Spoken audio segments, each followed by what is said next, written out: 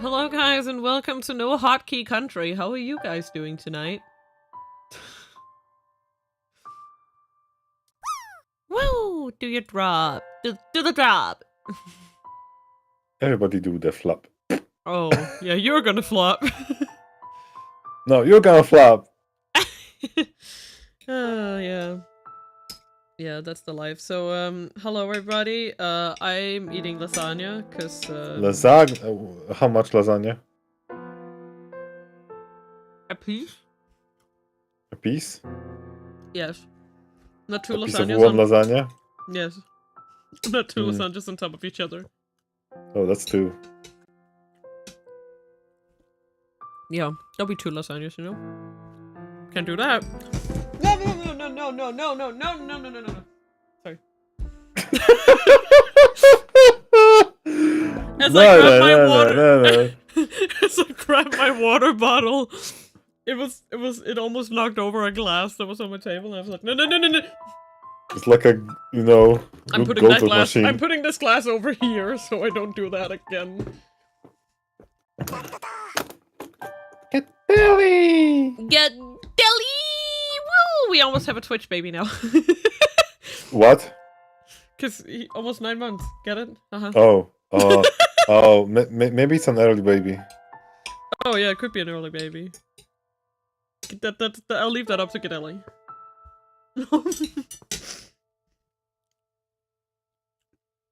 Anyway, yeah.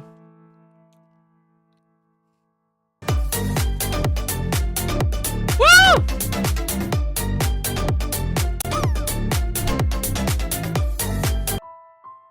Oh, I think you're just headed straight for the corner there, Gadelli. To the milk. To the milk. Okay. Yes. We were loaded. And I will keep numbing. I'll just take one nummy. But yeah, we're just gonna... It's gonna be a little slow here in the beginning while I finish my food. Because I'd rather finish my food faster. And then, like, actually get to business, you know? It's good food, though. Num num num. Hey, Master? Hello? Is anyone in there? Master?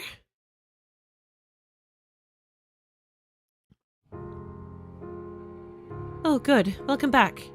What's gotten into you? I thought you'd fallen asleep with your eyes open. I'm not accustomed to people needing my attention. Or, I suppose, talking face to face at all.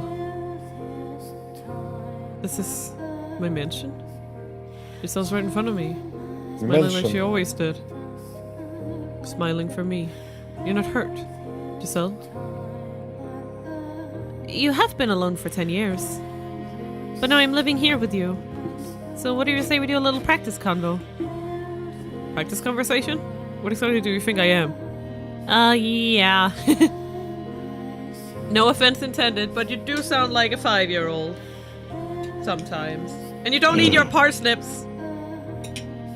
Yeah, that's going in my cringe compilation. Wow. Snip! How's lasagna? Lasagna.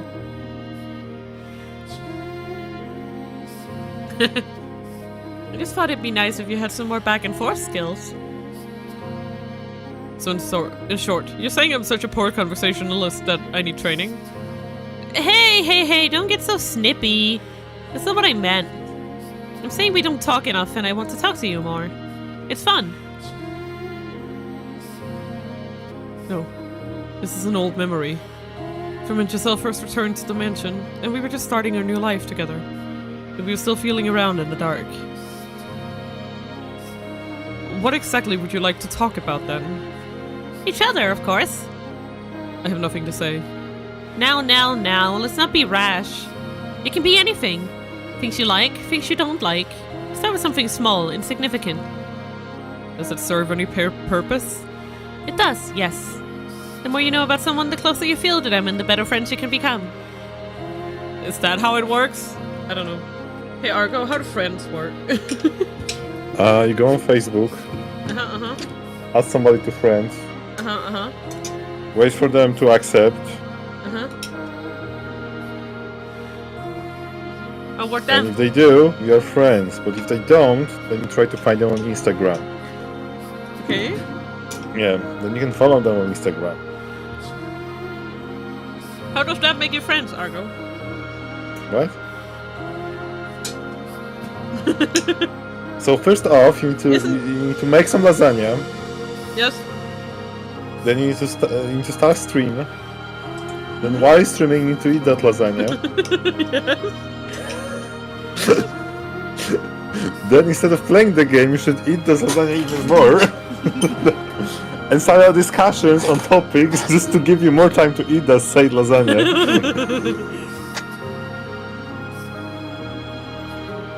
And then all just happens, you know. Yeah. Yeah, so, Lasagna dead. Stream Deck is still a cunt, but...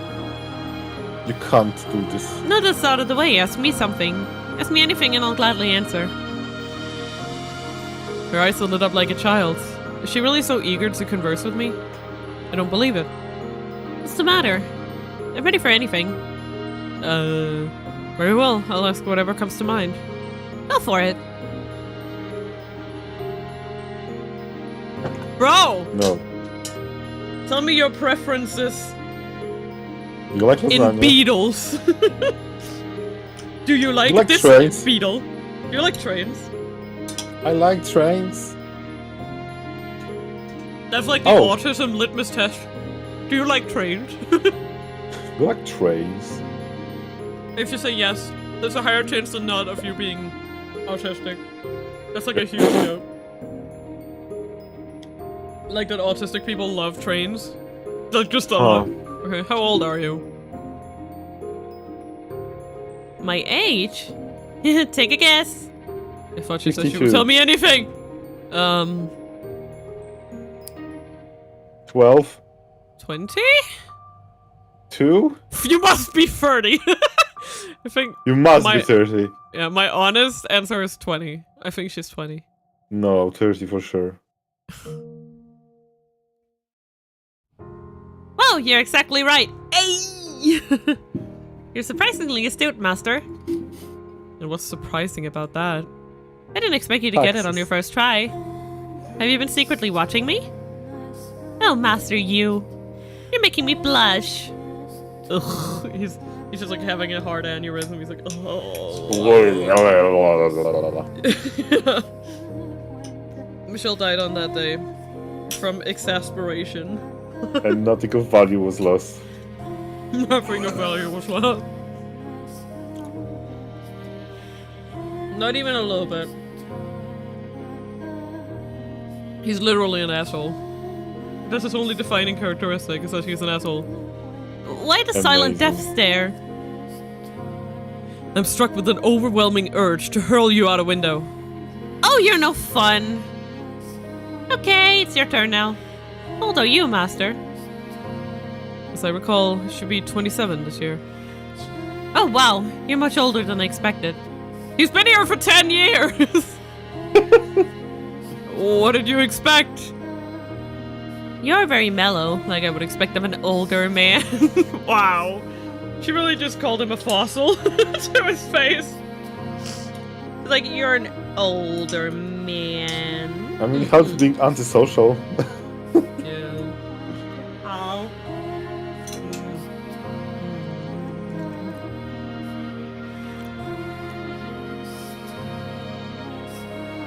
Num num num. But every once in a while, you give the impression of a teenage boy.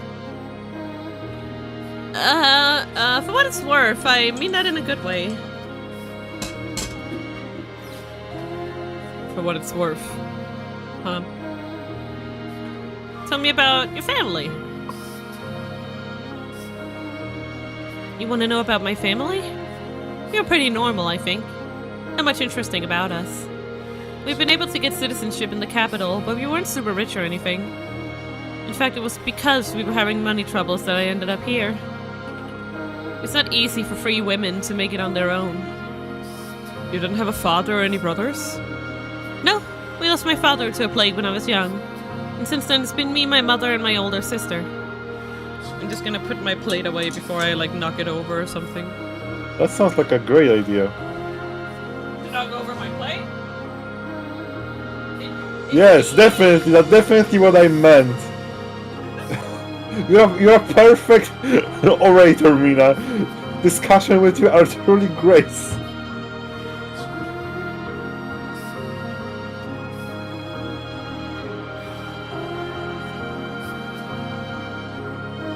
O scarf-hooded lady of the harbor, tell me your wisdom.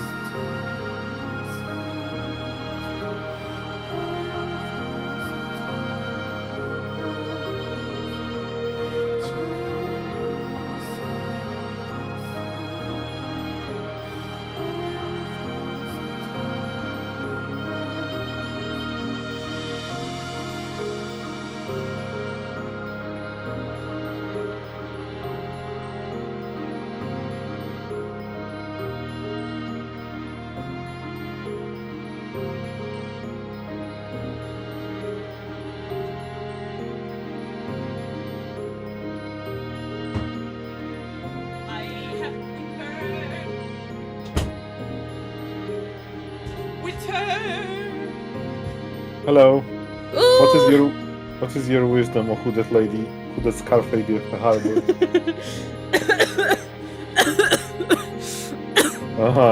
Don't I choke see. on your food. Don't choke on your food. Oh, that's a great wisdom. Yeah.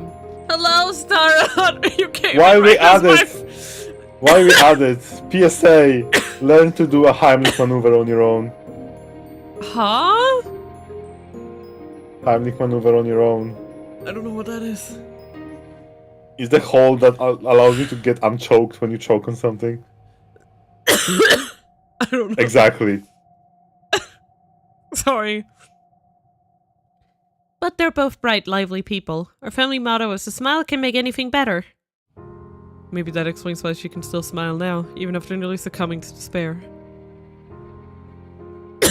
Jesus. No, it's just irritation. I hate that. That's so annoying.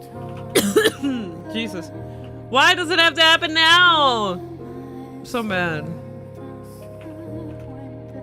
Men are most suited to physical labor, yes. Not quite what I was going for. I feel like, I don't know, the kind of things you would ask a brother or sister for help with are different. Not sure how to explain it, but a guy with broad shoulders and muscular arms is someone you can look up to, for instance. Someone who looks like they'd always keep you safe. She's never been betrayed by family, it would seem. She can't even imagine family hurting her. Jesus, there's fly in my... Oh my god. Why? Where's my life flying? There was literally a fly in my room. Just get She has no idea that those closest get a glass and get it out. No, it's small. I'll just leave it. You have a big glass, you're fine. No, we're not doing that again. Why not? No. You don't want to... No, I don't want to stay here for 15 minutes trying to catch a fucking bug. Just to throw the glass? Yep. Shut up! That didn't happen. Your family, those who are supposed to care about you more than anything, can be your greatest enemies. That blood is a bond heavier than any chain. Master? I believe your brothers are still on your side. It's been so long, I don't know if they are. Woo! I don't know what they think about me anymore. Nice moving. I'm going to miss. Oh yeah, you are schmovin'. I'm sure they're still your allies. You want to believe it too, don't you? You want to believe they're not enemies. Let's believe in them together, then. That's super. Believe in me that believes in you. Just put my phone in the charger. Anything you want to believe, you should. It's such a better way to look at the world than the other way around. You have to be positive, or one day you'll crack. Always remember to have faith so that doesn't happen. But I don't understand. She's honest about her emotions in a way I simply cannot be. She's the exact opposite of me in that regard. And that she can still read me. I don't get it. How can she understand me like that? It's like she can read my mind. If only I could just tell her everything. Make it all another page in our mindless chatter. Get everything weighing down on me off my chest. Is something the matter? You're cruel. What? Hello, Catherine! Hiya! Welcome! Hello. Also, you don't believe what just happened. I had a coughing fit. Oh. Yeah, what else just happened? No, I just realized actually today, so the freaking Nilo just dropped. Right now? Yeah, it was 7, yeah, it was at Well, I guess there's something we're doing after stream, whatever, blah blah blah. I said you're cruel. I'm sorry, ignore me. In preparation for the day you can finally go back home, you're going to have to stop being such a picky eater. Go home. Where did that come from? Think about how terrible it would be if, when that day finally came, you went back sickly and weak and emaciated. You wouldn't be able to enjoy yourself. You're still alright, Master. You're doing okay. So let's try to keep you healthy.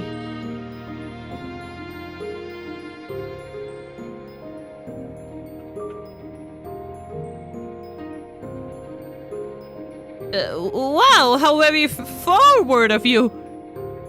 Oh. My taste in men is the last thing I expected you to ask me about, Master. And he's just like, I was asking about your preference in beetles! Wow. I don't recall specifying people. Now, don't fret the details. It's only natural to be curious, so let's make it about that. It's a very nice song. Very, very beautiful. Na, na, na, na, na, na, na, That's the last thing I wanted to talk about! Alright then. Tell me about your first crush, Master. And I have to start? I never had one. What? Crush No, my I'm not enemies. buying it. You were living at home until 10 years ago, weren't you? Surely there was someone who caught your eye. Sweat. There was not. But I'm missing a beat. Oh, fine, then I'll go. My first crush was the son of a blacksmith. You missed the part where you asked, what kind of guy was he? This is such a pain. Since you asked, he was a huge, muscular fellow. He was so tall he would always hit his head on the doorway whenever he came up to our shop to trade. Oh. Nice beefy guys really are great, huh? They make your heart go fluttery and tight. Are you trying to imply I don't have a chance? Mood. Though I think there was more admiration than love. You know, the way a group of girls will get together and fawn over a popular good-looking guy, it was like that. So you're saying the buff bastard was popular? Very much so. I wonder what love feels like. I never got the chance to find out before ending up like this. Aww. Oh, I'm so sorry. Oh! I didn't mean to get all dark on you. While Catherine is there, we do appreciate some of these rats. Yeah, we do appreciate the obese rats. Say whatever's on your mind. I don't deserve your consideration. It was my family that put you through that, after all. Perhaps it is my reticence that caused her to watch her step around me. Damn. Need to come up with something to say. When I was 14. Oh? You asked about my first crush. Ah, I knew you had one. So tell me, what was she like? She was the daughter of a noble family. Her name was Aimee, and she was a year older than me. Ah, love between nobility. A world I can only imagine. Obese Rat is a classic. It is a classic, and he will not live it down. It never went anywhere. What? You didn't try to woo her? You didn't shower her in presents? Were you by chance a late bloomer, Master? What? She was my What, brother's are you 12? fiancée. Oh, I see. What are you, 12? So it was a love that can never be realized. That's sad. Not really. Besides, I don't feel anything for her anymore. And what I felt then was just impulses. I guess that makes us both inexperienced. I suppose it does.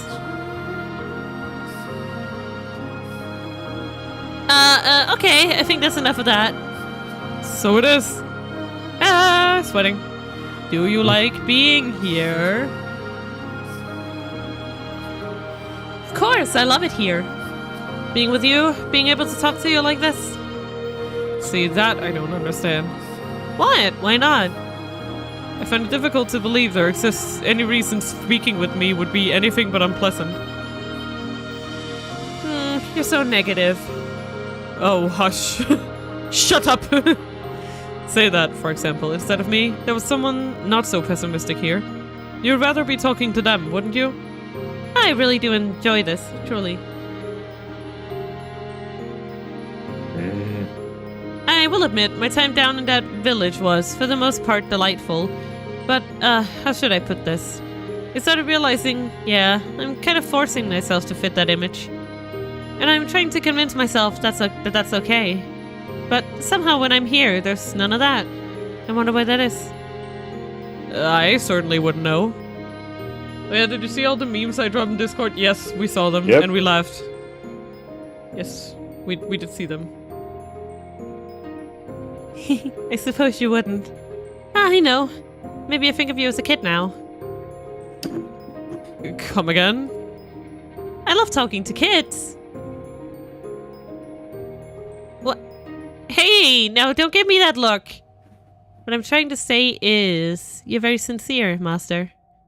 You're not going to smile and then stab me in the back when I turn the other way. I can relax around you, which is nice. I see. Oh, you just blushed, didn't you? You're blushing, you adorable little thing. It's alright, you're allowed to fall for me. Hehehe. Is there any window in particular you'd like to be thrown out of? No fun at all. I love it. He's just a violent little asshole. It's so good. He's an ass. A little bitch ass. Bless you. Thank you. See what I was saying, Master? We're just a short conversation. I know you better than I did before, and you me. That's fine and well, but what do I do with that knowledge? Huh? You don't do anything with it. It's fun learning things you didn't know before. That's all there is to it.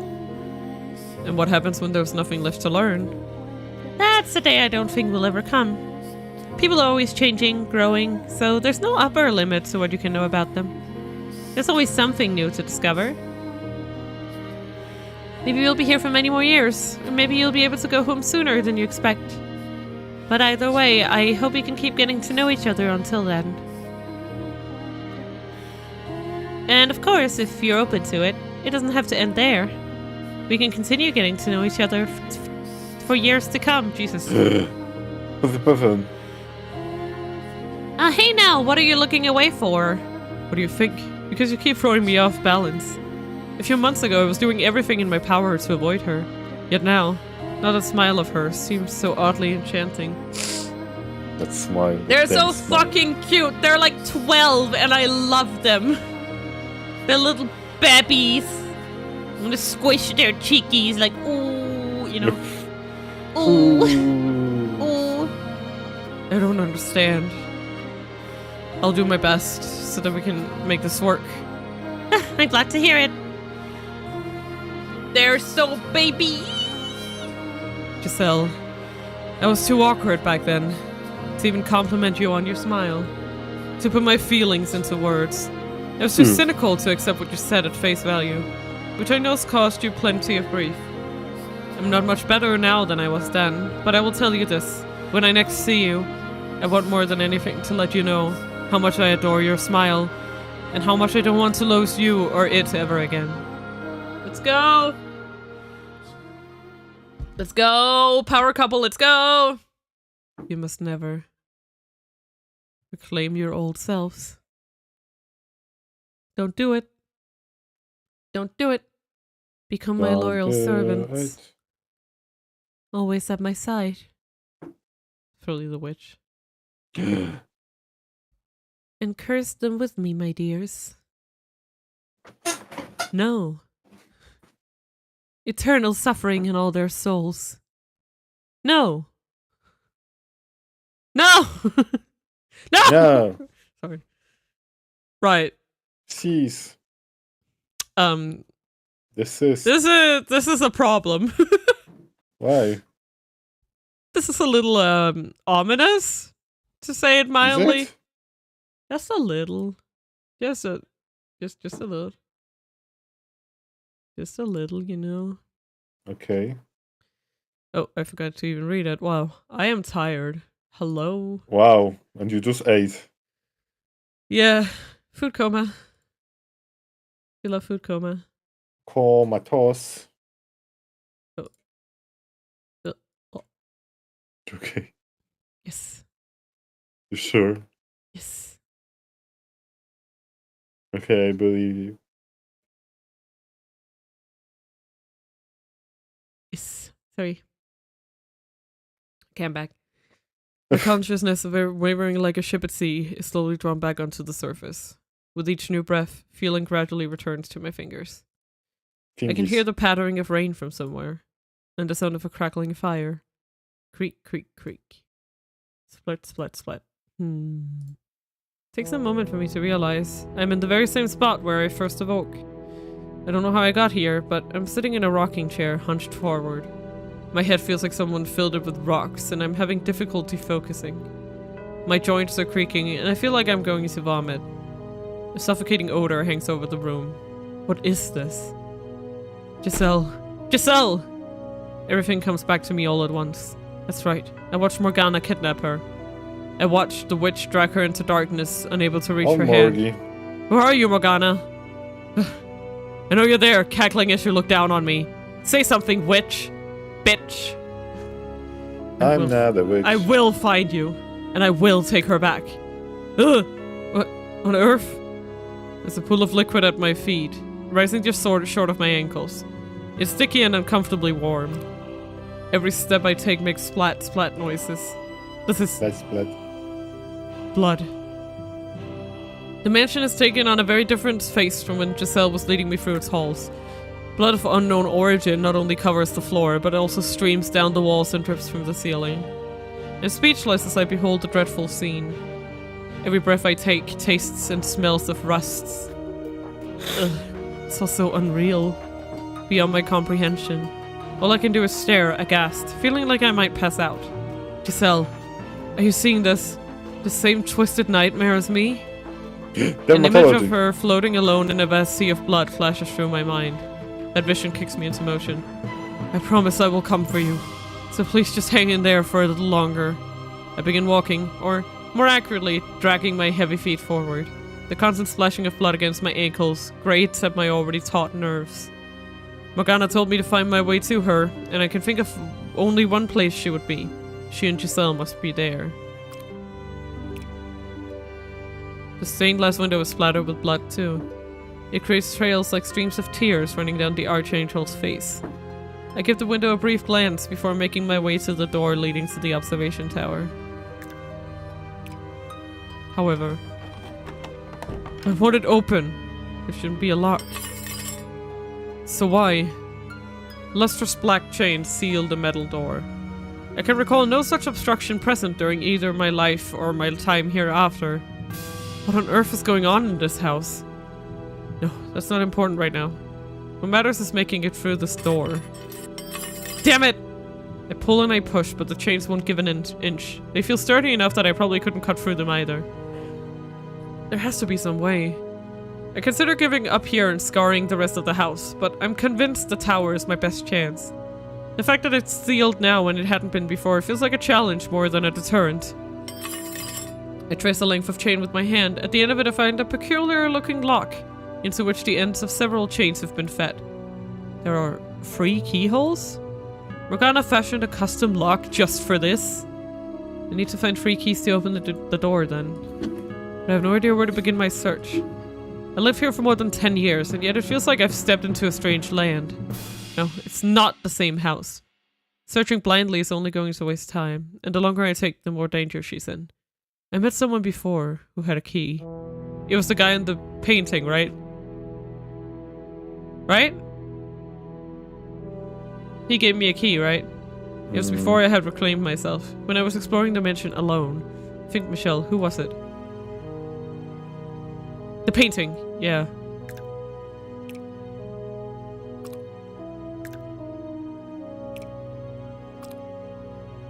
Like everything else in the house, the painting is covered in blood.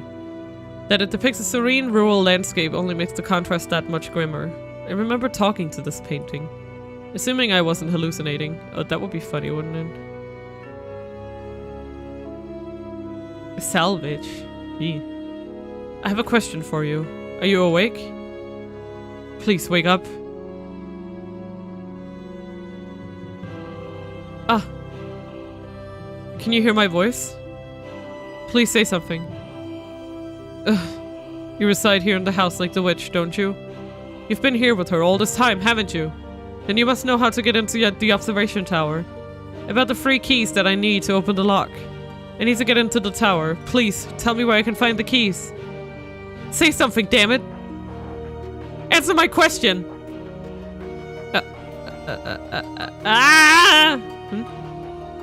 Oh no. Is someone there? What's the matter?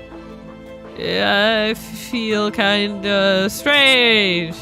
Did the witch do something to me? Please get a hold of yourself. The painting man is best boy TBH. Yeah. Morgana best fucking toxic girl. Let's go, dad. Let's get a hold of yourself. Everything's all red. I can't stand it. I don't remember using that color. Oh. I reached my hand to try to wipe as much of the blood off of the canvas as possible, but I can't even smear it with my sleeve, let alone get it off. You're wasting your time. But it's the thought that counts. Anyway, you had a question for me? Go on, I'm listening. I guess the painting isn't on the witch's side then? The door to the observation tower has been locked. I need to gather 3 keys, I think. That's my assumption since the lock has 3 keyholes. Do you know any such keys? And if so, could you tell me where they might be? Keys? Keys? Keys. Please stay with me. You're the only one I can ask for help. Keys. I'm guessing this is probably some way connected to her past. Her past. You know, the events in the which is always cursing about. What happened between her and those 3 men? What happened between them? The keys are probably the 3 of them. The 3 shadows. You must have seen them. 3 men. Shadows. Find them. Yeah, you probably find the keys too. Watch yourself. They're likely to trust you easily. The depth of their sins grows great the farther you go. Visit them in order. Okay. This is the first one probably won't be a problem. So tell me something. You're Michelle, aren't you? What? No, now it's Michael. I wanted to apologize to you for so long. Aww. Wait. What do you mean? Do you know me? Did you? What do you want to apologize for? Tell me, please. Tell me. Could you be... But why? How? When everything else is finished, I'm going to need to visit this painting again. But now I have other things to do. The painting gave me a hint about where I could find the keys. I don't know anything about this past Morgana has with the 3 men. I never asked her about it herself, after all. So maybe I'm going to end up having to do more than simply take Giselle back. Has our involvement with the witch caused us to be swept up into her twisted maelstrom of fate? Regardless, I need to get to work. The painting said to visit them in order. So... he means in order of the doors we went to, right? Yeah. So the rose garden, the cellar, and the living room, right? In that order. Mm-hmm. That was the starting places for each of the doors, right? Yeah. Okay. The painting said to this. I assume he was referring to the order I entered the 3 doors. Yes. So, Rose Garden.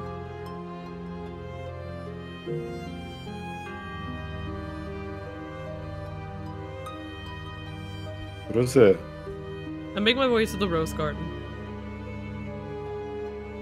The corridor leading there is a mess, and the wooden door is rotting away. I can smell the flowers on the other side. Everything is different from when I was alive, from when Giselle planted and raised a single rose.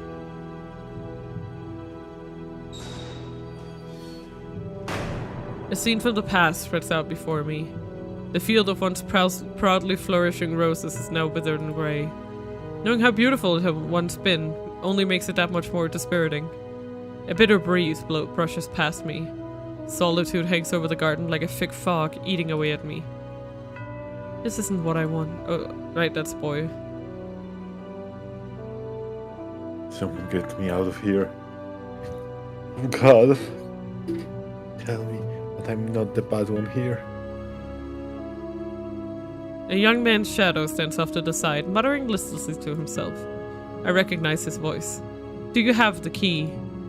The boy and I have never met, but I feel I know him quite well, like we've been acquainted for many years. I know how polite and mild-mannered he is. I know how kind, and how vulnerable, how human his heart is. However, very little of that boy seems to remain. This isn't what I wanted. Oh God. Please answer me. Someone get me out of here. Tell me that I'm not the bad one here. Answer me, Mel Rhodes! I know that that's you! No. Huh? As soon as I say the shadow's name, it turns to face me. I still can't make out much detail, but he seems slightly less tenuous now. Who are you? How do you know my name? My name is Michelle. I once lived here in this mansion. Michelle. I know that name. I know it very well. But something's not right. Look, different from Michelle I remember. I am not the Michelle you know. Our names simply sound the same. Oh, so you're Michael. That makes sense. She would never come see me. I have a question for you. Do you have the key to the observation tower? I do. Would you please give it to me? I need to get into the tower. And what do you need there? There's someone there I need to find. That's all? It may not sound like much to you, but it means a great deal to me. You're not one of the prisoners then? No. I came here of my own will. Find this person? Exactly. Then maybe you can help me. Help you how? Set me free. Convince her to release me from this place.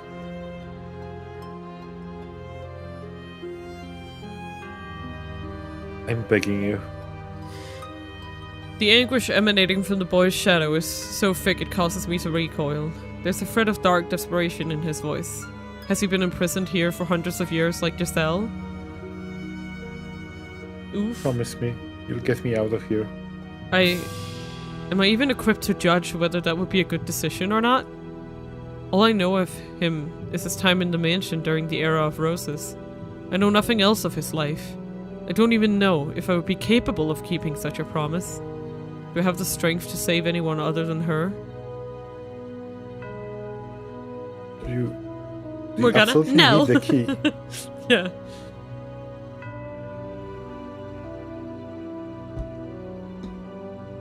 Yeah, it's like, well, I tried, No. buddy. That's rough. Yeah. Hey Morgana, can you let Mel go? Morgana? No. Yeah, that's rough, buddy. Yeah. You won't agree to help me without it, will you? What? I dropped it. Over there. Huh? The boy is pointing to a thick bramble of roses. Despite the flowers themselves being wilted, the thorns are still sharp. It was an accident, I swear. They didn't want to scratch up my arm, so I left it there. It's not my fault there's so many turns. I really want to hit this boy! Why couldn't you just have said so? If I didn't have the key, that you wouldn't help me. There's only so much I can do, regardless of whether you have the key. I cannot promise you anything, nor can I be the judge of you. Oh, I see. I do not have enough information to make such a decision. Cheap promises and superficial kindness will only serve to destroy the both of us. Now, if you'll excuse me, I'm going to retrieve the key. What? You'll never get out of these storms. I don't care if it's at the bottom of the ocean, I will have that key. You're wasting your time. I approached the bramble, reaching out for it with my right hand. From behind me, I can sense the boy watching. First, I attempt to spread the tangled thorn with its stem so I can get my arm in without injuring myself, but they seem to be made of iron rather than plant, and my efforts prove mostly fruitless. The only opening is barely large enough to fit an arm in, and it resembles the toothy mouth of a beast. Looking around the garden, I can't find anything that looks remotely useful. I guess my only option is reaching in. It's not gonna stop me. I lean down, inserting my right arm into the thorny cavern. Immediately, they begin ripping at my sleeve and gashing at my flesh. Ugh! Blood spills down my arm. I'm long since dead, no longer human, but this pain is still agonizing, still very much real. Giselle, she doesn't bleed. She doesn't feel pain. Am I not the same as her then? That doesn't matter right now. Focus on getting the damn key. Ow. Streams of crimson spread through the steel-like tangle, gnawing at my arm like a ravenous animal. Where the hell is the key? The thorny stems are twisted and layered so thick I can't see inside at all. As I dig around blindly, I start losing feeling in my arm. It's an endless deluge of pain. Hey, cut it out. You're going to lose your arm. I will not stop until I have the key. Don't ask me for help. I wasn't even considering it. I collect what remains of my gradually fading sensation and focus it into my fingers, praying even one of them will brush against the key. Ugh. Oh god. Damn it! But as much as I search, as much as I dig, I find nothing so much as resembling a key, which means it must be deeper than I can reach my arm. Even so, I cannot give up. Ugh! Ow, ow, ow, ow, ow.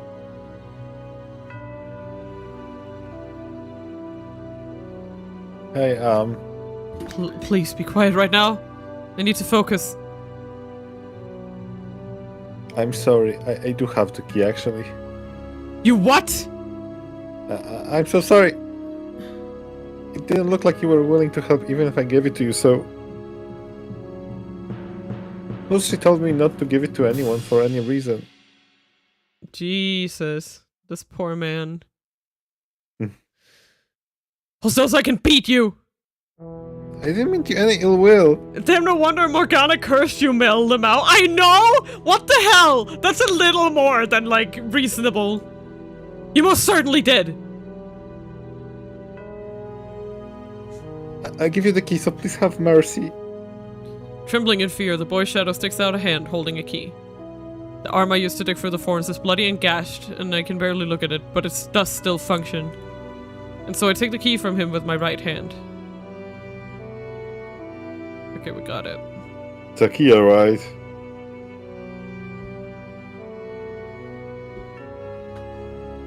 Why couldn't you use your other hand? That's gross. That's the idea. You're kind of a jerk, you know. You're saying that?! No, what's so scary about Mel is that people like him exist everywhere. He acts so innocent, but he's actually awful. Yeah, like, he's like, you're kind of a jerk, and it's like, who's the fucking jerk here? You just let a man almost tear his arm to fucking shreds. For what? For fucking what? Jesus. He's a like, oh man, this man is completely insane. That's a laugh coming from you. Do you have an idea how much that hurt? I know. Like, he's basically the type to do malicious things with a cute face, but the second that he sees any consequences, he's like, stop bullying me, you know? He's a cry bully, that's what he is.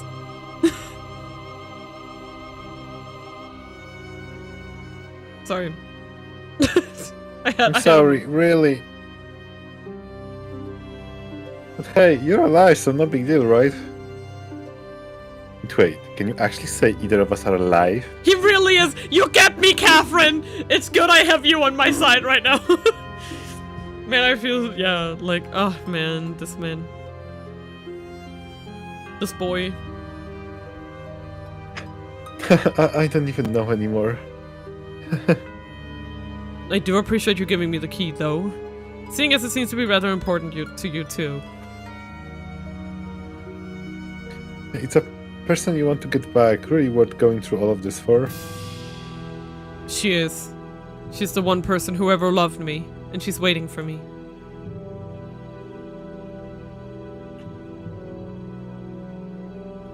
I see. I bet you wouldn't get that, you little cry bully. Fuck you. Like, he wasn't even willing to really fight for her. He does not deserve Michelle. I'm friends with the localizer of this game, and we were talking about it over lunch a couple of weeks ago, how terrible Mel actually is. Right? Like, honestly, I can, like, even at this point, I could get with Yukimasa more than I can with Mel sometimes, because it's like... The fuck? I mean, Yukimasa's fucked up, but, like, I feel like I understand him better. Like, I have an idea of what kind of person he is. Like, with Mel, I'm scared of what he's capable of. I don't know. Like, I don't know, man. Wow. Like, Yukimasa is just a predictable fucking violence-addicted idiot, you know? Which works fine. Like, at least Yukimasa knows he's a mess, pretty much. You know, like, I don't know. Sorry. I'll stop killing. I see, you know, I had someone that meant a lot to me too. My sister. Which one? Which? The one... Oh god. The one with flaxen hair, like me. If you happen to see her, do something nice for her, please. That, I would say, is your responsibility. Yeah, you're right. Yeah, Mel doesn't take responsibility for shit. Yeah, that's the part that, like, really gets to me about Mel. Is that no matter what fucking happens, he's so quick to turn around and say, don't blame me, you know? But I'll keep it in mind. Thanks. Both Jacopo and Yukimasa at least admit they're terrible. Pretty much, like, their character arcs are basically, like, realizing, oh shit, I'm a sucky human being. Yay! And that's the end, right? But this guy was like, until the very fucking end, he's despairing because he's like, he can't get away with blaming other people for what happened anymore, you know? In the tale I witnessed, the boy pushed his sister away. For an understandable reason, admittedly. But now, he seems to bear no grudge for her.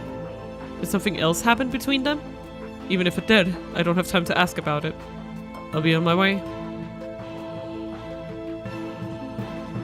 Alright, take care. Yeah, because we don't actually know what happened, like, after what we saw. Because they didn't die. You know?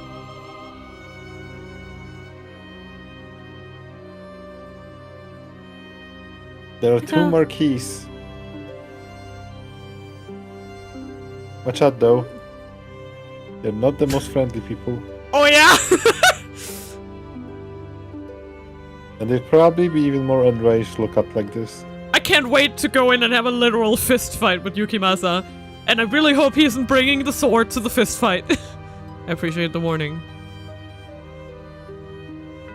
If only someone like you had shown up sooner and take the keys from us. Goodbye. After bidding me farewell, the boy's phantom dissipates into the shadows of the rose garden. If you get the chance to read the short stories, they give some insight into Mel and Nellie, as well as Jacopo after the doors are over. Interesting. I would love to read that. I wonder if he's gone back to mindlessly muttering his regrets. I should get going.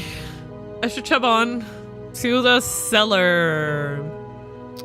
I'm looking forward to this. It's gonna be fun. I'm looking forward to this one. I descend the stairs, opening the cellar door. The first time I visited this room, the smell of blood from within was nearly suffocating. Now the entire house reeks of it, and I've started to go numb to the odor. There's no one here. Am I in the wrong place? I begin exploring the cellar, hoping to maybe find the key hidden away or abandoned somewhere, as I reach my hand out to investigate one area. Wah! A shadow leaps out of the thick darkness. Ugh. It's so swift I have no time to react. My body freezes in place. Man!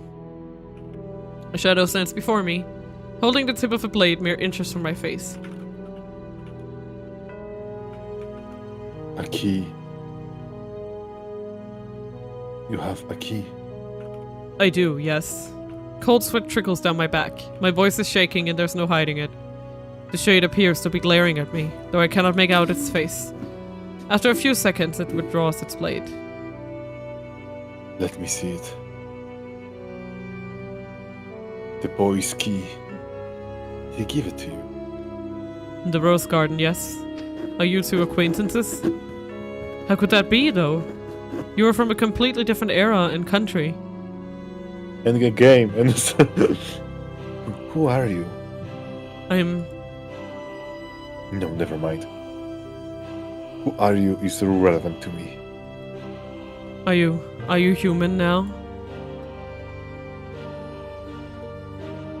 If you're speaking of my nature, then no is the only answer I can give you. You didn't kill me, though. If you wanted to, you could easily skewer me where I stand. If that's what you want, I'm happy to oblige. What did you come here for? For your key. I came to ask if you would give it to me.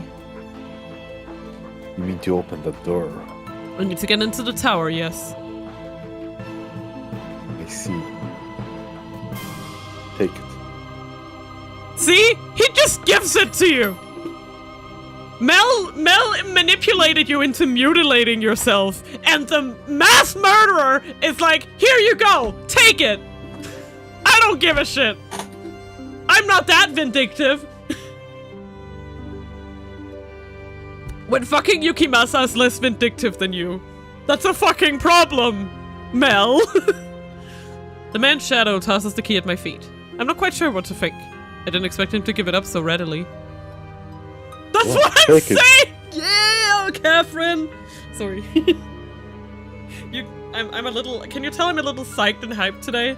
I'm having a good day, is what I'm saying. Fuck Mel and... Fuck Mel, all my homies hate Mel.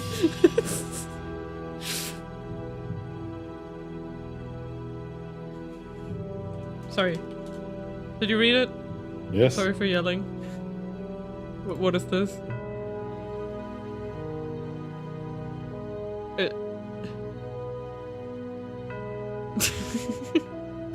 I just looked at the finger you sent in dummies. Alright.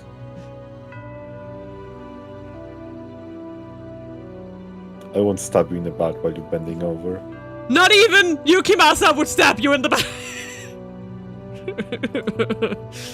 I thought you were supposed to hold on to this at all costs. I no longer have any reason to guard that key. In the past, I may have severed your head from your shoulders the moment you mentioned it, though. What point in the past? That's a question I wish I knew the answer to. Hey, do you know why I'm here? Where this place is, when it is. Why can't I get out of here? What's happened to me? How is the economy? Is the inflation rate low? Tell me. Do you want this NFT? Do you want me to mint you some NFTs? With my sword? I have no idea what's going on. And I said, hey, hey. I said, hey. What's going on? Not a single goddamn idea. Neither do I. Neither do You I. do realize I'm also trapped in here. Yukimasa would never do the NFT. That's Jacobo's. Now you're trapped, witch. Yeah, no, it's just our go-to joke. It's like whenever we, because NFTs are a joke and they suck. And you mean them. Yes. Neither do I. You know the rules. If so do I. Take the key and get out of there. Here, there, Bye. over, here. Oh, E. Get out! I can't bring myself to say anything to the enraged shadow, so I follow his command, picking up the key and departing the cellar. Sela, Why? Sela. Sela. Celarvi. Also, Catherine, something extremely fun. Like, last stream, Mina somehow, there was a decision, Catherine, that you probably know exists. That was time decision, and Mina, there's only one option, and Mina just kept reading this one option, and just, and it was too late. Yeah, like, I just looked away for a second, and it was over. And we didn't stay for over 2.5 hours. Almost 3 hours. Over 2.5 hours. And we just had to skip. And had to skip, and that skip took like 4 minutes max. Yeah. For the 2.5 hours of our content. Yep. That's the life. Thought I was dead for a second. This makes 2 though. And you get yeeted into the void. Yes! What could have happened between these people? The painting mentioned a past with them, and Morgana spoke of the wicked men she cursed. Does that mean they did something awful enough to earn Morgana's spite? Spite. Right now though, I must push onward. If I'm not mistaken, the final key should be in that room. The room with the billiards table? Probably. What is billiards anyway? Nobody knows. It's fine. Nobody knows. It's some balls. I should get moving. Ballin'! It's ballin', Mr. Ballinger! Once I have this key, I can get into the observation tower. I'm almost certain Morgana's waiting for me there, with Giselle. So I gather up my resolve and hurry to the last room, not wanting to take even a second longer than necessary in getting her back.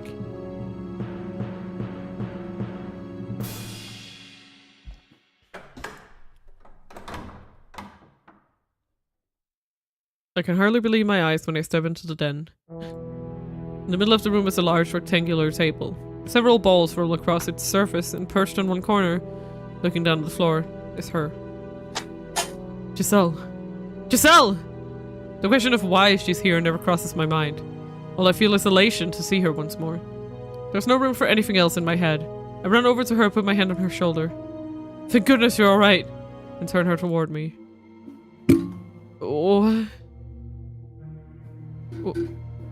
Giselle? This isn't current Giselle. Giselle? I shake her, causing her head to droop lifelessly. There's not a trace of light in her unmoving eyes. Oh god, why? Giselle, why? Say something, Giselle. Say anything, please. This can't be. You can't be. You can't be. My mind goes blank. I can't catch my breath. The world is hazy. Why is Giselle? Why did I have to find her like this? Why? I swore I would do anything. I swore I would never lose you again. No, this can't be. A thought crosses my dazed, despair-wrought mind. It's probably nothing more than a vain hope, but... Not a drop of blood spilled from my breast. That's right. She doesn't bleed. So this can't be her. This isn't her.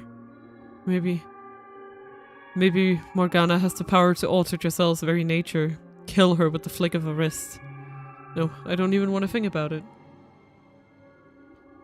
There's no hope to be found down that path. All I can do is pray. Beg for her to still be alive. Or if alive is the right word. Herself. My prayers bring me back to reality, which is when I realize there's something hard pressed against the back of my head. I hear a harsh metallic clink. Oh, what? Oh god.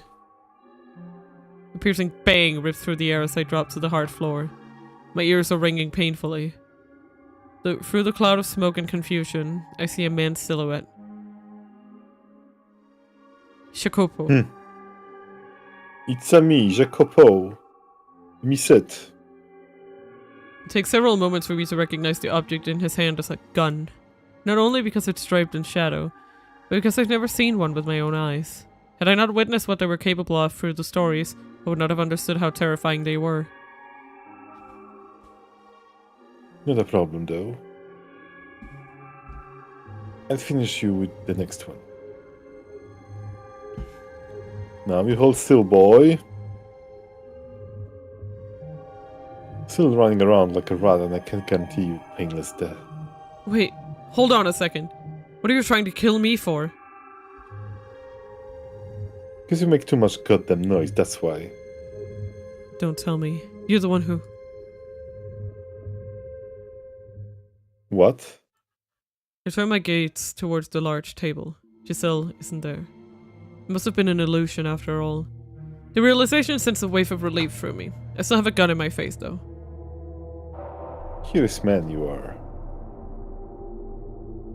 Does the table wanted your attention more than me? I have a request. Could you give me the key in your possession?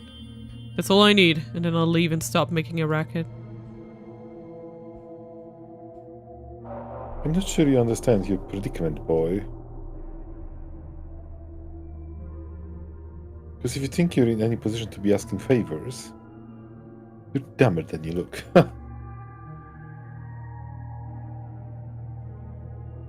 First off, I don't even know what key you're talking about. Don't worry, Michelle. Jacopo's bargain minimal bite, literally. I don't believe that. The other two had keys. You're telling me they gave you their keys? It sounds like they really do know each other. See for yourself. I believe you should recognize these. Are you collecting them to enter the tower? Are you going to see Morgana? Oh, he just knows. Okay. Well, hot damn. There seems to be a hint of tension in the man's voice. Though I can't see his face, I can sense the waves forming within him. I brace myself for either rejection or hot lead, but the apparition gives me neither. Take me with you. Excuse me? What? Thinking face. Marry me. You have the other two keys, don't you? Take me! And I'm like, excuse me? I beg your pardon? Yeah. Then you can open the door.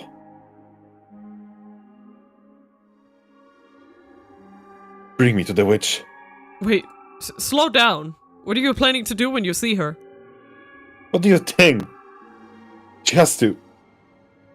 She has to. He's gone. She has to what? What's he trying to say? She has to make lasagna. Oh. On the floor where the shade stood is a new key.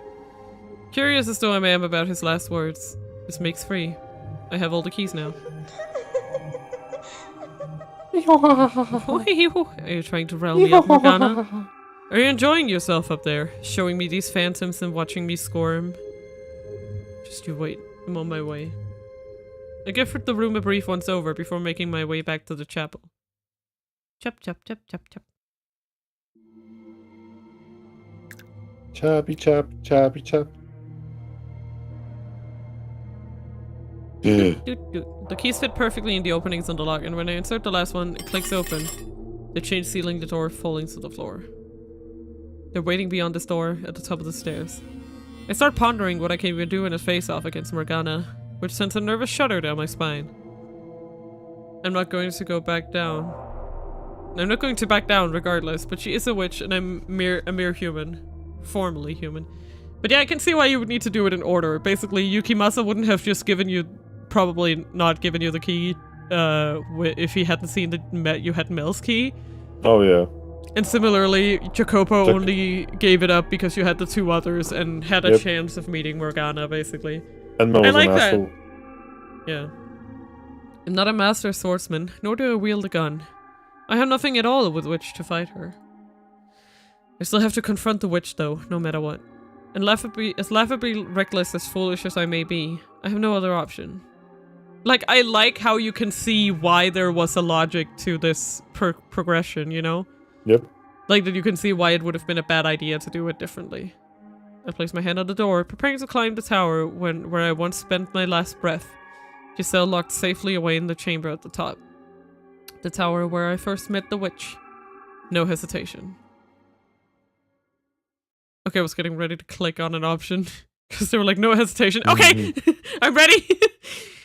It's raining. Ooh, nice music. The sound of blood streaming down the stairs echoes off the stone walls. Although I have begun growing numb to the house's otherworldly ornamentation, the sight of a seemingly endless river of blood flowing down the spiral staircase sends a chill through me. Every time I climb makes a splat splat noise. When I reach a window, I look out to see a churning reddish-black fog. Now this brings me back. You climbing these stairs alone, just like old times. I gotta get going, unfortunately, but please enjoy Morgana time! I will. Morgana. I waited so long for someone like you to show up. Someone with enough to spare to resurrect me. Give her back. But now I don't see it in you. I don't feel a bit of that intense hopelessness anymore. Give her back. And here I had thought we were cut from the same cloth. Morgana! Yes, I'll give her back. If you can make it to me without losing yourself. I will not give up. It doesn't matter what you do. Looking up, I can't see how far the stairs extend. It's just gaping blackness, so I have no way of knowing for sure whether I'm getting any closer. Around and around, around and around, around and around. Beneath me, the blood river traces the same path in reverse. I start to wonder if the staircase even does end. If I'm not just eternally retracing my own steps. But I continue climbing regardless. It's all I can do. Put one foot in front of the other and hope I make it to the top. Morgana, what is this place? What did you do to it? What is it? Why, it's the mansion you lived in for a decade, of course. You look at this and tell me it's the same house? What's with the blood everywhere? And the free shadows? Now, my dear. No need to raise your voice.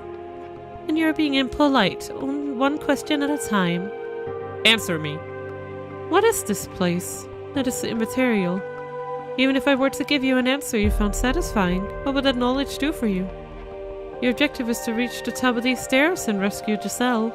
Nothing more, nothing less. Isn't that right? Or, by chance, have you taken an interest in me? Despite never once asking about myself before.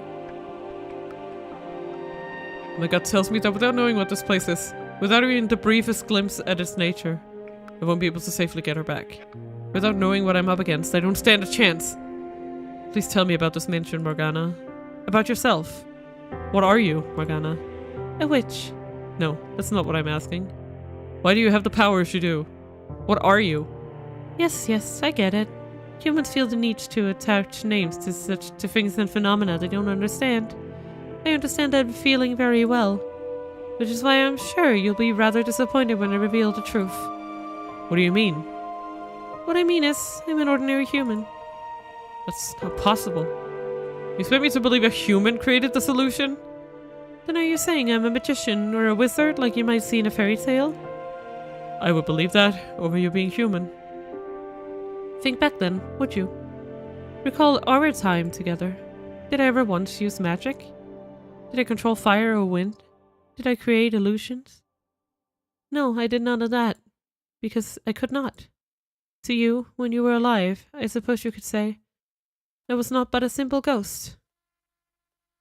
A rather mischievous, but otherwise powerless spirit, and I was nothing more to those free men either. The witch Morgana was never anything but a wretched phantom haunting this old house. But then, how do you explain this? Shell, my dear. We're not the same beings we once were. We're different than we were in the realm of light, the era of the living. You figured that much out, though, haven't you? That you're already dead. Yes, I know. I know I couldn't possibly be alive. Yet still, you view this world through the lens of the living. You make no effort to see it as the land of the dead. Tell me, why would you think that the realm of the living and dead are the same? Though the worlds behind each door were so vibrant, The mansion itself never had any color. They were the memories of the past, of the land of the living, of times forever lost to us. Our lives have already come to an end, my dear. Every last soul within these walls is dead. This is the world that lies beyond the end. It is my world. This is the afterlife. Why get caught up in the minutiae? None of us has a future, so what reason is there for you to desperately obsess over taking Giselle back? Just like you, she's long since dead. Aww, she's a walking corpse. It's nothing I didn't already know, but hearing her say it, it's like a kick to the gut. Dead or alive, she still lives within this house, and my spirit found its way back too. Why then should I not wish for her to have a future? No matter what form it may take. No matter if my choice is to erase her from this world entirely.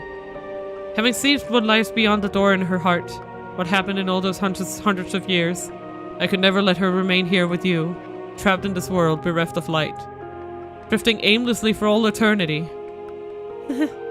So determined do you feel the need to raise your voice. But you're not gonna budge on that point, I see. I ask you this again, Morgana. Please tell me about yourself. How did you become a witch? How did you end up attached to this house? I want to hear your story. You honestly want to know about me? I do now, yes. But not for me. For her, right? Don't be shy now. It's the truth, isn't it? Besides, if you did say it was for me, not her, I might die of laughter. As you wish, I might die again. You have seen many tales of people's lives since arriving here, and now you shall see mine. Though I ask you this, will you writhe in despair with me? Will you endure the maddening agony for me? Will you know pain enough to make you howl? Will you face despair again and again and again? As I said before, if that is what you want from me. Let me tell you something though, my dear. It will not be as easy to watch as you imagine. Now that you've reclaimed yourself, you'll be able to feel all my pain as if it were your own, to resonate with it. Resonate with it? You no longer have your little guardian with you either. My guardian. She was always protecting me. You'll have a wonderful time, I'm sure. It's a tale that could only have taken place in that era of miracles and spirituality. Wondrous and weird, senseless and stupid, hopelessly tragic. Will you watch it with me? Yes. As soon as the final word leaves her mouth, I'm engulfed in darkness. Not even given a moment to brace myself. We're dying now. The tower's stairs crumble beneath me. My feet have nowhere to go. As I'm being battered by the roaring blood river, my consciousness melts with another.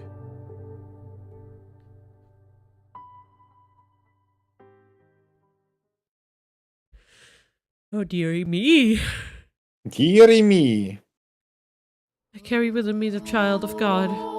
That is where it all began. The words of one foolish woman determined the course of my entire life. Before I was even born, my fate was decided. Did her claim come from faith? Was it her way of escaping reality? Did she do it for money or fame? I don't know. I have been visited by an angel of the Lord. The village where she lived had suffered from years of poor harvests.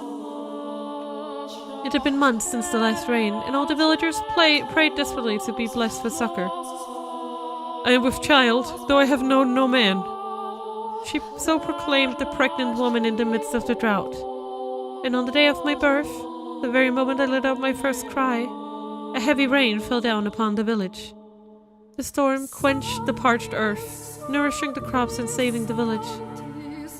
The villagers were astounded, for they had thought the drought would never end. As plump drops of rain poured down upon the village, they gathered around newborn me in exultation. Ah, she is the child of God. Perhaps there would be more wonder in claiming I had magical powers. Perhaps it would make a better story if I were to say there were higher forces involved. But all these years later, here's what I truly think. It was nothing more than a fluke, an improbable stroke of luck, an unbelievably fortunate accident for my mother and the village, and an indescribably unfortunate accident for myself. I am with child, though I have known no man. As if that's even possible. Maybe she'd fool around with a man who had gone and abandoned her, and she spouted those lies to convince herself it had never happened. None of the village men made any claims to be my father. Perhaps he was someone else's husband, and as such he couldn't reveal himself, as adultery is a sin in the eyes of God. The girl they were praising as a child of God was indeed not more than the ordinary daughter of a wretched woman. At the time, though, I thought differently. I believed my mother's words convinced I was a saint. And it gave me a sense of duty, of purpose, rather than superiority. As the daughter of God, I believed it was my responsibility to help anyone in need. So every day I prayed, asked my father what I could do, what I was meant to do. Not everyone is equally good, however. There will always be someone who lends their ear to the devil's whispers. One man claimed I was the daughter of a charlatan. He shouted for all to hear, "If you really are the child of God, then perform a miracle for us." Could you have been any more unreasonable? Miracles are neither magic nor parlor tricks. They are realized through the power of faith. A lowly villager has no place demanding God prove his own divinity. It is the height of arrogance. But the man refused to heed my words, so having no other choice, I contemplated what I could do to show him I was indeed a saint. And blood was the spark of my inspiration. Michelle, the time when I lived and the time when you lived were not so different. Our views and beliefs about the world are very much the same. So you should understand that in our time, blood was seen as unclean. It's a dreadful thing, ridden with diseases, which is why we drained the blood from animals and purified the flesh before consuming it. But being a saint, my blood would have been different. Like the blood of the saint who came before me, mine would be blessed. I believe it would be able to cleanse people's impurities. For my demonstration, I chose an elderly woman, afflicted with a terrible disease. She was on her deathbed, and no one thought she would live for longer than another day or two. The woman was overjoyed when I came to visit her, sincerely believing me to be a holy servant of the Lord. She gathered all the strength she could to muster to climb for her bed and kiss my feet. I felt an intensely deep love for this woman.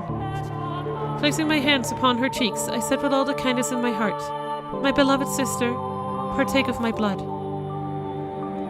The woman agreed without a glimpse of hesitation, and so I pricked the tip of my finger with a knife and let the blood drip into her mouth.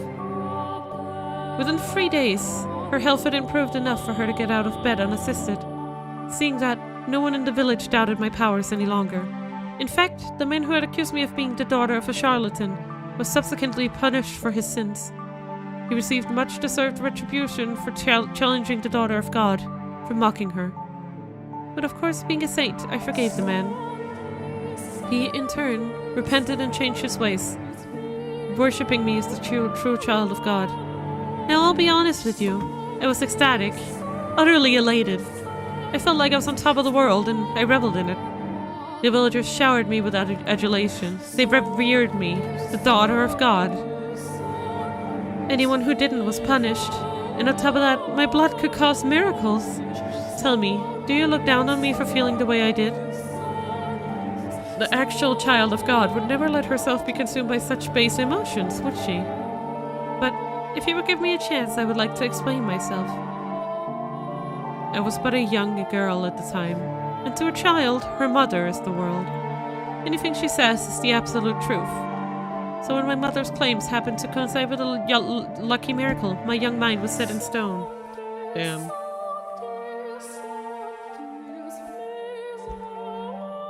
I was a saint. My blood could heal the sick, and nothing would convince me otherwise. After all, I was but a girl of 6 years old. It is not my place to decide whether my blood truly had miraculous powers or not. If you think it did, then it did, and if you think it was all happenstance, then so it was. Miracles are brought about by faith, so the elderly woman who was healed was done so by the power of her own belief. Baseless hope and desire can, at times, make the otherwise impossible reality. That's called the placebo effect. I like sugar. Num num num. You understand just how major a role religion played in our time, don't you, Michelle? Especially as someone whose life was taken from him in the name of God. And you understand how powerful word of mouth can be as well, don't you? It didn't take long for word of the miracle-performing child of God to spread. Travelers from faraway lands came to our village, all in search of aid. Driven by a mixture of elation and duty, I gave my blessings unto every pilgrim who sought them. I gave them my blood, yes. My young hands were perpetually covered in wounds. Running out of skin on my fingers, I cut the back of my hands, my palms, my wrists. Before long, they had turned into swollen, carved up, black and red horrors. And so I kept them rough and cloth at all times. The only time I uncovered them was to give blood to those who sought it. My lacerated hands were, in no uncertain terms, gruesome and unsightly. But the believers who came to see me all wept at my selfless sacrifice. And so I came to cherish those wounds. There were some for whom no miracle took place, but whenever that would happen, the villagers would come out and say, "The daughter of God is not to blame. You simply lack sufficient faith." Thus, such incident had no negative effect on my reputation as a saint. For 3 years, I continued doling out blessings. One day, while I was offering a prayer, my mother let slip her discontent. "Why must you hand out miracles for nothing? Why must you give strangers grace? We should be getting compensated. We deserve remuneration. If we charged just a little bit for each blessing, we could be living much more comfortably." I was dumbfounded. How could the mother of a saint say such things? Helping people was my divine calling, and she expected payment? I nearly wept, hearing my mother preoccupied with such worldly desires. So I explained to her how important this work was. I taught her that we were not to covet material wealth, that we were to dedicate our lives to the service of our fellow man. "You're right, my dear saint," she said, understanding. And I believed her. I fell asleep that night convinced she truly understood and that there would be no more problems. But the next day, I was sold off. Men I had never seen me before carried me by the arms and tossed me into a carriage. Confused and panicked, I stuck my head out, searching for my mother. Off in the shadow of the house, I saw her with a strange man, accepting a bag of coins. The carriage rocked back and forth as it rolled along a dirt road. Shaking and bouncing within it, I struggled with overwhelming grief and despair. It was perhaps the first time in my life I had felt such a powerful emotion.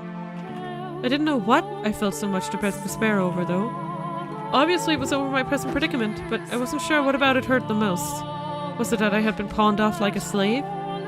Was it that my mother, the mother of a saint, had been blinded by money? Was it that the villagers had watched in silence as a disciple of the Lord was thrown into a carriage? Or was it that I, daughter of God, lamented my misfortune like a mortal? I decided it was a trial. My father, the Lord God, was testing my worthiness of being his daughter. So I choked back my urge to cry and sat there in silent contemplation. For almost 3 weeks I was rocked around in the carriage. The coachman treated me well enough, but I'm certain it was only because he didn't want his precious cargo dying before he could deliver it. He did not by any means think me the child of God. The 3rd week the carriage arrived at the city. It was much larger than the village I had grown up in, with many, many more people crowding the streets.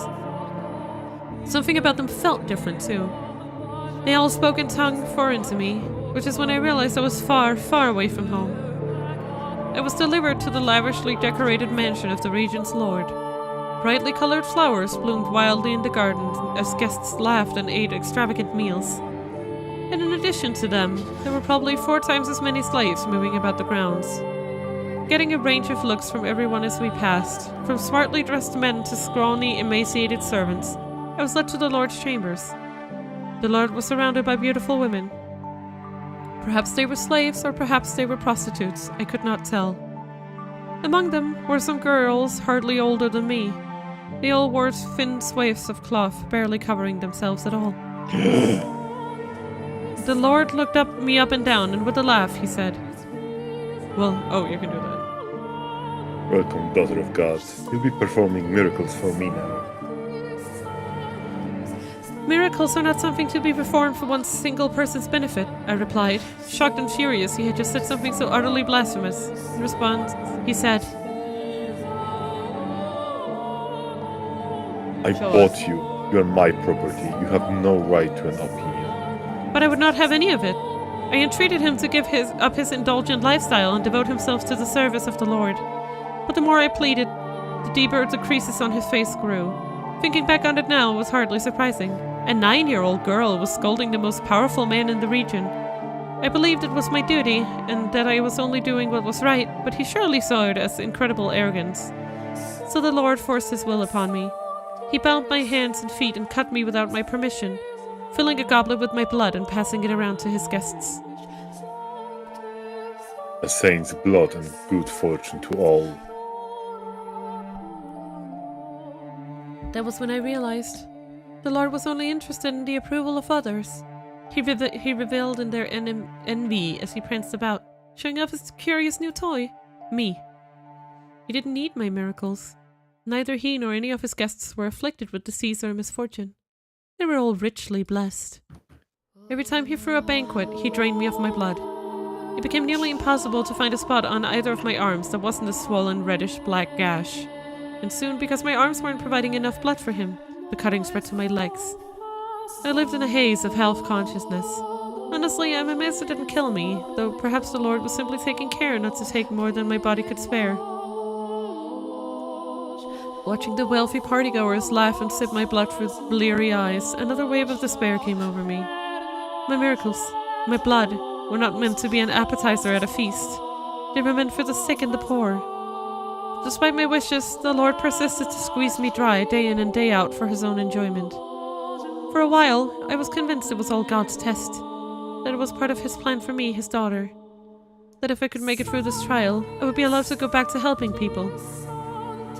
That man would celebrate my success, envy me, worship me. That sinners would face punishment. That divine retribution would be delivered unto all who had wronged me, a saint. With each passing day, my spirit grew more twisted.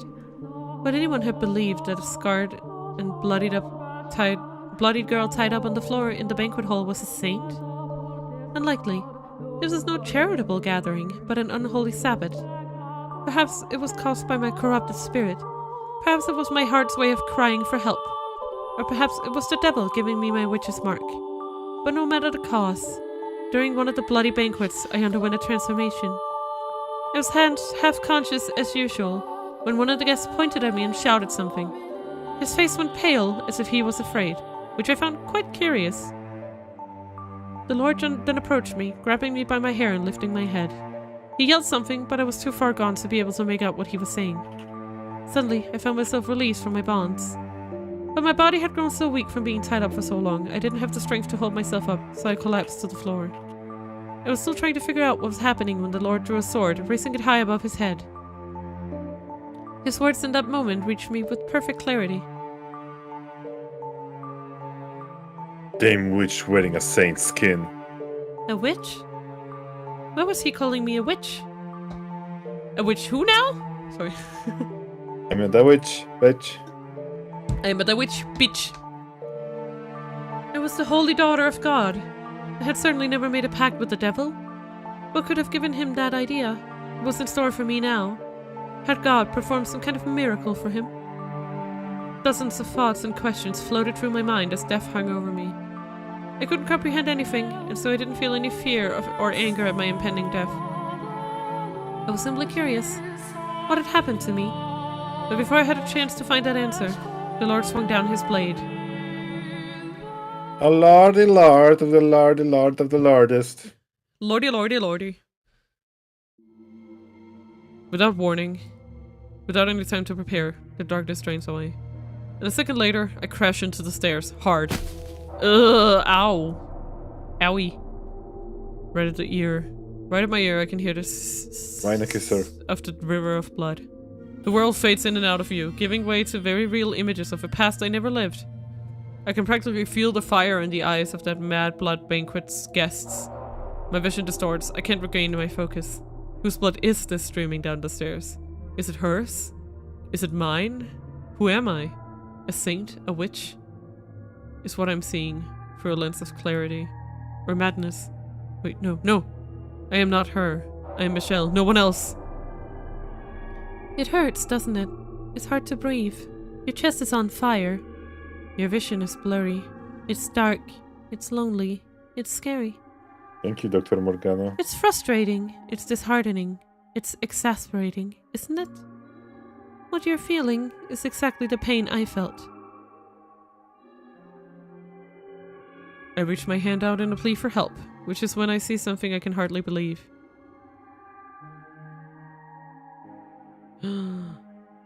Both of my arms are covered in gashes, blood flowing from them without end. The raw flesh beneath my skin has been exposed to the open air.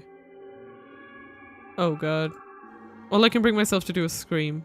That pain, her horrible past, is doing everything in its power to break me. That 9-year-old girl's sickening experiences are twisting and constricting and crushing me. Why is this happening to you? Are you really that slow, my dear? You're empathizing with my pain. You're just that kind-hearted, Michelle.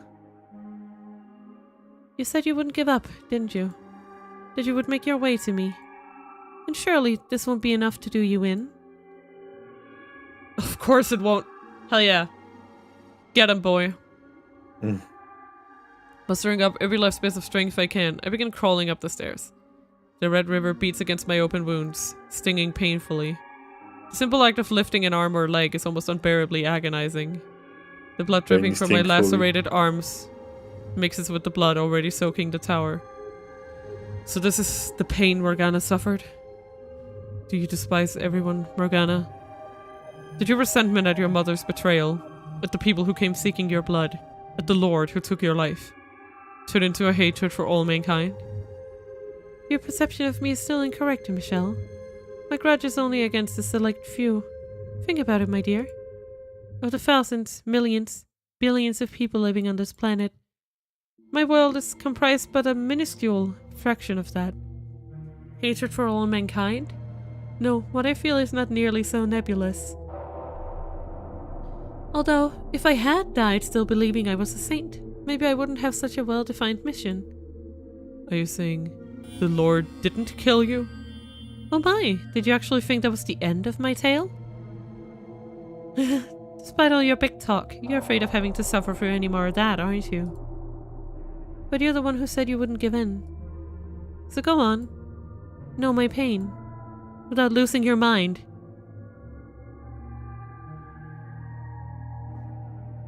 Once again, my surroundings crumble. I have no say. I have no chance to object before I'm dragged back to that repulsive banquet. I reach out, stretching my hand as far as it will reach, but all I can grab is darkness. My bloody body sinks back into the abyss. The pain becomes more than just a memory, eroding away at my consciousness.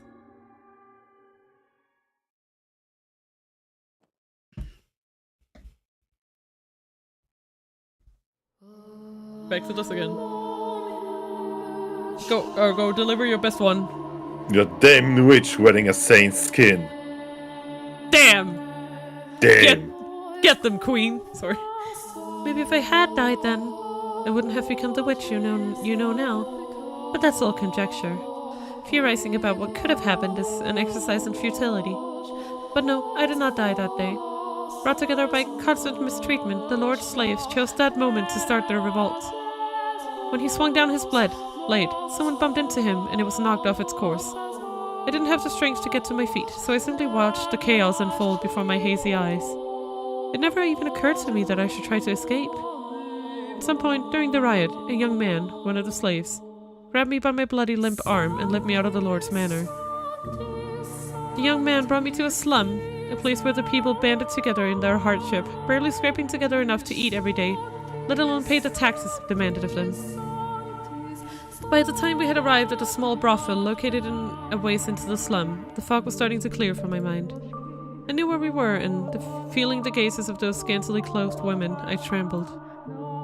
In a sense, that was possibly the most frightened I'd ever been in my life, despite everything else I had been through. The idea that I had fallen so far I would have to become a prostitute scared me to death.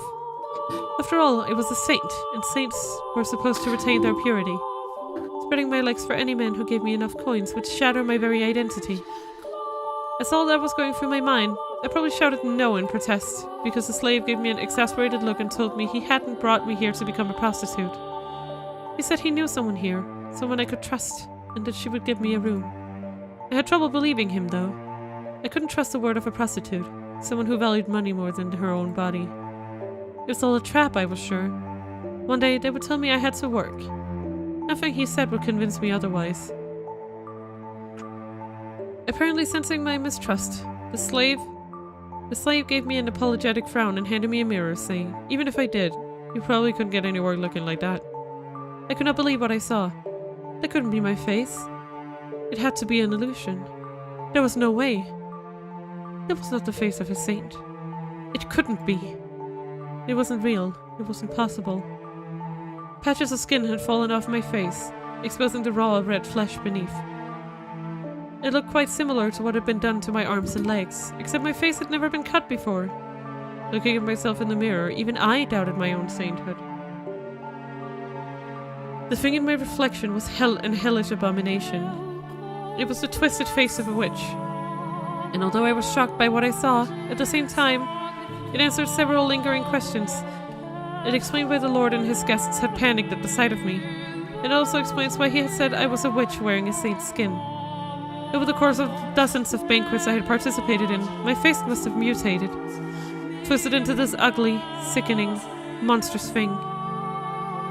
The sight of what I had become sapped the very least bit of willpower from me. Not because I was particularly fond of my face or thought myself especially beautiful, but because it crushed me to see everything saintly about me crumble away. Test from God or otherwise, I didn't have the strength left to attempt to overcome it. Deciding I would rather be dead than struggle any longer, I begged the slave to kill me. Hello, Featherine. Welcome. Hello. Why, hello there, fellow internet person. Fellow people of the webs of Wait, that sounded stupid. Sorry. Why, hello. Welcome, welcome. I hope you will enjoy. My name is Mina. I'm a sheep VTuber, and I play obscure games for a living. Basically. Mostly obscure games. We're gonna play LA Noire soon. That's not so obscure. Yep. Taking one's own life was a sin. If I did that, I would not be able to return to my father's side, and I wanted to ask him why it had been put through such tribulation. But the young man refused. He said, completely missing my intention, that if I persevered, good fortune would eventually find me. He said that if I lived on, I would eventually have a chance to get my payback. I had no such worldly concerns, though, but if no one would take my life, I had no choice but to live. I despised life at the brothel. The men who came to buy their services were disgusting buffoons, the kind of people who would think they could deceive God. But you're playing one of the greatest visual novels, ATM. Oh yeah, this is the most game ever. I love it. Absolutely. Absolutely love this game. It is driving me into a frenzy. Like, it took a while for me to warm up to it, but I think it's like that with a lot of visual novels, because they are such a time sink. You know, even if you're reading them, they can still take upwards of 30 hours normally, right? Especially modern visual novels. So, it's always a slow burn with this kind of stuff, but I fucking love it. It's amazing. I really, really, really, really am looking forward to... I know there's some other Fata Morgana content that we can also play later, and we're also gonna be playing... We're gonna be playing a lot of visual novels in general, I think, coming up. Yep. And of course, whenever the people who are behind this game decide to fucking release Project M, even the title, please give me the title. Praying. It's just M. It's just M. The title of the game is M. That's gonna be great to search for. And the woman fawning over them was just as repulsive. That said, I had nowhere else to go, which meant I was forced to suffer that sickening place. But by the time a year or so had passed, my feelings about it had changed. The women of the brothel took good care of me, treating me like a sister. At first it was just irritating. It was a saint, and how could a saint have prostitutes for sisters? But over time I got to know them better, grew to appreciate their circumstances and hardships. Despite barely having enough money to keep food on the table, whenever they had a little to spare, they would use it to purchase medicine, ointments to apply to my arms, legs, and face. And as a result of their generosity, my arms and legs started looking almost human, but nothing had any effect on my face. You ever played any other VNs? I mean, I've played a number. I don't know if it quite, like, I've played a lot of, like, I guess combination games, like, I guess you would maybe call them adventure games, where they are, like, somewhat visual novel with something else mixed in. Like, we played Murder by Numbers last year, which I would say definitely counts as a visual novel for the most part. Maybe an adventure game. but I think like the reading side of VNs, like where it's mostly reading like this one, I haven't played a lot of those, but I'm planning to. We're planning to play the whole science adventure series. Per Argo's suggestion. I think that's a very good idea. Other than that, I don't know if I'd count ID Somnium Files in that either. I mean, it's kind of like Danganronpa 2. It's kind of hard to tell because Danganronpa is also kind of VN-y, but yeah, but it's like I think that would be classified more broadly as like an adventure game, probably. Yeah. But the lines are blurry. Whoa! Oh right, we played Famicom Detective Club. I think that counts. Fuck. Okay, there we go. Sorry, I'm scrolling through my shit to figure out what we actually fucking play, because I have the memory of a potato. Potato, you know. I have the memory of a wet potato, you know. Oh, Shibuya Scramble, of course. Yes, oh we play my Shibuya god. Scramble. That's a VN! Oh, Stanley. Yes. We played Shibuya Scramble. I think that's the... Oh, and Gnosia, technically. That's not a VN. No, I don't know. But like a procedurally I don't know. Like, if you don't qualify I as VN, then... Well, that's what I'm saying. I don't know if I qualify as a VN. Oh, and Bad Faith, that's an indie VN. It's only like 3-4 hours long, I think. 5 hours. Like, a question, like, would you qualify, like, Deathmark as a VN? Maybe? Right? Like, we also played Find Love or Die Trying. That's definitely a VN. Oh, wow. Yeah. And then I, of course, have played, like, like adventure games, like, we've played Ace Attorney, stuff like that. Like, stuff in that ballpark we've played a lot. Lot of like, text games. Yeah, we've played a lot of text games, but we just, like, I think this kind of, like, very traditional VN, we have not, like, aside from Shibuya Scramble, I wouldn't say we've really played that much. Yeah. But we're planning to, so stick around! Oh boy, there's only 9 games to go through. Yeah. But yeah, I play mainly adventure games, puzzle games, some rhythm games, and we also are quite fond of JRPGs on this channel. So if any of that seems interesting, you are very welcome to become a part of our little potato herd here. Okay. Back to business. Occasionally, the slave would drop in to check on me. The other men thought me ghastly and wouldn't get anywhere near me, but he was different. And every time he visited, he would say, "One day I'll show you the world." And to tell you the truth, I was beginning to grow attached to it all. My time at the brothel was probably, all things considered, one of the brighter chapters of my life. There was neither a saint nor witch, but an ordinary human girl.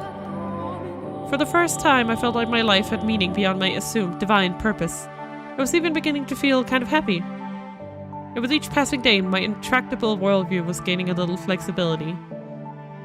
We are speaking of VNs. Does Saya no Uta count? I have not played it. Okay, well, we might be playing Saya no Uta, but it's gonna be on my Discord, because we do want to play the actual original uncensored version, and that means that Twitch and YouTube are both gonna be like, no, you know? They will be trigger happy about that game. Yeah, I'm gonna be banned into next Tuesday, and I don't want that.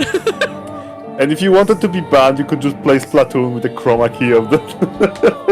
Oh my god, that is really that is a. Oh, also Mina, I don't know if you noticed, but yeah, they all got banned. Oh my god. And Nintendo is not happy about it. You wanna know what's even funnier? The one that you saw a clip from, did you see her apology video where she's wearing like a dinosaur suit? Oh my god. I didn't. She's so unapologetic, man. It's so good. I mean, they did that. Of course they are unapologetic. Yeah. Perhaps I could perform miracles, but that didn't necessarily mean I had to be the daughter of God or a saint.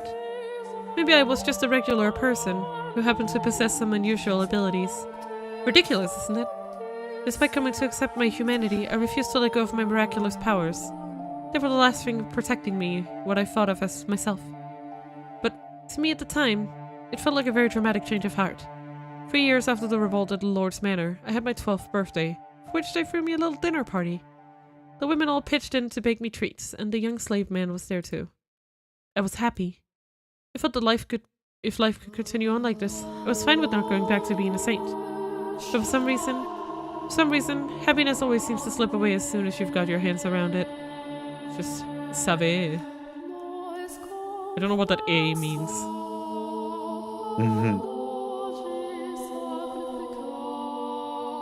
We started in fucking May.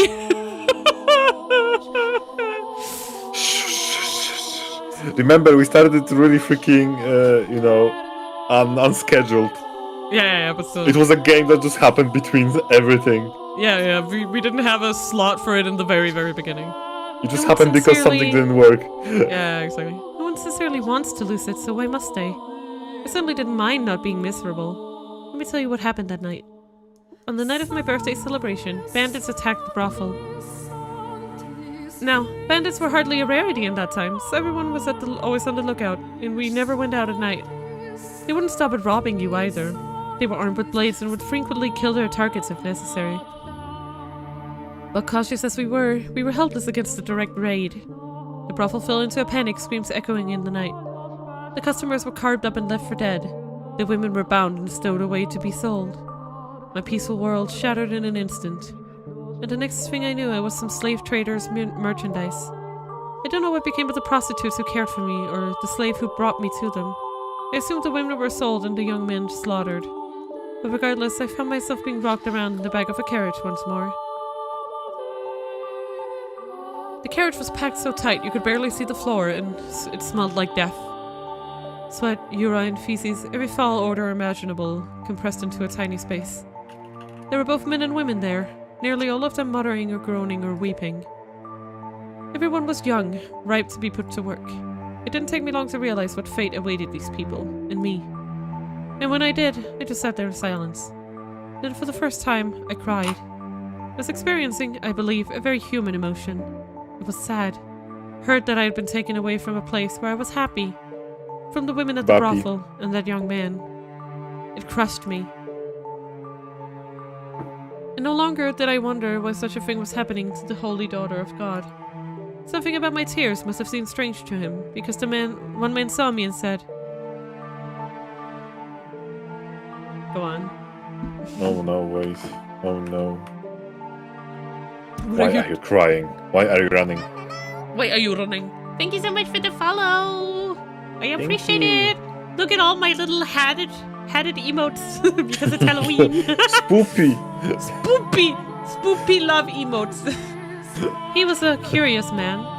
To start, he looked very different from anyone else. The color of his skin, the length of his nose, the shape of his eyes. Everything about him was new and unusual. Hesitantly, I replied, "I'm sad because I didn't get the chance to show my gratitude to people very dear to me." The man fell silent, looking as though he was deep in thought. I had no idea why he had asked me that, but something about him made me uncomfortable, so I couldn't bring myself to ask. You don't think this guy is supposed to be, Yukimasa, do you? I don't know. In that case, who the first lord be? I don't know. Like, I'm trying to think of which three people she's gonna end up hating, and I'm guessing the first one is the lord? That fucked up her life. Since there's no women involved here, I mean, it could be that Michelle is supposed to be like, her mother, and she's just like throwing in her mother's like, haha, fuck her up or something. I don't know. I'm trying to figure out the logic here. Because I still don't understand why the girl Michelle appeared in all three doors. I'm trying to figure out what role she plays in all this. I just bought a ticket, you know. Yeah. Several hours later, the man suddenly stood up. The guards had no patience for anyone stepping out of line, and it didn't look like they would hesitate to kill us either. So, unsurprisingly, one at the back of the carriage drew his sword and pointed it at the man. What was surprising, though, was what happened next. The man, his hands shackled like the rest of us, leapt for the guard, slamming his fists into his face and stealing his sword. Yeah, the music is great. It's very atmospheric. It's always extremely unsettling, but that's perfect for the setting, right? Yep. The entire carriage was in shock. The guards were too stunned to effectively react, so they were quickly cut down. This is definitely Yukimasa. And because of the one-man uprising had taken place between cities, there was no one the slave traders could ask for help before they were slaughtered. In the blink of an eye, it was all over, and there was nothing human about what I had witnessed. If I had to describe it, I would say it was as though a wild beast had attacked. Yep, that's definitely Yukimasa. The man ruffled through the slave trader's clothes until he found the keys, which he brought up to me, ordering I unshackle him, and so I did as he commanded. Once they had enough time to process what had happened, the would-be slaves applauded. Their wretched souls has been saved. And for a moment I believed so too. When the man's hands were free, he rolled his shoulders a couple times, made sure everything was in place, and then he began his massacre. Yep. The screams of agony filled the carriage as he ran his sword through the helpless men and women packed inside it. Blood and guts were spattered against every surface, and those who tried to escape did not get far before being mercilessly skewered. It was like a scene out of a nightmare. I was frozen in place. Not out of fear, but because my mind had shut down. I couldn't make sense of what was happening, so my mind rejected it. And with my brain having given up, my body was no more than a lifeless puppet. In short order, all the slaves were dead, and I was sitting in a pool of blood staring at the man. He pointed with his blade at me and with a little smirk said, Why didn't you run? In turn, I asked him, why did you kill them? The smile vanished from his face, and after a few quiet moments of pondering, he replied, Because I felt like it. And why haven't you killed me yet? I asked. To which he gave a curt, I don't know. Oh. Then withdrew his blade and wandered off into the distance. Yuki must have really just went, oh. And then I was all alone, surrounded by corpses. I glanced down, and half of someone's face was looking up back up at me.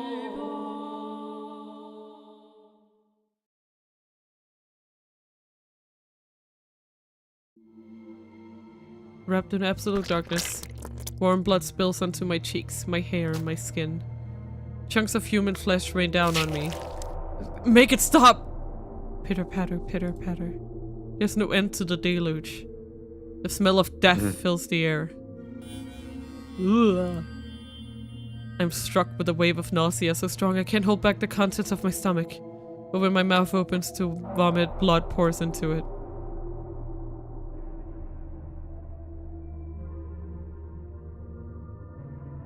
Let go of me!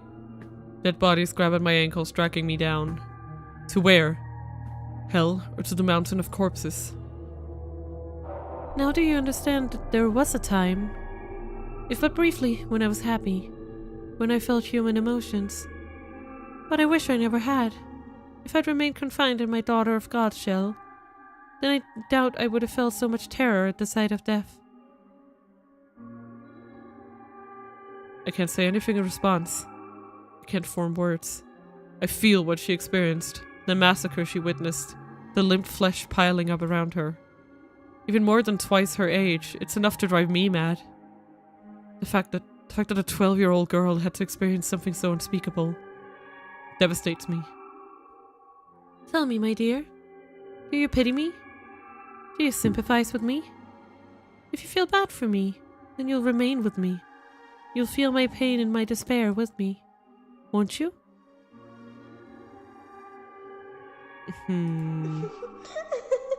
The witch's cackle echoes through the pile of bodies. There's not a speck of light, and hideous death lingers everywhere. Helpless to resist, I'm dragged down into a deep, dark ocean, an ocean of blood. So that happened. That was a thing. Whoop-de-doo. Now, on with the story. I was at a complete loss for some time after that. I didn't want to return to the city because I knew there was no one left who would take me in. It was only the Lord who had bound me and drained me of my blood. So I wandered the roads, no destination in mind, and nothing to defend myself but the clothes on my back. Frankly, I'm rather surprised I wasn't attacked by bandits.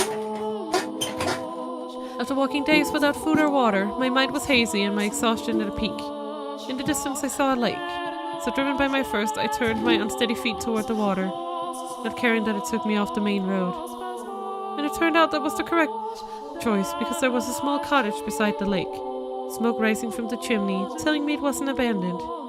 Out of sheer desperation, I knocked on the door. No one answered. The door wasn't locked, so I slowly, hesitantly pushed it open. And beyond it, I found an old woman, sitting dead in a chair. The woman was a witch. By trade, that is. It appeared she had a deep knowledge of medicinal herbs, using it to make an assortment of medicines. In her cabinets were dozens of small glass bottles containing dried, powdered leaves and crushed berries, among other things. On the fire was a cauldron, liquid bubbling inside. The woman looked as though she was asleep. Presumably, she had passed away of old age, for there was no sign bandits had been rooting through the cottage, and she had a look of absolute serenity on her face. Looking over at the woman's dead body, I didn't cross myself. I envied her. Dragging the woman's body by her feet, I dumped her into the lake. Do you think doing so makes me a bad person? Makes me unsaintly? Well, I didn't have anywhere else to go, and the owner of the cozy cottage was no longer of this world. There was no reason I couldn't fill the home in her stead, was there? I deserved to have somewhere I felt comfortable, after everything I'd been through, didn't I? And so I took up residence in the old witch's cottage, and remained there until my 16th year. Okay, so 4 years. By 16, a terrible cynicism had taken root in my heart. I had no trust for people. I shut them out, building high walls around myself. After such a tumultuous, bloody childhood, it was all I could do to protect myself, to keep my young spirit from cracking. Nevertheless, travelers would, on occasion, pay the old witch's cottage a visit, seeking her medicines. Whenever someone arrived, I would cautiously crack the door open, telling them they could trade for whatever they wanted with food, and never showing my face. One day, a young man showed up at the cottage. And this is Mel, then? My sister has fallen very ill, and she desperately needs medicine. He was very soft-spoken. There was a distinct kindness in his voice, which I thought unusual, curious. What kind of person could he be? What did he look like? What expressions did he make as he spoke? To satisfy that curiosity, I snuck a peek at him through the crack in the door. Yep, he was a handsome young man with flowing flaxen hair. And upon seeing me, he didn't flinch back in disgust. He smiled. According to him, his younger sister had fallen gravely ill, and though they had tried a number of remedies, she was still bedridden. The medicines I gave him too had no effect, but he persisted in his quest, visiting me again and again for new combinations to try. Because what I'm seeing here, right, is that the Mel, like the shadows that we saw, were, like, I think that is the original them, like not the ones after the door. So that means that in this reality, he never had a second sister. Michelle was never the other half-sister. Like, that's what I think anyway. Is that, like, that Michelle has somehow been inserted into these stories by Morgana, but I need to understand what purpose it serves to do that. Yeah. He wanted nothing more than to relieve even the slightest bit of his sister's suffering, and moved by his dedication to his family, I too wanted to do anything I could do to help. For the first time in years, my world encompassed more than my small cottage.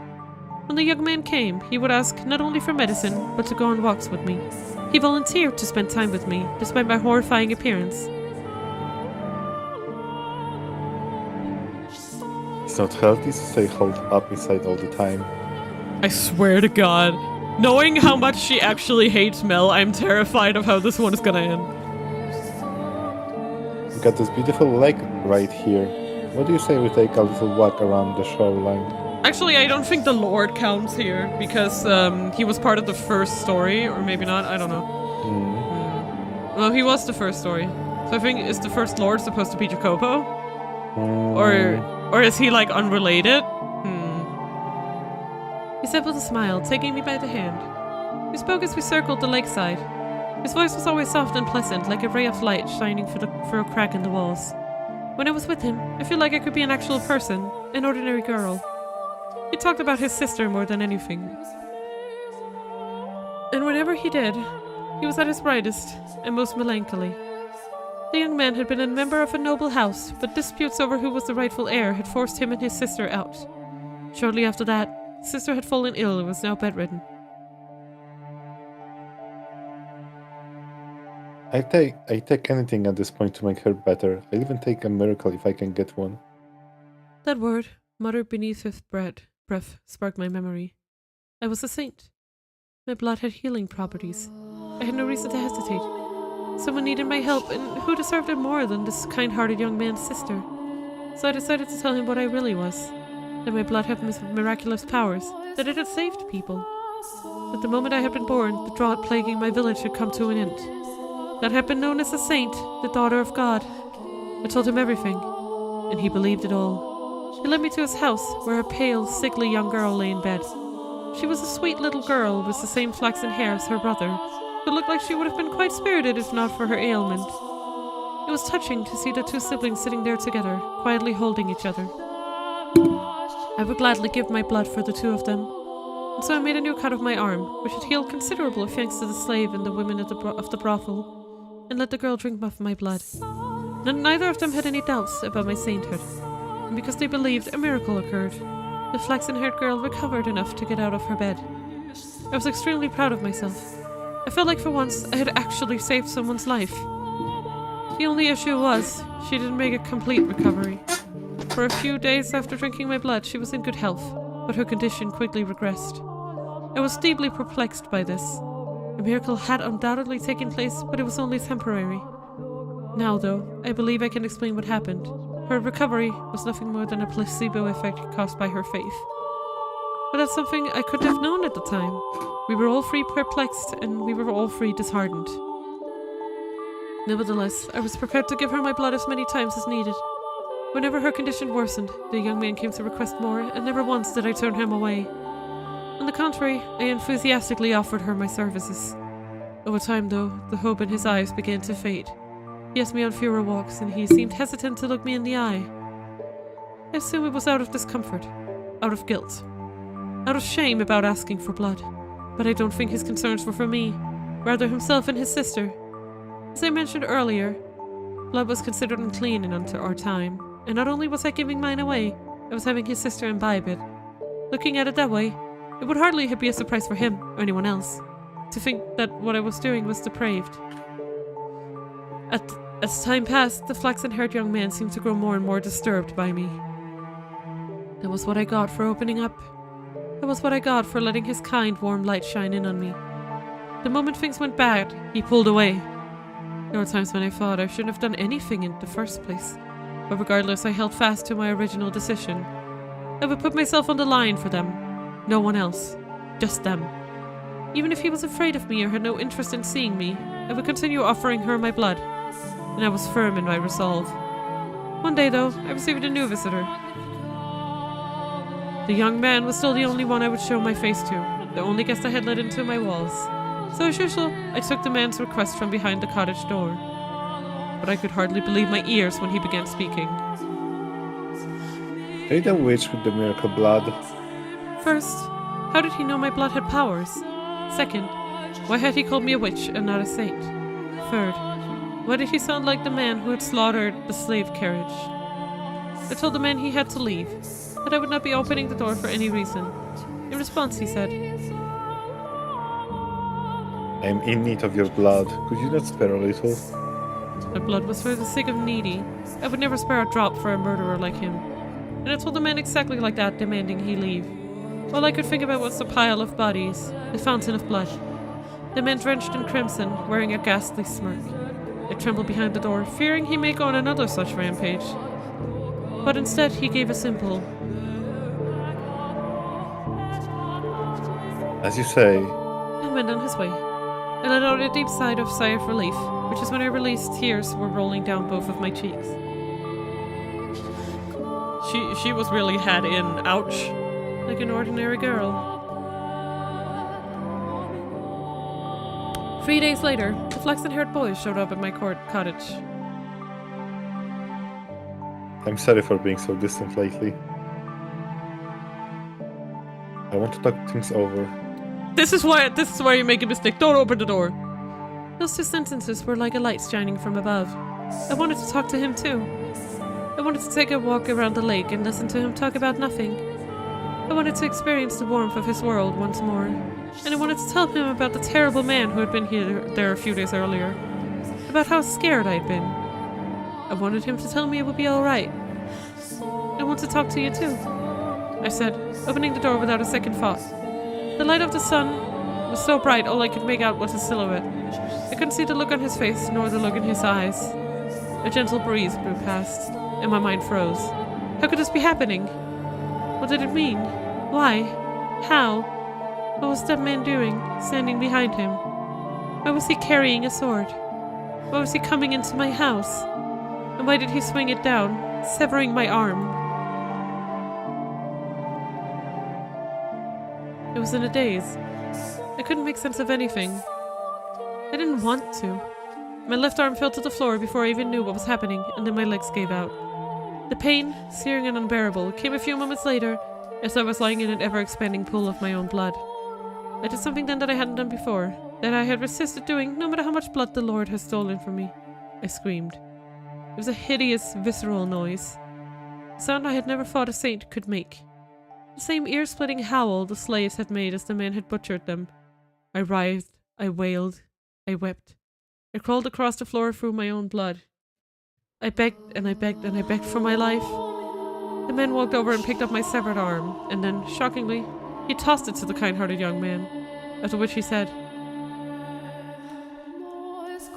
"That's your share. Should last you long enough."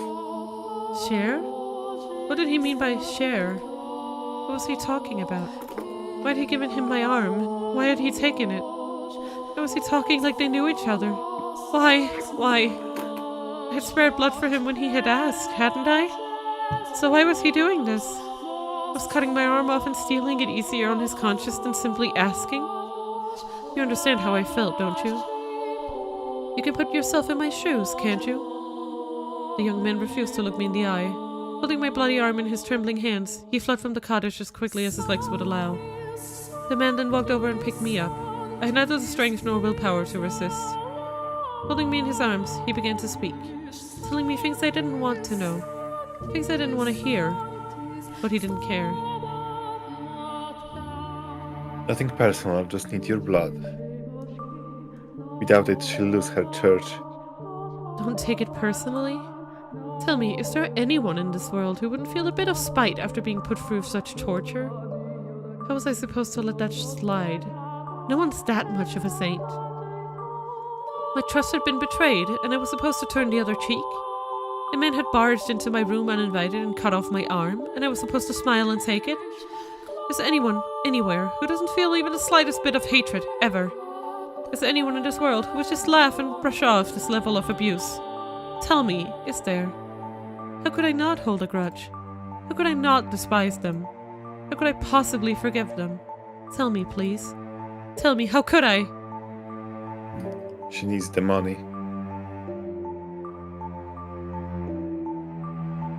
I needed some way of getting enough money to keep her church running. So the Lord made me an offer. If I brought him the witch with the miracle blood, he would finance a whole new church for her.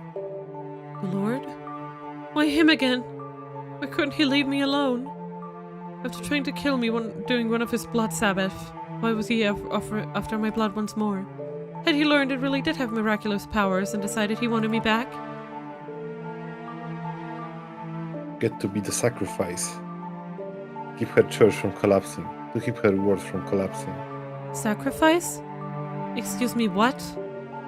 And what's all this about keeping her church from collapsing? You murdered a carriage full of innocent people, and you're trying to protect the church? You? Are you out of your mind? Churches are where people go to commune with God, to speak with my Father.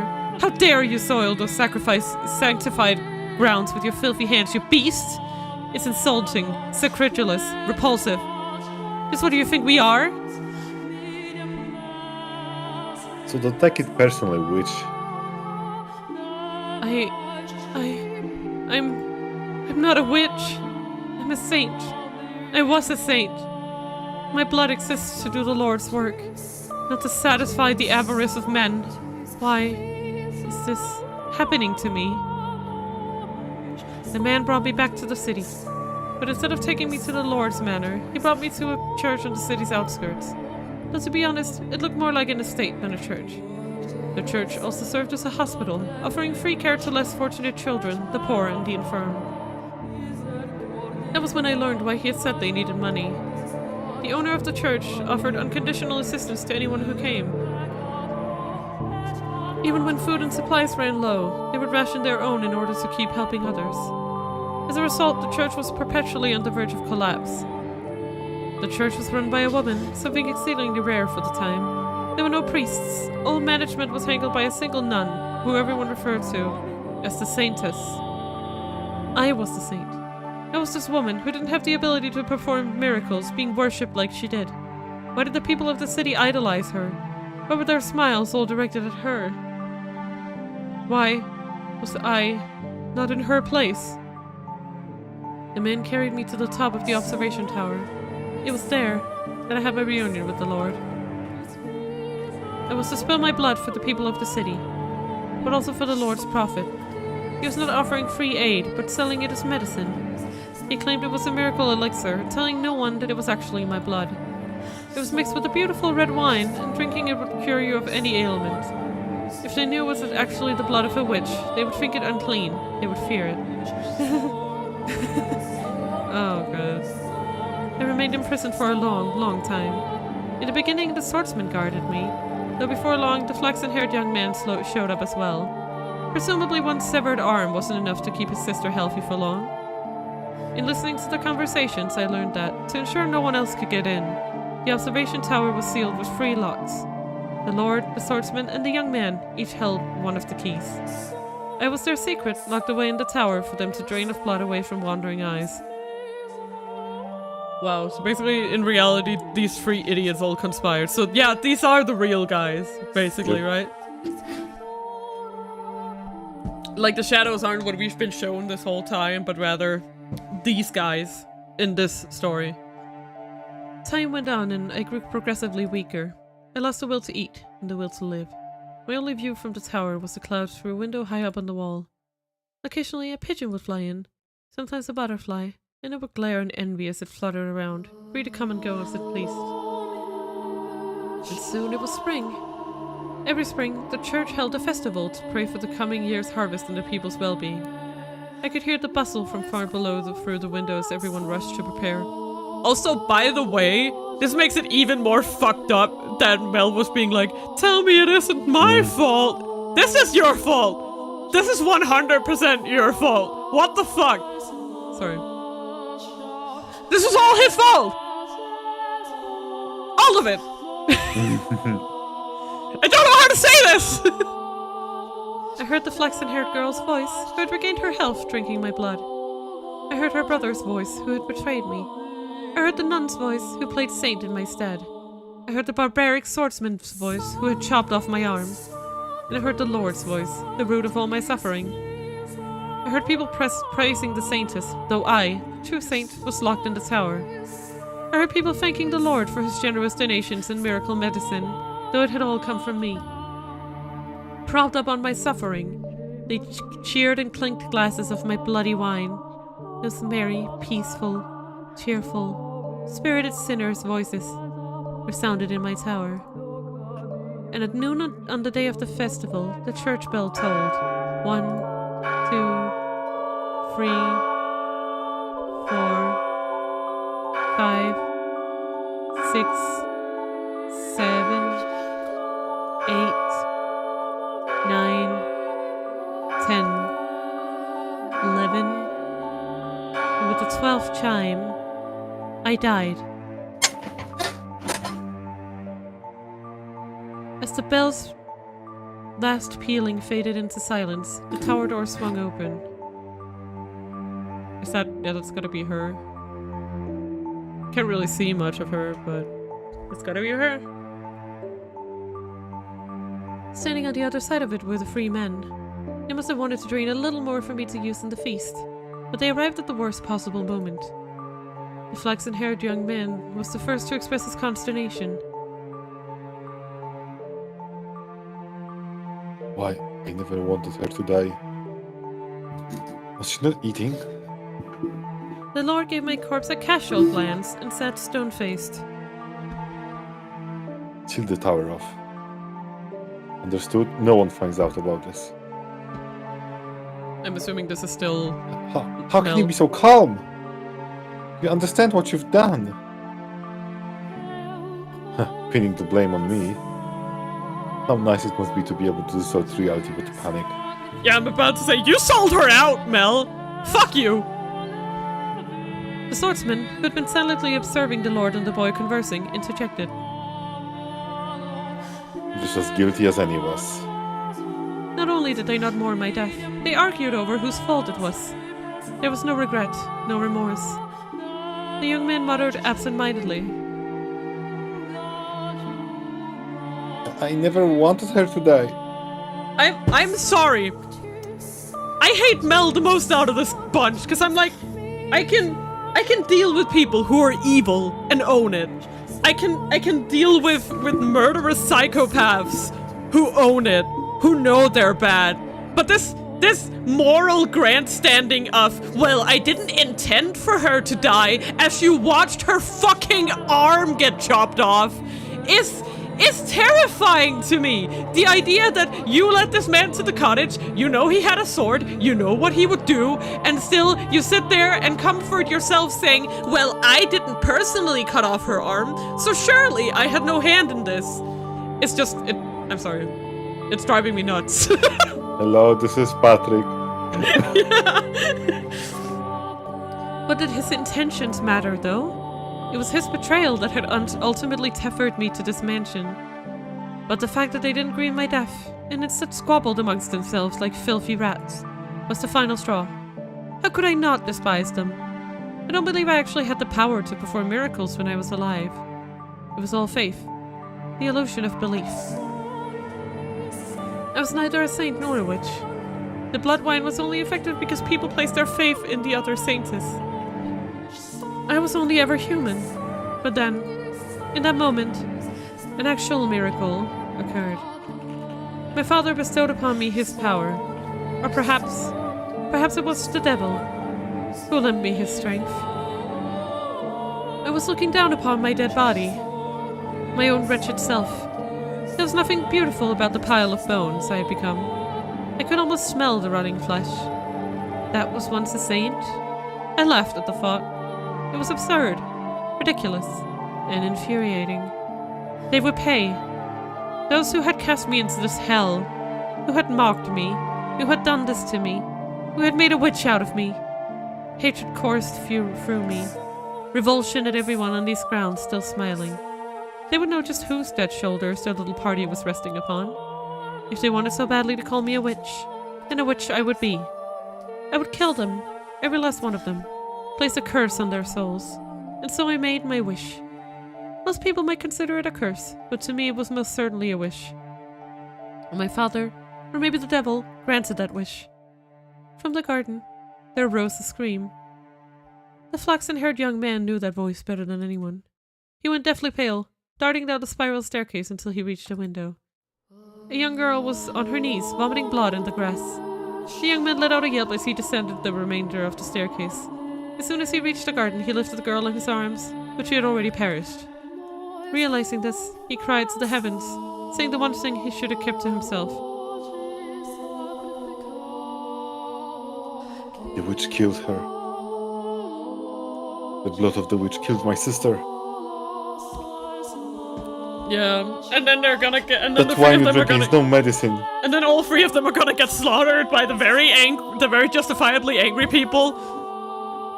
It's the blood of the witch. You're such a traitorous little bitch. Holy crap. You're all drinking witch's blood.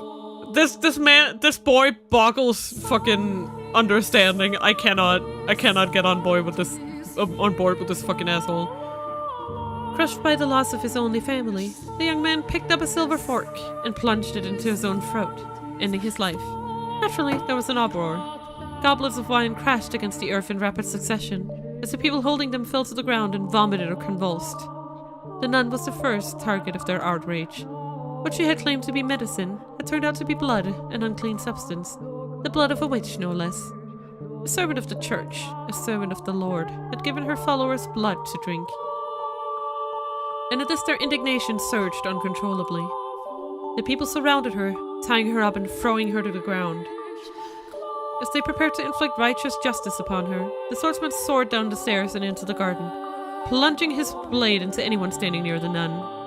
The cries of agony ringing through the church grounds were ear-splitting. It was no longer a place of God, but hell on earth. Hell built up by the hands of man. Hell painted red with the blood of their brothers. The people armed themselves with anything they could find and went after the man. As much of a beast as he may have been, he stood little chance against such numbers. And it is the fate of a beast to be exterminated by those he terrorizes. And once he was gone, the nun had no one left to protect her. She too was consumed by their frenzy. All the remains was an inextinguishable inferno, hysteria and despair, madness and outrage, and no outlet for it. It was a revolt that made the slaves' uprising at the Lord's manor look like a game. Eventually, their rage found a new target, the Lord. It was only natural, for he was the true villain. He was the one who had given money and the witch's blood to the church. He was the one who had profited off of it. And above all, people often resented those who stood above them, particularly in times of unrest. The city resounded with cries for the Lord's head, and he looked down upon it all from the safety of the observation tower. He could do nothing but watch his domain burned. I could only imagine how painful that must have been. But before long, having seemingly made his peace, he began descending the spiral staircase.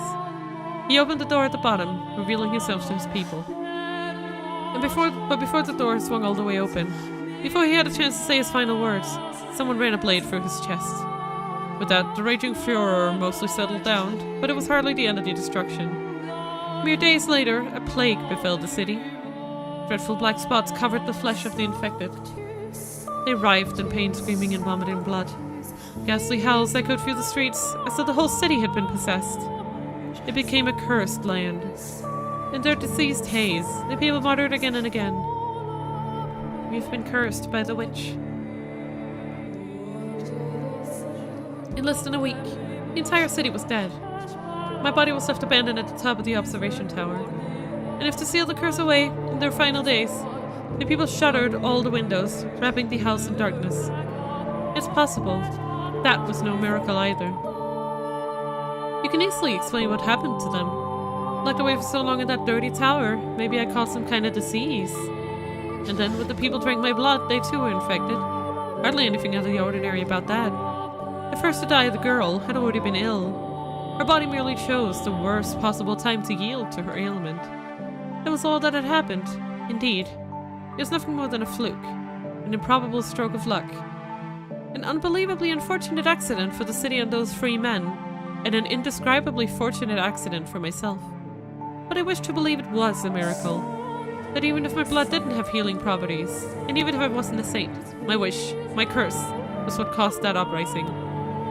That was my miracle. Granted to me by God or the devil. I choose to believe that. And that my miracle took on its true form thereafter. My curse had brought death upon the 3 men, but for whatever reason, my rancor was far from sated. They had died, so what? Death was but a transient agony. It's nothing compared to what I went through. So I made my next wish. I wished for their reconstruction. I wished eternal suffering on their souls. I wished to trap them in a never-ending cycle of pain and hatred. This was my wish for the flaxen-haired young man. He treasured his dear sister and he desired a quiet life. So I wished for him to have just that. And I wished for his dearly beloved sister to love him more than anything in the world. For his world to be destroyed by love gone too far. This was my wish for the beast-like man. He was conscious of his tendency for violence, and he yearned to be more human. So I had his inner beast toned up just a little. I saw to it that he would never be human, so he would never have the peace he so desired. My wish for the Lord was more straightforward. He seemed to have great affection for wealth and authority, so he ensured those were the only things he could ever have. Who needs love or friendship when you could be drowning in power? Once he had lost everything, his solitude would be his only companion. Wishes can come true. As long as you always hold fast, never stop wishing, never surrender, they can come true. Eternal suffering in all their souls, an endless cycle of reconstruction and unavoidable tragedy. Tell me, my dear, do you sympathize with me? Will you curse them with me?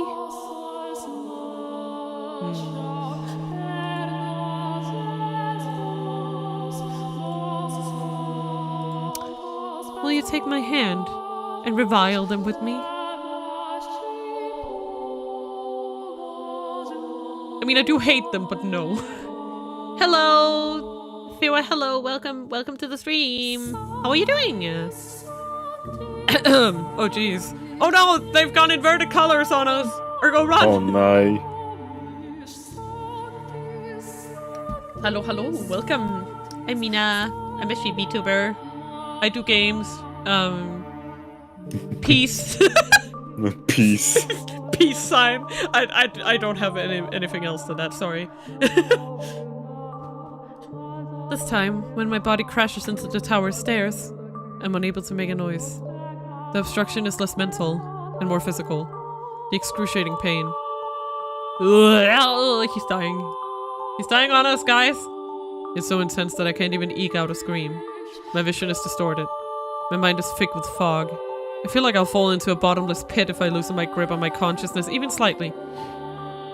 Through the haze, I see my own severed left arm. Reflected in a pool of blood, I see my face, large chunks of flesh peeled off. Look at you, trying to crawl up those stairs like a worm. How pathetic. It's like I'm looking at my old self. I can barely form a coherent thought. I can't lament her inhuman fate. Can't mourn for her. Or be shocked by the revelation about the three men and her history with them. Pain. It fills every corner of my mind. Every nook and cranny of my body. You figured it out by now, haven't you, my dear? You'll never make it to me. It's not possible. But it's not your fault. It's not because you're weak. There's only no one who can bear this pain. You're allowed to give up, to rest. There's nothing wrong with that. The pain, the crushing weight, it's miserable, isn't it? But all you have to do is turn back, and it'll all go away. Don't do it! The witch whispers her sweet temptations. Don't do it! You've put in a fine effort. There's no shame at all in throwing in the towel. Her voice is soft, gentle, pleasant, saccharine. Concede defeat. No! If I do, it'll all go away. The searing pain spreading from the stub of my left arm. The sensation of being perpetually drained of my blood. The miserable solitude of staring at a door that never opens. The laughter I can hear through the window. My miserable wailing. And this maddening hatred. I can end it all. That's right, it'll all be over. You have the power to make it stop. Make it all stop. No. No! Yeah! No! Yeah! No. Do it. I can't let that happen. No! I have to get her back at my side. I'll do anything to take her back. Even if it means I end up at 1,000 tiny scraps of meat. I will not give up on her for any reason. You won't, will you? Oh, such beautiful resolve. Willing to sacrifice yourself to save the girl. Like a hero of legend. Or maybe a fairy tale prince. No. I'm no hero, and I'm no prince.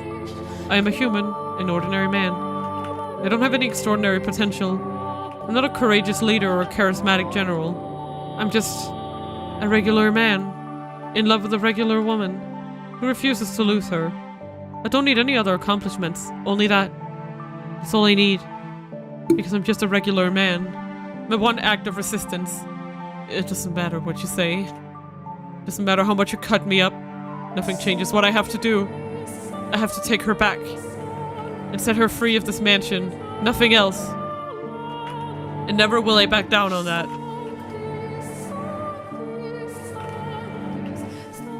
Arms or no. As long as I can move, I must push forward. I must make my way to the woman who waited up for me for so long. Up. To the top of the tower. Forward. Ever forward. Ever onward. Go, go, go, go, go, go! Sorry. I love him. I love my man. Dragging my bloody body, paying the pain no mind, I once more arrive at the top of the observation tower. I place my hand on the door, holding myself up with my lacerated right arm. Take a moment to catch my breath, then lift my head, gaze into the void, and shout her name. Morgana! I pity you. To sleep! I pity you. I truly do. You were a saint, shackled with an unfathomable fate, and for that I am enraged. As I felt your pain, as I watched your life, I too felt a burning hatred for those three men. If you truly feel that way, then why can't you stay here with me? We're all dead anyway. We've reached our ends. Do you honestly think there's anything more for us? There isn't. The end is the end. So what do you say the three of us? It's never the end. Me, it's never the end. It's never the end. Shut up. God damn it, Argo. You just really needed to do that right now. Bruh. So what do you say the three of us? Me, you, and Giselle? Torture the three of them and everyone they cared about. Make them suffer here for all eternity, in this house. And that way, you and Giselle can be together forever too. That's not an option. It's not the option. Why not? Peace was never an option. because hatred only brings you pain. Oh, that's brilliant. You spouting stupid platitudes at me. I can't believe my ears. Save your nonsense moralizing about how hatred does you no good. I won't hear it. I'm doing just fine for myself, my dear. In fact, I've never been better. I feel wonderful. Did you think that would be enough to persuade me, really? Oh, how disappointing. And here I thought you understood me. Morgana. Why don't you say what you really think? Go right on ahead, hate them as much as you want. But keep me and Giselle out of it. Why didn't you just say that? I do feel bad, truthfully. For all the time we spent together, never once did I ask about your life. I was so focused on myself. And in the end, I pushed you away. That you did. You wanted to be with Giselle, so you pushed me out. I wished I'd asked you sooner. Wouldn't have changed anything, though. One puny man knowing what I went through would hardly be enough to erase the loathing I bear. It would have turned out the same regardless. There was nothing you could have done for me. There is nothing. Still, I would like to apologize. Had I known what you carried in your heart, perhaps I could have chosen my words better. Instead of rejecting you, I could have chosen some other response. I cannot remain in this house, nor can I allow her to stay either. So I would like to apologize for both my past actions and my present. Well, in that case, open the door, Michelle. I take another moment to catch my breath, and then gather my strength into the hand of the door. Blood seeps from my fingertips, slowly trickling down the rough surface. It reminds me of my death. I'm coming for you. And then I thought about how I died. I push open the door, praying that it will be the last, that beyond it lies light for Giselle. And if possible, that it might cast a bit of light on Morgana's heart as well. What? What? What? What? However, why am I in my bedroom? What I find behind the door is the last thing I expect. Huh? As she appears from the shadows of my chambers, I can't conceal my surprise. Huh? Giselle? Is this another illusion, Morgana? No, it's not. Shut up. I'm the real me. Thank you for coming all the way here for me. She's thanking me. So why isn't she smiling? That was very kind and courageous of you, Michelle. I'm deeply moved you had such compassion, not only for her, but for someone like me. But do you know what else you are? You're a worm! What is it this time, Morgana? Well, so what do you say we pull back the curtain, my dear? What curtain? There's one detail that hasn't yet come to light. This isn't your first return to the mansion, is it? You've been back numerous times. Each time not remembering her, and each time hurting her even more. What are you talking about? So the girl Michelle was him? Oh my god, I need a drink. Why? You thirsty? Yes. I'm dying. What am I talking about? Oh, you know good and well, my dear. Did you honestly believe that all the other pieces were in their rightful places? And you alone were some exception? I never... Tell me, how was it? Living in so many different eras, not knowing who you were. I don't Playing with all the different men. No, you're out of your mind. You make it sound like I was... Not like, my dear. You are the white-haired girl. Enough! How could anyone possibly confuse me with her? To tell you the truth, I couldn't see you as anyone else. Your white hair, red eyes, porcelain skin, and your name. Tell me, what about you isn't the same? We're not the same person. I saw the letter. What? The one you had hidden. No. And you didn't think that was worth mentioning? No, Giselle, I didn't mean... You're exactly right, my dear Giselle. He deceived you. He kept a very important secret from you. Despite showing up before you multiple times, he cast you aside again and again. No, that wasn't me. It wasn't... It all makes sense now. Nothing you ever did was for me. Giselle, I... Go on, Giselle. Tell him exactly how you feel. Michelle. Please don't say it. Not that, please. I'm begging you. You're... Stop. Please don't, Giselle. Not actually. Please. Don't say it! A man at all, are you? Ouch. My stomach hurts. Like literally, I don't know why, but I'm in pain. No, I hate you, Giselle. You better come. You better take that. I'm finger gunning at you. You better take that back. You're disgusting. Not even obese rats will save you. No, not even the obese rats will save you from this.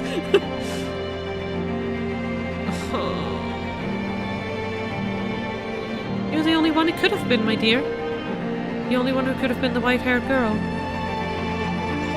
The next moment, my whole world comes tumbling down. I could have borne anything. Missing my arm, having my face torn off, any amount of pain, I could have handled it. For you, I could have done it. But this, hearing those words, coming from your mouth, being rejected by you, that I cannot. Those words, they bury me alive. And you're the one person I never wanted to hear them from. Bro, I feel so bad for him right now. I just want to give him a big old hug. And then a kick. No! Michelle deserves a hug. He deserves a hug. Shut up. No. Shut up! Shush! Okay. When I learned my father and Tonan had passed, I wrote 2 letters, one to my brother and one to my mother.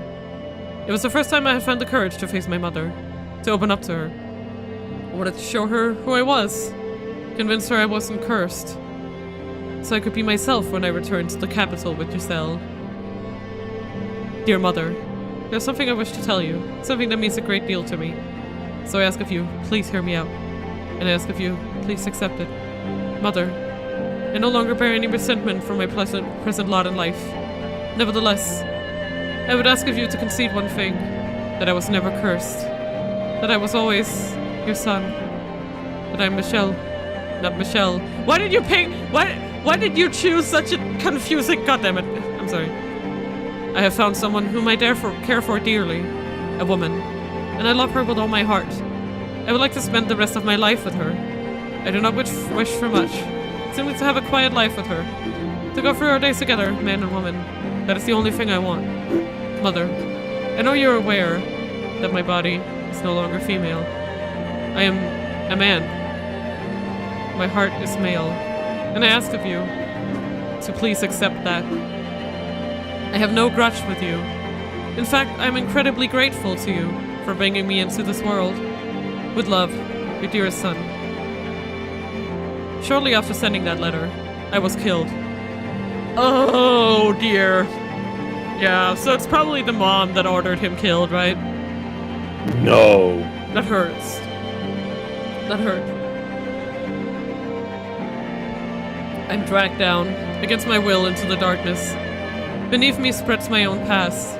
My door. The door I swore never to open. But despite all my efforts to resist, the door sucks me in. Into a world I never wanted to see again.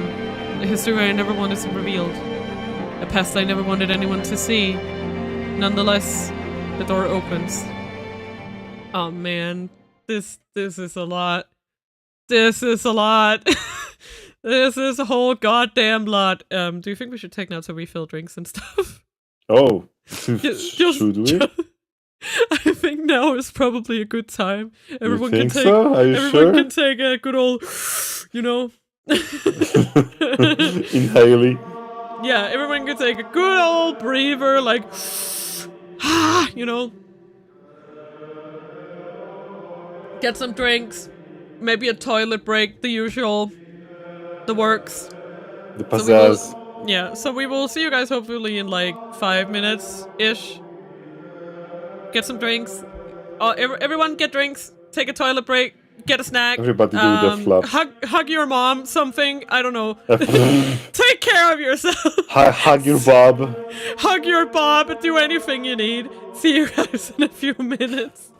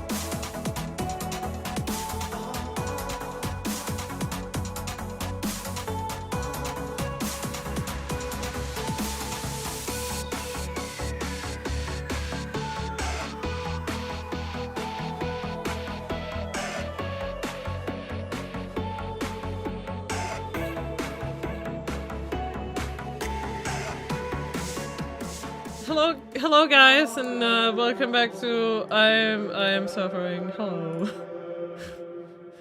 I'm in pain.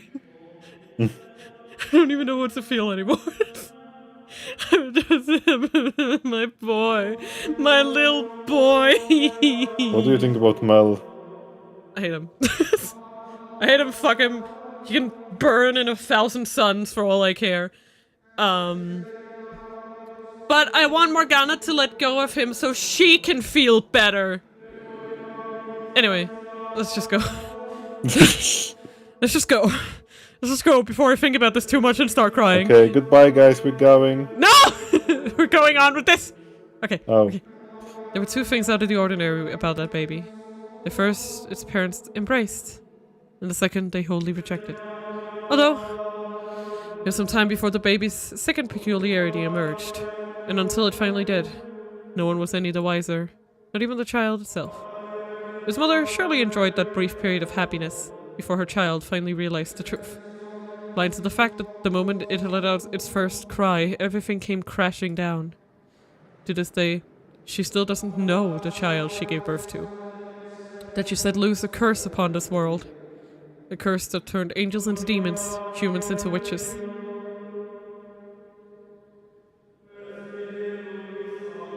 So you. My god, look at that. She's beautiful, isn't she? Have you seen her laugh? Not yet, I haven't. At any rate, the color is certainly something else. So he was an albino. God's gift to us. No, she's an angel sent from heaven.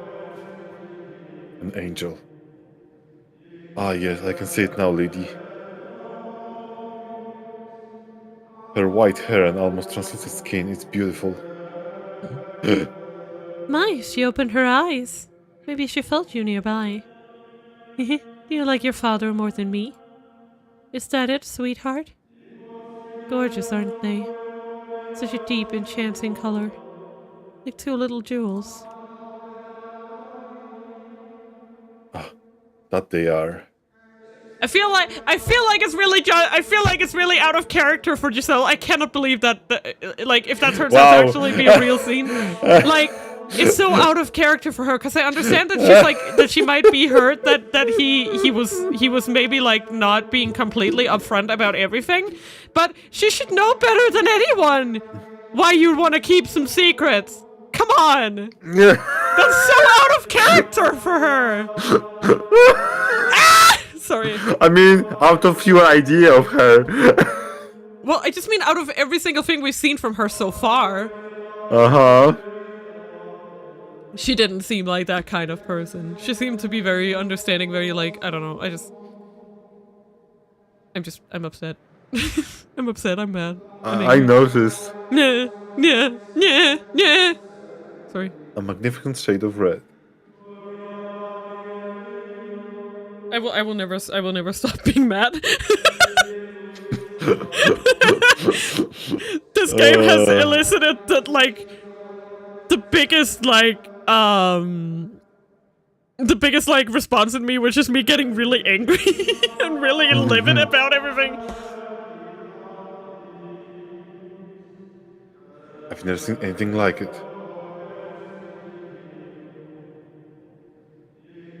Dot. And this is our child. She's special, I can feel it. We have to take good care of her. She needs a name, one that's just as special as her. Have you already chosen Antonin? You were the one begging for a girl.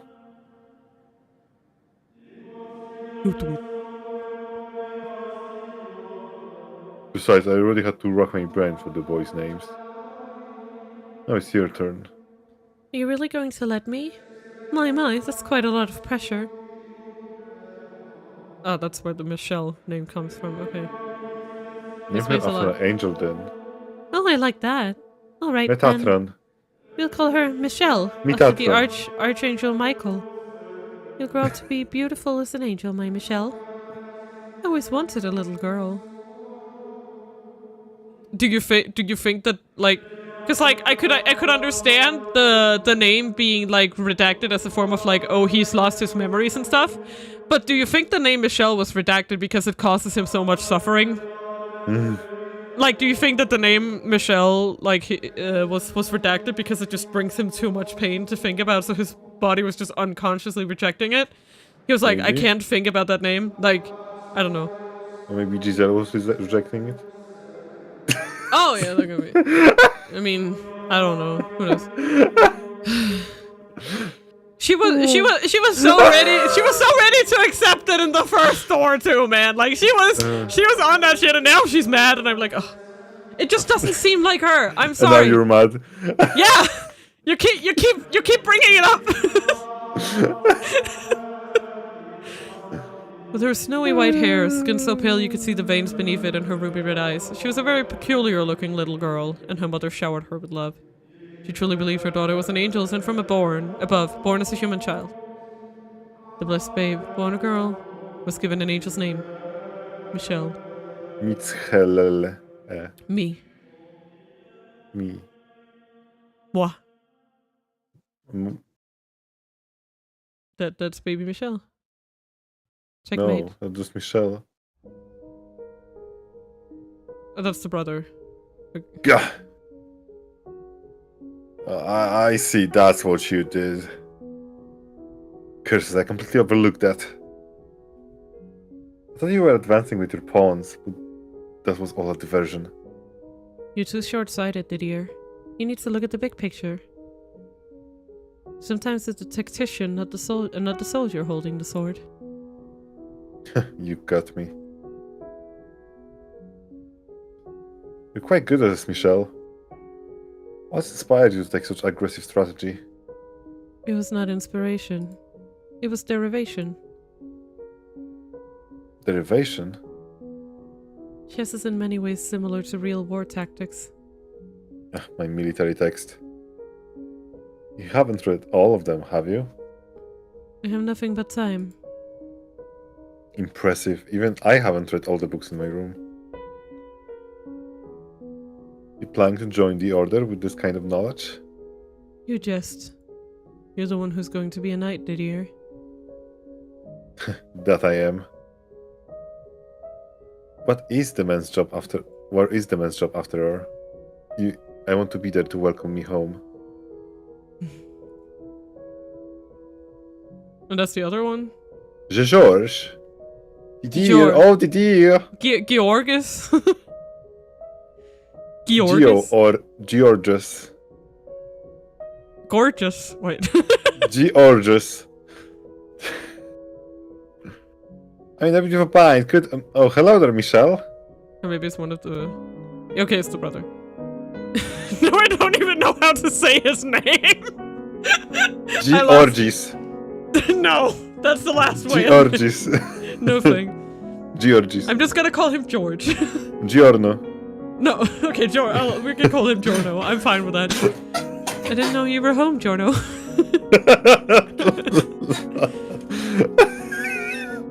Just get back, yep. Like, I'm trying to figure out a way to make my Michelle voice sound a little more youthful, because, like, he looks like he's about 12 here or something. You know? Oh, playing chess again, Arya. Let's see, what do we have here? Get away from the board. Yikes, you got trance, huh? And you call yourself her big brother. As if you're any better. That's not funny, George. Giorno. That's not my name. I cannot approve of someone who can't keep up with the flow of battle becoming a knight. Given our family's rank, you would eventually be put in charge of other soldiers. What, are you worried about me? No, I'm saying... I've been blessed with such a caring sister. But fear not. I have a guardian angel after all. Where's the logic in that? I'm sorry to interrupt your moment, but... Does nobody listen to me? No, don't pout. No pouting, no. So what seems to be a problem, Giorno? I love how you hesitated before saying that. That's so funny. By the way, can I just say I love how he hasn't changed a bit. Michelle. Who? He hasn't changed. I mean, Didier also didn't change a bit. He's still an asshole. Fuck that guy. Anyway. Giselle didn't change much either. She isn't here. Shut up. We don't He's talk about hitting Giselle her right breath. now. I'm in pain. She hurt me. Okay? She hurt my feelings. Ah, yes. Listen to this. Listen to this, bitch. The Royal Court is holding a swordsmanship show. And for some reason, I was selected to participate. How unfortunate for you. I can already see you on the ground sobbing. Hey, now that's just mean. You do look like a bitch, though. Hey guys, do you think if I was speaking on the right side, I would be just freaking mirrored? Besides, my hands weren't meant to hold the sword. Look at these dainty fingers. They're covered in calluses. Dainty calluses. Tell me, why would they have an artist sword fight? Oh, he's the painting! Is he? He's gotta be the painting. Is he? Yeah, because remember there was he was talking about how he was an artist, and he was like, I didn't draw with red, and then Michelle was like, oh, you are, gasp, you know. I guess if he recognized the person in the paintings, I'm like, maybe it's the brother. That's the whole point, I would think. No need to get so worked up. No one's expecting you to win. Maybe not, but we do have a name to worry about. And you know what that means, don't you? I'm going to lose. That's a given. But I want to do it in style. In style. Feel bad for your sword. Oh, don't be like that. Oh, come on. Time's a wasting. The courtyard we go. Just so you know, if I train you, I'm going to train you right. All I want to know is how to look good. What is it, Michelle? May I watch? Fine with me, but you know, you can't go outside. I'll be watching from the hall. I can open one of the windows facing the courtyard. Still, you need to be careful. You can't spend too much time in the sun. I know. That's why I have my candle! I had two older brothers. The eldest, Didier, belonged to an order of knights that served the church. And below him was Giorno, who served as a court artist. He was, in all likelihood, who would inherit the family estate, as knights were not formally allowed to own property. Nevertheless, the Bollinger family was upheld by Didier. And then there was me, the youngest, the only daughter. Physically, I was not in particularly good health. Because of the color of my skin, I was hypersensitive to sunlight. You know... I rarely left the estate, yes? You know how do you call Giorno? Go on. Giobo. Shut up. My world was contained entirely within these walls. And perhaps out of some sense of pity or compassion, my two brothers spent a good deal of time with me. Didier played chess with me, and George taught me how to draw. Who? Giorno! And among other things, they taught me how to read and write. For a girl, I was incredibly fortunate. The one thing I wasn't allowed to do, though, was hold a sword.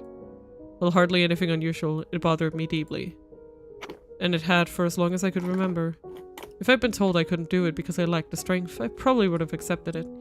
But the reason given was not that I was weak, but that I was a girl. And with each passing year, that smoldering frustration in the back of my heart grew larger. I wanted to be a Melinda Mega Man. Come on, put your back into it. Like I said, all I want is to put on a good show. Oh, you pull on quite a show, unless you learn how to swing the sword properly. Give me a break! Am I a Out in the garden, my two brothers traded swings bare-chested. All I could do, though, was observe from afar. When the director, when I sent to the artist that made this, when I sent you the memo that you need to make portraits, I didn't mean that. Because they have a border and everything. Yeah. And every time I found myself forced to watch, I felt a sharp pain like a needle piercing my chest. A needle that seemed to be growing ever thicker. My mother and my brothers loved me dearly, but that didn't change the fact that the outside world lay beyond my reach. I was trapped in the estate by my own body. At first I thought that was the root of my pain. But that answer seemed to contradict something inside me, something I couldn't explain. Something I couldn't ignore, even as a child. So I searched within myself, trying to find an explanation for the constantly swelling sensation of wrongness inside me. Day after day, I gazed into the cavern of my own heart.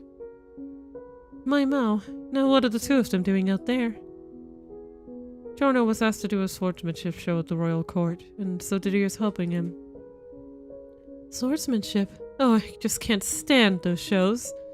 Blades are so dangerous. I can't watch people swinging them at each other. Why don't you come back to your room with me, Michelle? I would love to teach you how to sew. But Mom, I want to watch them practice. Michelle? First of all, you need to watch how you speak, young lady. You do not call me Mom, you call me Mother. This is what happened when you spend so much time around boys.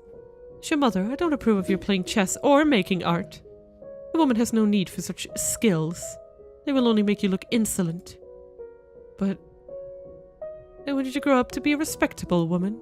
That is my job and my dream as your mother. Now come. I would rather you looked at some fine embroidery with me than a couple of sweaty men. Isn't that the... fine, whatever. Yes, Mother.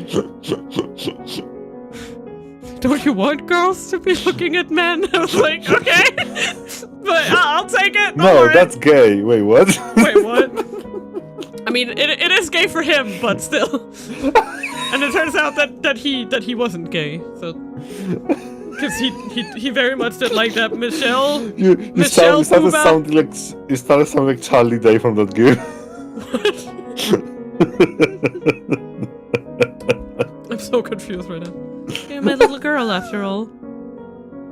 Spending time with my mother was agonizing. Was it because her world was so isolated? No, that wasn't it. Her gentle voice, the sweet scent of her perfume, the way she constantly told me how much she loved me, and her diatribes about how wonderful it was to be a girl. Everything she did put so much pressure on me. But above all, she loved to say, "You are my little girl, after all." And there was nothing strange about that at all. Every time I looked in the mirror, I saw the daughter of a noble. That was who I was. So the only thing wrong was how I felt. But every time I was faced with the reality of who I was, my heart wavered. I had no interest in learning to embroider. I didn't understand why that was necessary. I knew what purpose it served. Everything she taught me, I would need when I was wed off to some noble boy, and it was my responsibility to learn those things. It didn't feel right, though. I couldn't even accept the fact that one day I would be married. I was but an ominous shadow lurking in my future. I would have preferred ravaging the books in Didier's room than having a conversation with my mother. Tales of heroes of old and dauntless soldiers. Military texts written by tacticians in the midst of war. Thinking about them set my heart aflutter, and made me think about my brother. He was training to be a knight. I envisioned armor flecked with rust, a longsword glimmering with the blood of savages. Soon I found myself in my fantasies, imagining how the sword would feel in my hands. The sensation of the hilt beneath my fingers, swinging it gallantly like my brother. How heavy was it? How much muscle would I need to carry it? How much impact would I feel in my hands when I struck something? How restricted would my vision be wearing a helmet? How much did it weigh? How hot was it inside? I had no way of answering any of those questions, though. I wish I could just give him a hug. God damn it.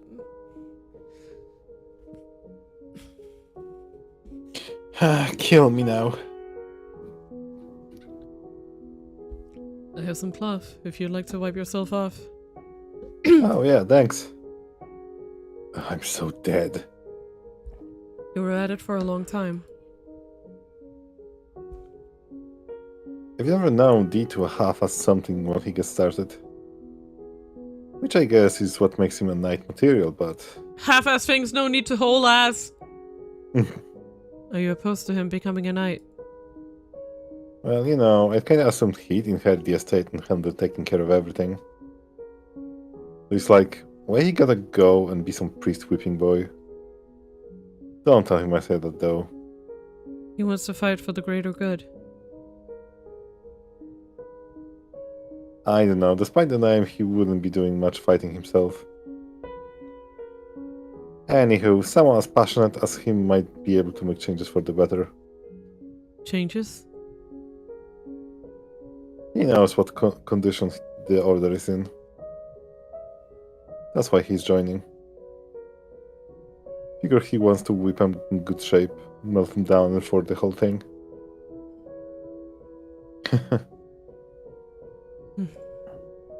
Huh, so he might be able to change things. Oh my god, Peter, hello, thank you so much for the wait.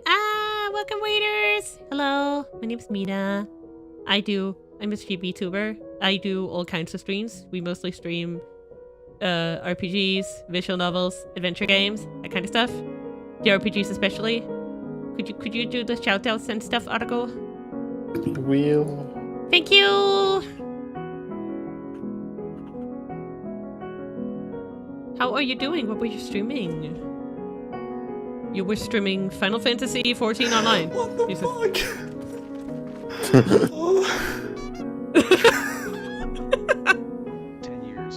What the hell? What the hell? It's hilarious. Yep, that's Final Fantasy XIV. Yep. He's almost naked. Argo, he's almost naked. What the hell? What the Why is he That's almost great. naked, Argo? entire sequence there? That was great. Thank you for showing me that. That was hilarious. Anyway, hello. Hiya. It's going great. I feel really bad for everyone involved. I'm having a fantastic... Especially... No. I'm kidding. just kidding. Yeah, everyone is having a hard time right now. Huh, so you might be able to change things. What are you muttering about, Michelle? Hey, whoa, hold it. Hold Pain it. I felt... The pain I felt in my chest when I smelled the sweat... That was a tongue twister. The pain I felt in my chest when I smelled the sweat emanating from Giorno's body. It's okay. My brain just wants to say George. Because you I want really to wanna say read George. instead of reading his true name. Yeah. When I looked at his slender but distinctly male build, I was convinced it was admiration. Did I want to become a knight too? Maybe the discomfort I felt was because I wanted to be like him. Would it all go away if he were able to change the rules and I could join the order as well? I was positive it would. Whew. But yeah, we are having a swell old time being very sad. Oh my god! Spent GBTs! Thank you so much! Hello! Oh my god, thank you so much for the raid! What the hell? Welcome, welcome! Hello! Ah! Hello, you were playing Overwatch 2! Oh. No, we didn't play Overwatch. Why didn't you say 2? Is it Overwatch 2? Oh. Ah, stop confusing me! Okay, so how's that going for you? Holy shit! Looks like it's going pretty good. I don't know anything about Overwatch, don't judge! What about Underwatch? Nobody's watching me, no. Oh. I mean, are you watching me from under your table? I could. No, don't do that. You're gonna hurt. Don't do it. Hello, welcome. My name's Mina. I'm a ENVtuber, and I like playing adventure games and visual novels and JRPGs mostly. And the game that brings you pain. And the game that brings you pain. This is to some, and I would definitely not like. I would definitely agree with this. That it's one of the best visual novels ever made. But it's also full of pain. It's also full of pain. If this game was an actual book, the book would be on a wall right now. Yeah. Thrown. Yeah, with me crying my eyes out. Blah, blah, blah, blah. Michelle, hold on. You can't come barging to my room unannounced. I'm trying to change. We need to talk. I said stop. How's my night? It's going good. I've really been enjoying this game. Pain and all.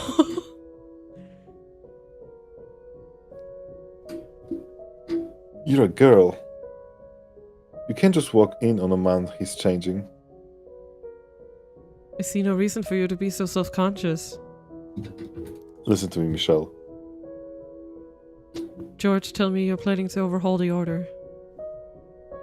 He told you that? No, I hardly have such grand aspiration. Don't be coy. I believe you have what it takes to do it, Didier. What's getting into you? You're unusually fiery today. So I want to ask you a favor. When you have enough influence in the order, I would like you to make me a knight too. You what? I'm tired of the way Mother treats me. Always saying I can't do this or that because I'm a girl. I want to learn how to swing a sword. I don't want to do embroidery. I don't care about jewelry or fancy clothing. Michelle, what's getting into you? I'm so much more interested in the world you live in, Didier. So please. Well, I'll be... I suppose we must have let ourselves spend too much time with you. The pain he must have felt being rejected like this by his fucking family. Not you too. That's exactly what Mother said. First of all, Michelle, you don't have the strength to hold a sword. Well, I will start lifting! Then I'll train until I do. And if that doesn't work, I still have my mind. You know good and well I could... People are not chess pieces, Michelle. But Didier... But above all, you're missing the most important point. I will not, for any reason, become the kind of man who makes a woman take up the sword. Okay, I can see you have a few scars on your face, Didier. Should we increase those a little? No? Wow. See? That's what I'm talking about. Didier. I'm mad. I'm livid. This may seem normal to you, growing up with two brothers. Yeah? Yeah. Also, I do have expressions on this model, but this game is really old, and if I click on my expressions, it starts skipping. So I can't use any of them. It's really stupid. But I want you to listen to me, Michelle. Men and women walk different paths. Men wield swords and fight against dangerous enemies. And they do so to protect the weak, women and children. I am here to protect you and your mother. You're no different than her. You don't treat me any different than her. Honestly, what's getting into you, Michelle? Why wouldn't I treat you like a daughter of the Bollinger estate? Your brother and I, we never meant to make you think... Forget it. What? I'm sorry. I knew what I was asking was foolish. Oh? But I thought you would understand how I feel. Even just a little bit. What was I expecting him to understand? Even I didn't understand the things I felt. I wanted to know what had gotten into me far more than he did. What I had done was no better than throw a temper tantrum. Was I that desperate to become a knight? No. I just thought that the key to the chains in my heart lay down that road, but ultimately there was nothing. Assuming Didier had agreed, and assuming I did become a knight, it wouldn't do anything for the core problem. As I dashed from my brother's room, I snuck a peek at him. His face was filled with an intense perplexity. And how could I blame him? I tried to push a dozen different ideals onto him at once. Filled myself with the vain hope that he would somehow be able to make sense of me when I couldn't even make sense of myself. And now, bubbling with unwarranted anger at being let down, I fled to my own chambers. I can only imagine how frustrating that must have been for him. Yay, yow, youch, ouch, pain. Ouchie, wouchie. Owie, hurt. Being stabbed, owie. It was the spring of my 14th year. Heavy clouds filled the sky, blocking out the sun and giving the impression of late evening all throughout the day. I, for one, preferred it when the sun wasn't out. Not that sunlight would kill me, But if it was bright enough, the whole world was so white I could hardly see a thing. Which meant I could only go outside on days when the weather made most everyone else gloomy. As I was meandering through the courtyard, I spotted someone I had never seen before. Oh, that's the fiancé that he had a crush on, I'm assuming. A warm breeze blew past, sending up a swirl of flower petals. The girl's dress hung lightly over her frame, tracing her gentle curves. Who are you? I asked bluntly, and the girl twirled around, smiling. My apologies. You just have such a beautiful courtyard. Here, I let myself in for a little walk. Long chestnut hair flowed over round, feminine shoulders. It swayed slightly in the wind. The cloud of melancholy dissipated in the light of her smile. You must be Michelle. You're just as pretty as I heard. And you are? My name is Amy. It's a pleasure to finally meet you. Finally meet me? What was she talking about? As I stood there, baffled by this strange woman, she stepped toward me, kissing me softly on the cheek. I'm thrilled to make your acquaintance, Michelle. Her voice was like someone pouring honey into my ear, electrifyingly sweet. I'm George's fiancé. Oops. And it also stuck another needle into my chest. Shut up. I can't keep this up. Come on. She was a noble girl by the name ENVtuber. Though only 15, she was a very image of refined, polished to a shine. No one had told me my brother was to be married. It came out of nowhere, and it seemed I was the only one who didn't know. That evening, when the family gathered around the table for supper, Amy was there too. And they prepared an extravagant feast for the occasion. My father Antonin looked so proud of his two boys, Didier soon to receive his assignment, and George soon to be wed. The banquet proceeded smoothly, not a doubt in the air that we were a happy family. But my mind was elsewhere. I found myself unconsciously chasing Amy with my eyes. Watching the way those slender fingers gripped her spoon, her full lips parting to allow a piece of fruit in, her deep red tongue visible but for the briefest of moments. The way all the muscles in her face seemed to relax and bliss as sweet juices seeped into her mouth. The way she spoke, so soft and gentle, letting each sound hang in the air just briefly before intoning the next. She was distinctly feminine, in a different way than my mother. Apparently, Amy was going to be living at the Bollinger estate for some time. Mother was pleased to have another girl around. Or more specifically, she was relieved to have found someone other than my brothers for me to spend time with. Oh, that sounds like a dangerous combo! Oh Yep. no! Oh no! And this is how he had his first crush. That's so painful! Ow! I had assumed I would hate being around another girl. Surely she wouldn't be able to play chess after all. But for some reason, I felt much less suffocated around her than my mother. Because you had it. His first love, huh? One night, Amy's family and an array of nobles from both houses' social circles assembled at the estate for a party.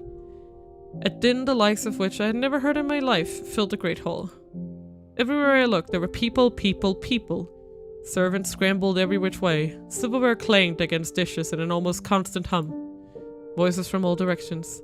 I felt moderately ill.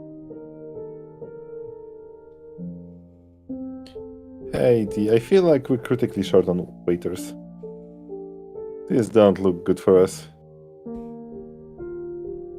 And who was it who went about inviting everyone he come across again? Who are those people? There are artists like me. I met them at the cart. Let's see, we have some painters, composers, sculptors, troubadours, poets, writers, you name it. None of them have any connection to the Jouberts or Bollingers. Sure they do, they're my friends. And you know, this is me and Amy's party. You can play with your friends elsewhere. I hope you realize we have a reputation to uphold. Off in one corner, several men, presumably George's friends, gathered in a circle. They stood out from the other aristocrats, both in appearance and the air they gave off. The clothes they wore, the embroidery hidden beneath their jacket cuffs, their manner of speech, the way they held themselves. They were, simply put, a far cry from the hard-headed Didier's ideal party guests. Even watching them from afar, it was clear that my two brothers ran in very different crowds. The only reason headstrong Didier and free-spirit George were able to get along was all because they were brothers. If they'd been strangers, I doubt their paths would cross much, and if they did, those intersections would be quite rocky. Hey, come here, guys. George's shouting voice pulled my preoccupied mind back to the surface. He summoned his friends, then led them to where I stood. What are you doing hiding in the corner, Michelle? I didn't even notice you. Allow me to introduce you to a few of my friends. Oh, no, George put his hands on my shoulders, peeling me off the wall and standing me in front of his male friends. Socialization was the last thing on my mind. I searched for Didier, hoping he would come to my rescue, but he was off trading pleasantries, facing away from me. This is my baby sister, Michelle. Be nice. George, I don't... Graces, your skin is even more pale than I imagined. It's like something out of a fairy tale. And why have you never brought her with you into the court? She should be a hit. How old are you now? 12, mayhap? Now, don't treat the lady like a child. Happy now she's 14. All the more reason she should be out there making friends. The whole court flipped if they knew you had such a gorgeous sister, Giorno. Don't be a brute, my man. A little angel has to be kept inside for personal reasons. Sounds like I haven't showing the lady her due respect.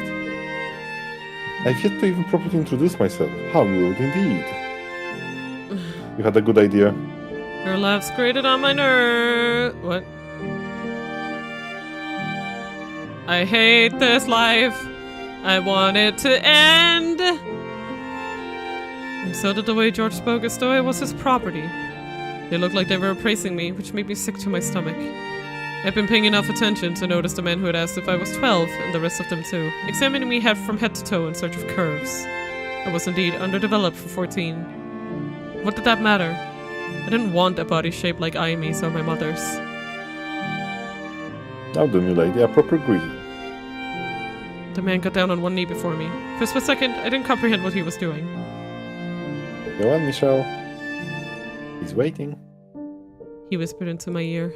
That was when it all came back to me. The traditional greeting performed between a man and a woman. Come on, Michelle, don't tell me you forgot what to do. I knew. I knew the process. I had that knowledge. Mother had taught me the rules, shown me the procedure. I was to present my hand to the man for him to kiss. All I had to do was hold up my hand, but I was frozen. My body fought tooth and nail against the simple act. The thought of that man putting his lips on my skin sent a chill through me. Why? Why was this a traditional greeting? Why did I have to go through this? Michelle? But at the sound of George's frantic voice, my arm creaked up from my side.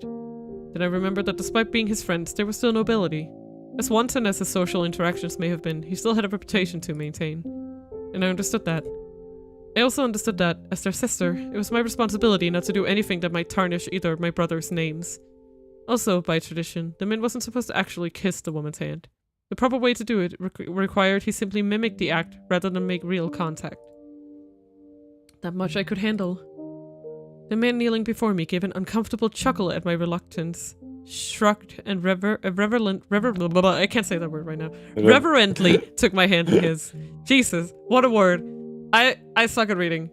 English is not my first language. I suck at reading, yeah, I totally And then he pressed his lips firmly against my skin.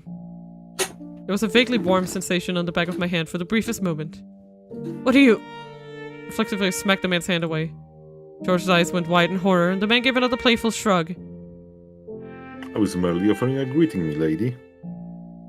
Or is it even a new experience to you? Your innocence is truly precious. I was half a second away from throwing a barrage of insults, but I bit my tongue and stomped off instead. What? Oh dear. Michelle? Hey, come back, Michelle.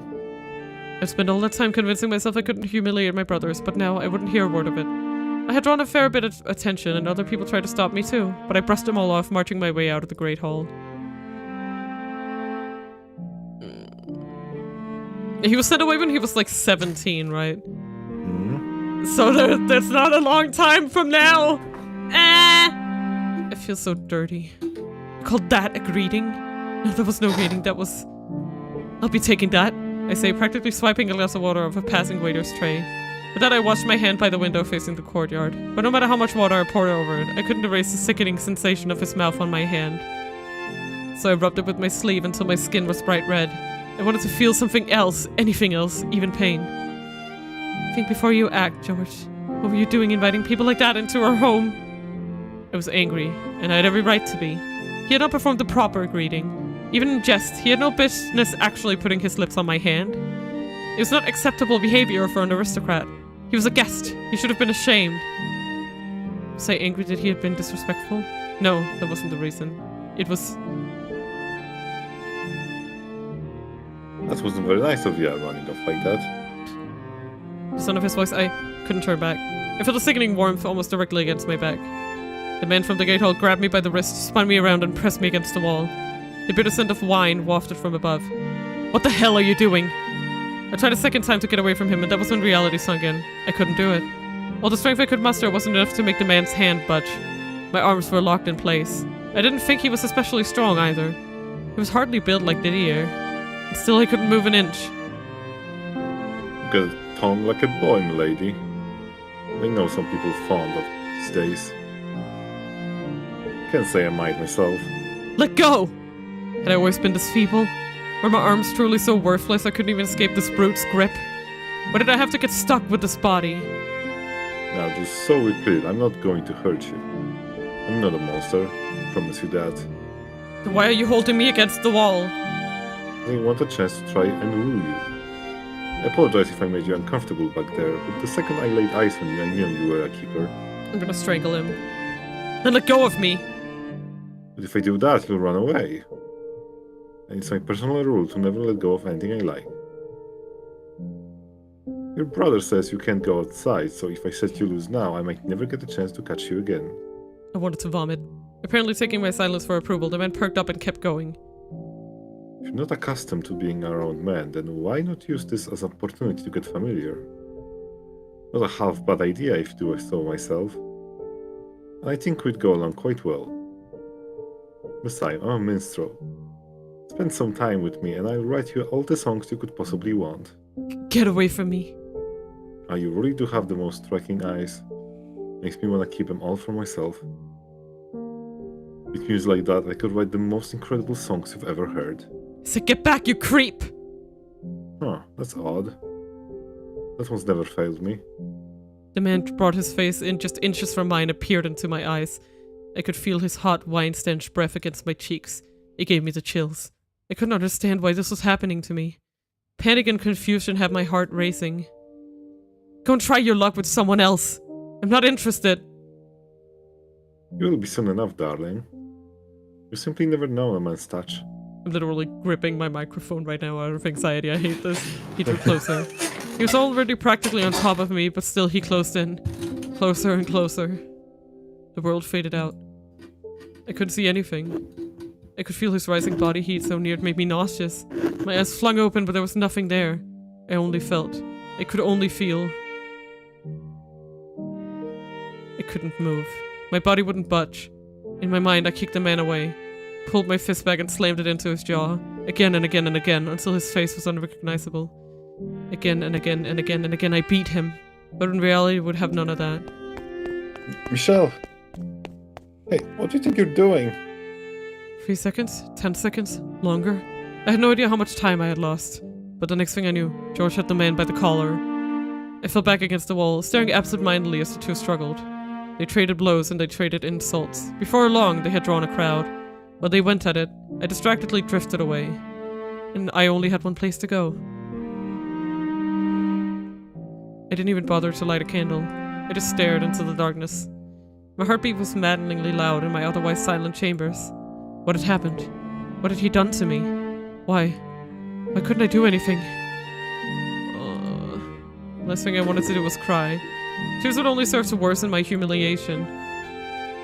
Only magnify how wretched I was. Only make me more effete.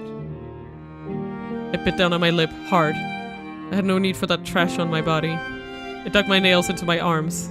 I had no need for that trash on my body. All of this, every last bit of it. That was why I was the way I was.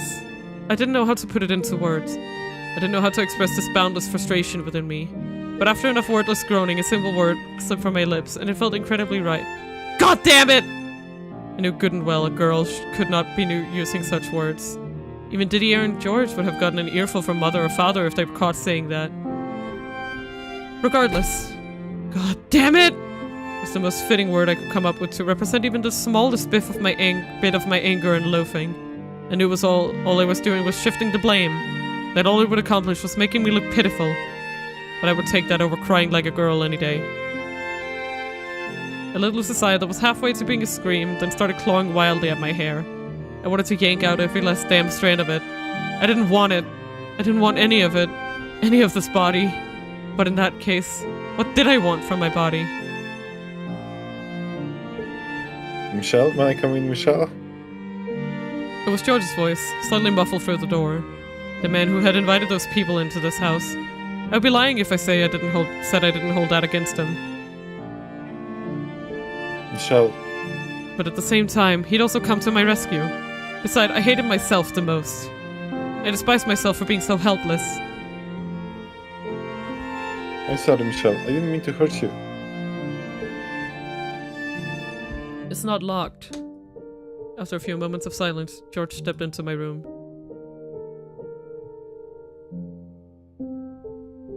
Your hair is a mess, Michelle. And my god, you're bleeding. It was when I first noticed a stinging sensation in my lower lip. A metallic taste spread through my mouth. I had been biting it much harder than I realized. And there was a lot more blood than I expected. The trail of it was running down my chin, a second from spilling onto my clothes when George wiped it away. I'm really sorry, Michelle. He can be a real ass when he drinks. And he's a bit of a womanizer at that. I never expected he tried to go after you, though. I'm really sorry, I didn't mean for this to happen. But, you know, there's a chance he may have genuinely taken a liking to you. That just makes it worse! Sorry. You're right. You want to be with the man you like, I understand. He ran his hands through my hair, as if trying to calm me down, at the same time cleaning up the mess I had made of it. It made me feel like I was some kind of plaything. A joke of a doll. I don't... Huh? I don't want to be with anyone. I would never, ever be comfortable with a man putting his hands on me like that. However... I'm sure you'll find someone eventually, Michelle. Someone that feels right for you. I feel kind of awful for introducing you to him, but... there are plenty of men in the world. You might not be interested now, but that'll change soon. It's part of growing up. You're best off forgetting today ever happened. I was dead certain, but apparently that wasn't enough to convince him. The very idea that I might one day meet a man who I wanted to touch me made my skin crawl. Why? Why did I feel like this? Was I just not interested in men? No, if that were the case, I wouldn't admire my brother's bodies. I didn't have an aversion to men. In fact, I enjoyed spending time with my brothers far more than indulging my mother in her woman's world. What I couldn't stand was the particular look men would sometimes give me. But why? Why did I not like that? I had no answer. My thoughts were only going in circles. Are you okay, Michelle? He peered down at me, his face twisted in concern. But I couldn't answer him. Was I supposed to articulate this? My anger, my frustration, my irritation, my fear? I had no confidence he would understand. George, how's Michelle? Amy's voice came from the doorway. Inexplicably, I felt like someone had stuck their hand in my chest and was now squeezing my heart. Like I had just been caught in a compromising situation by the last person I wanted to see me. Yeah, she's doing good, aren't you? Yes, I'm fine. Glad to hear it. I was clearly lying, not even looking him in the eyes when I'd said that, but that seems to have gone over George's head. Amy, on the other hand. You don't look fine at all, she said, a hint of pain in her voice, and then entered the room. George, Father was asking for you. He says it's time to bring the gathering to a close. You should get going. I'll stay here with her. Oh, is he? Okay, so I get it. He's just like the la la la la la, zero brain cell, la la la la la, brother. This one. Alright then. Like, either he doesn't care or he just doesn't know. Sounds good. Once the sound of George's footsteps faded into nothing, Amy took a seat beside me and, without warning, wrapped her arms around my shoulders. It's much better to talk to another girl at times like this. My heart leapt into my throat, but beyond the shock, I also found myself welcoming the warmth. It was pleasant, unlike the man's. It must have been terrifying, but don't worry, you're safe now. It wasn't really, no. No need to pretend, sweetie. If a man had me pinned against the wall, I'd be scared too. I mean it. I wasn't scared. I'm just disappointed in myself. Alright, I believe you. You're a strong girl, Michelle. There aren't many who wouldn't have been scared. I'll be sure to give George a stern talking to about his choice in friends. Something I learned today is that he's somewhat of a pushover. You're a lot more tenacious than I thought. As a woman in this world, you have to be. And if you're not, well, you'll figure it out soon enough, Michelle. Of course, even as strong as you are, I'm sure it'll still be difficult to forget what happened to you today. George has told me to forget it as soon as possible, and I mean that I wouldn't be able to. Was it the difference in their individual perspectives? Or was it the difference between the way men and women fought? I wasn't sure. As my head rested against her breast, a bit of my frustration slipped out. I couldn't move my arms at all. He didn't even seem all that strong. I couldn't believe that I was really so weak. That's just the way of the world, Michelle. Men are physically stronger than women, so you'll almost never overpower one. You're not any weaker than a normal girl. Don't blame yourself. Yee, but she doesn't know how much those words actually hurt. Though it wasn't the consolation I had hoped for, her words still filled me with warmth. I had exploited my own weakness to hear more of that soothing voice, and I alone knew how foolish I was in doing so. I feel so much pain for him. I cannot. My brain is just... Amy frequently visited my chambers. I didn't know if it was at Mother's request or of her own volition, but I prayed it was the latter. She was a very touchy-feely person, and she seemed to have a particular fondness for playing with my hair. Whenever her voice danced its way into my ears, it would wreak havoc inside me, being enveloped in her scent day after day, stroked the fire growing within me. I did my best to remain as straight-faced as possible, but because the last thing I wanted was her catching on, I understood that the things I was feeling were untoward, to say the least. Your hair is so utterly enchanting. I've never seen hair so white before. I think having color is much prettier. Oh, well, George says white is the most difficult color to make with paint. There's no greater challenge than capturing the beauty of true white. Living with such a splendid example of color must have given him a very high standard of quality. Say, Michelle, maybe you could tell me about yourself today. I would love to get to know you better. Tell you about myself? Yeah, we could become even better friends if we found some mutual interests. I enjoy playing chess, and I consider myself quite good. Oh my, chess? I've never played. You're such a bright girl, Michelle. Would you like to try? I could teach you. I appreciate the offer, but I think I'll pass. I doubt I would be any good. Oh, okay. What else is there? Say, your favorite kind of flower, fragrance, color of gemstone? Are there any embroidery patterns you're particularly skilled at? I don't have any favorites, no. And I'm not especially good with a needle either. No? Do you have shaky hands then? I wouldn't say that, no. I'm fairly good with a knife, I think. A knife? Oh, like a kitchen knife? No, a sculpting knife. Sculpting? Is that really so strange? It is a bit unusual, I'd say. But George does it all the time. His room is practically made of wood chips and charcoal and paint. George is an artist and a man. There's nothing unusual about him doing some sculpting. Why is it okay for him, but not for me? Does being a girl really make that much of a difference? Well, why don't we practice embroidery together, Michelle? I get the feeling you spend too much time with your brothers. She's the same. But now you have me. I'm sure it won't be long before you appreciate how much fun cooking and needlework can be. She sounds just like Mother. And she gives the same reason, too. Because I'm a girl. But that's not an explanation. It's a vague generalization. That said, if I agree, I could spend more time with her. Okay. Wonderful. We'll come up with beautiful designs together. And when you've made something you're proud of, you can give it to a boy who catches your eye.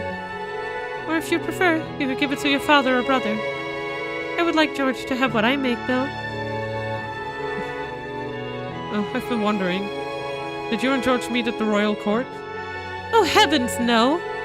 I've never been to the court. One day, my father told me I was getting married. And the next day is when we first met. It happened that quickly?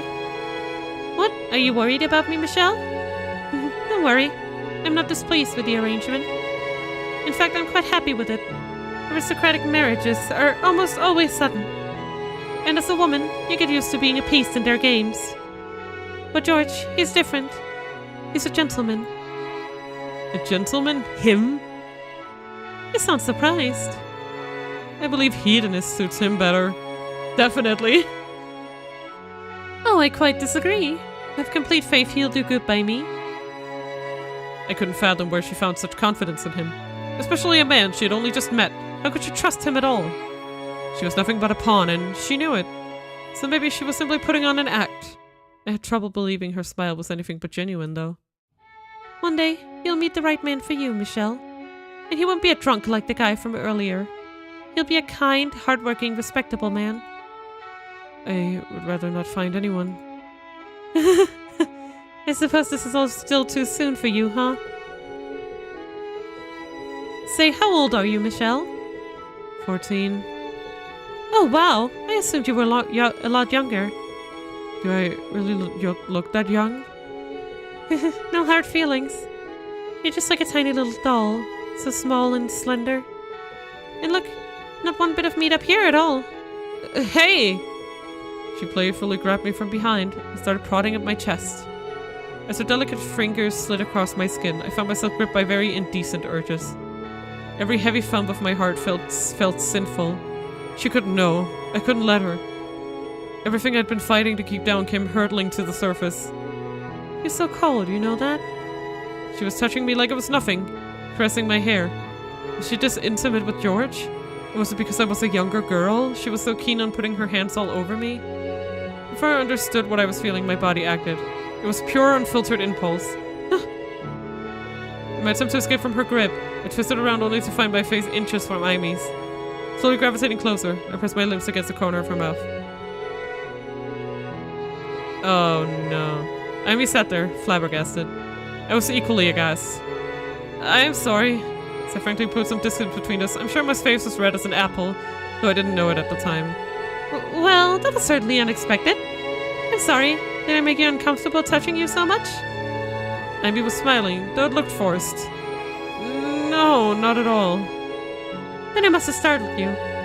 I'm sorry. If I'd let you go sooner, we could have avoided this accident. What do you mean, accident? The kiss on the lips is... It wasn't an accident. It wasn't, Amy. I seem to have confused you somewhat, Michelle.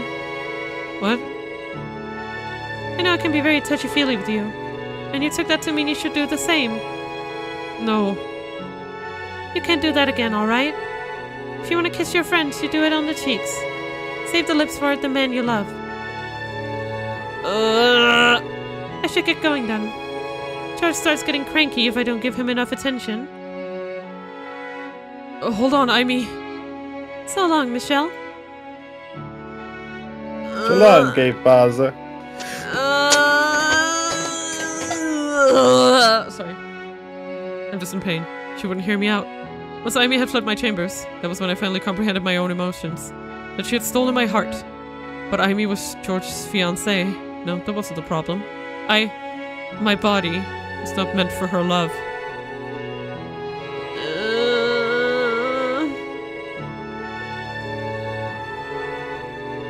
I awoke in the middle of the night to pain in my joints. Not enough exercise, I guess. I tried bending and stretching my arms and legs, but it did nothing. So after pondering on it for a bit, I decided to go for a late night walk to distract myself.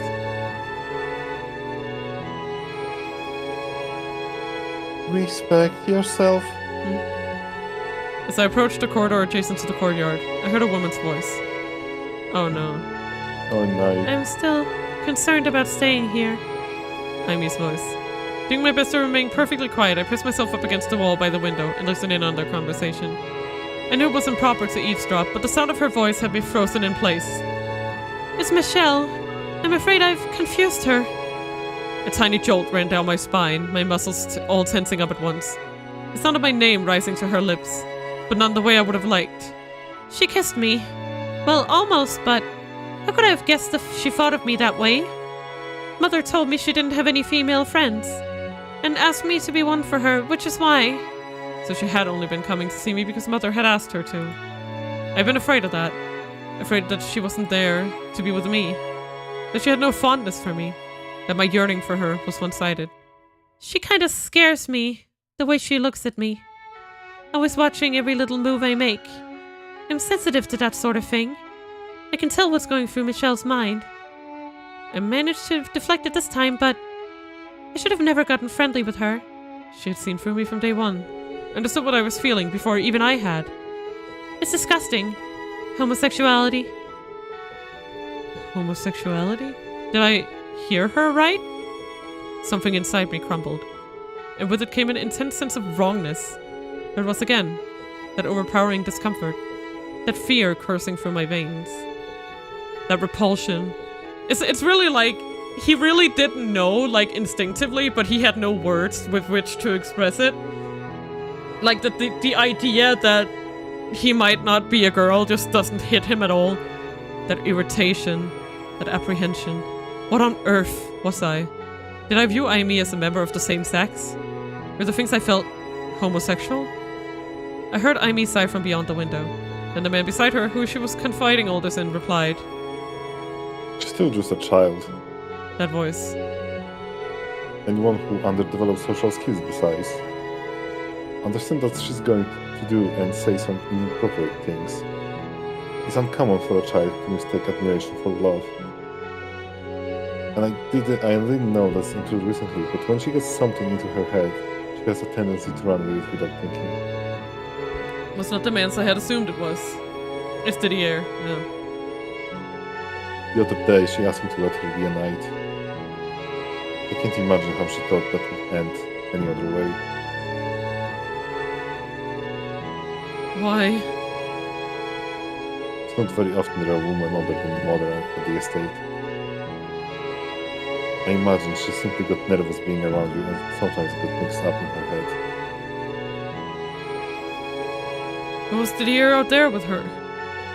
I hope that's all it was. I mean, hadn't you told me before George was a gentleman? So what were you doing, getting so friendly with Didier? And Didier, weren't you my ally? Or was it all an act like her? You were going to be a knight, so why were you out here with your brother's fiancé? I'm glad to have you here, so I hope you can figure something out to make it work. Bruh. I'll do what I can, but... And I'm kind of reluctant to say this to you, but something has to change. As it is, she kind of grosses me out.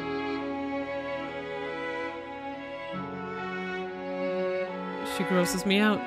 So what? I was some kind of sick, disgusting creature? All I had done was show feelings for her. It couldn't be George or Didier. The needles piercingly expanded, both in size and number. Soon I was being skewered by a dozen of them. And the heated sighs rising from the courtyard only served to make the pain worse. All I could do was cover my ears and run.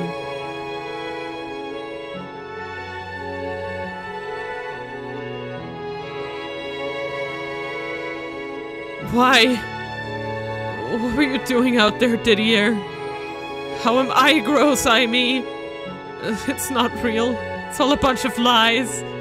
This entire house is nothing but a fraud. None of it was ever real. The family gatherings, Amy's smiles, Didier's kindness. George. What about George? Did he agree to the marriage knowing about them?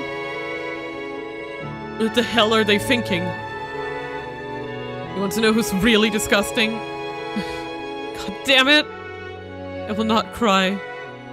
I will not cry! Can't let myself. Girls cry. Tears are for girls, not for me. I bit down hard on my lip, rubbed myself in my sheets, and pressed my hands hard over my ears. Squeezed my eyes shut as tight as I could manage, tried to get away from the things I'd seen. Images of them embracing in the night threatened to float back to the surface, but I shook my head, casting them off. Praying I wouldn't have any nightmares, I drifted off to sleep. Bruh. I just want him to get a hug. The next day I awoke with a terrible fever. I hovered in a sweltering wave of heat, unable to tell dream and reality apart, listening to a seemingly endless stream of cracking noises. The sounds were coming from inside my body. I thought I was falling apart. Mother was horribly worried. I had never been the most healthy child, but I had never fallen this ill either. I couldn't get out of bed. My voice was raspy like an old woman's. I was genuinely afraid I would wither away and die. Mother called in doctor after doctor to see me, but they all said it was the flu. The bodily pain was common with a fever. While there was a doctor in the house, Mother was able to remain relatively calm, but once they were gone, the anxiety came back. She stayed with me day and night, even before going to sleep. Her hands gripped mine, they held me fast. She had her head bowed as if in prayer. Don't worry, you'll be alright, Michelle. God is watching over you. He will protect you. You are his child. You are his angel sent to earth. He will not forsake you. The doctors say it's just the flu. Though her words seemed to be directed at me, there was a vacantness in her voice, as if they were really for herself. For so long she had wanted a daughter. I couldn't understand her fixation, but seeing her there, through my cloudy eyes, I wanted to apologize for ever thinking spending time with her was agonizing. How are you feeling? Your mother's here for you, don't worry. But the only sound that came from my mouth was a faint gasp. I drifted in and out of sleep, Mother's hand wrapped around my own, and I had numerous dreams. In my dreams I was a man. In my dreams I was Didier and I was George.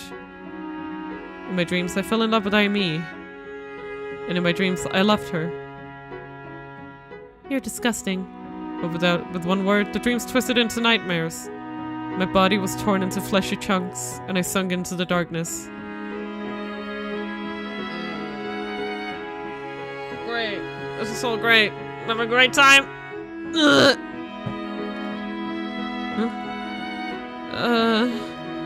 Several days later, my fever was gone, like it has never been there. However, what the... My voice did not recover. And when I attempted to climb from my bed, the murderous pain in my joints came rushing back. Instead of my feet, I landed on my face. My voice was unbelievably deep. And the pain only got worse. Every time I took a breath, it felt like someone hammering a spike into the back of my neck. It felt like my body was falling apart, like my dreams were becoming reality. Michelle! Michelle! When Mother scrambled into my chambers, I remembered the time she had spent at my bedside, and a wave of relief came over me. I reached my hand out in a show of vulnerability, but she didn't take it. She couldn't take it. Mother? What's wrong with your voice, Michelle? I see. You're still not feeling well, are you, Michelle? A look of restrained fear on her face. Mother stepped toward me, placing her hand on my forehead. Her palm felt hot against my skin. You don't have a fever. But I hurt all over. My joints. You're still sick, Michelle. But don't worry, you'll be fine in no time. Now back to bed with you. You're a girl. You're a girl, so you shouldn't be sitting on the floor. It's bad for your back. As Mother repeated the phrase, you're a girl, again and again, that nagging sense that something wasn't quite right grew more distinct. Was I really sick? Was this actually my voice now? And if it was, what was I turning into? My voice was certainly not a girl's voice.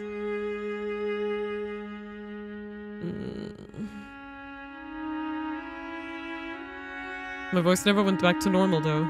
So Mother ordered me to remain in my room. I hadn't recovered yet. And so long as I was sick, I couldn't be let out. Again, something felt wrong about her calling it a sickness, but I had no evidence to the contrary. I had no way to know I wouldn't get others sick if I exposed them, as she claimed, so I had no choice but to do as she said. In time, Mother too stopped visiting me, and the only people I saw were servants. They did their jobs, but refused to look me in the eye. No one else came to see me, though. Not Amy, Didier, or George. 1 month passed, then 2, then 3. Occasionally, the pain in my joints would withdraw. At other times, it would worsen. Whenever I would drift off to sleep, I would hear the sound of my own joints creaking. I would dream of a woman standing in the courtyard, her soft chestnut hair fluttering in the wind as she twirled to face me. A smile on her face and her breasts exposed. One day, after around 6 months of servants refusing to make eye contact, I stopped one and made a request. To have a mirror brought to my room. Well, he didn't acknowledge me. The next day I had my mirror. By that point, I was fairly certain I knew what was happening to my body. I had no clothes to wear, because none of the multicolored dresses hanging in my wardrobe fit me anymore. Pulling the heavy red cloth covering the mirror aside, my completely naked body came into view.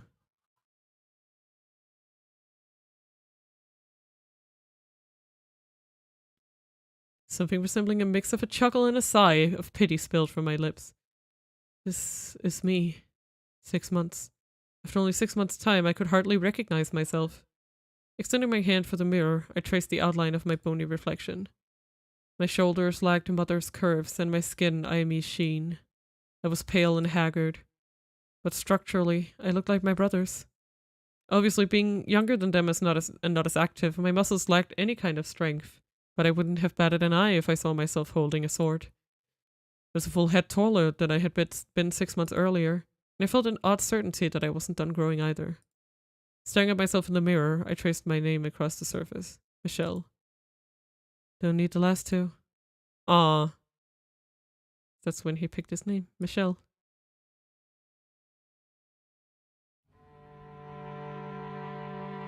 Huh. For the first time in my life, I liked my name.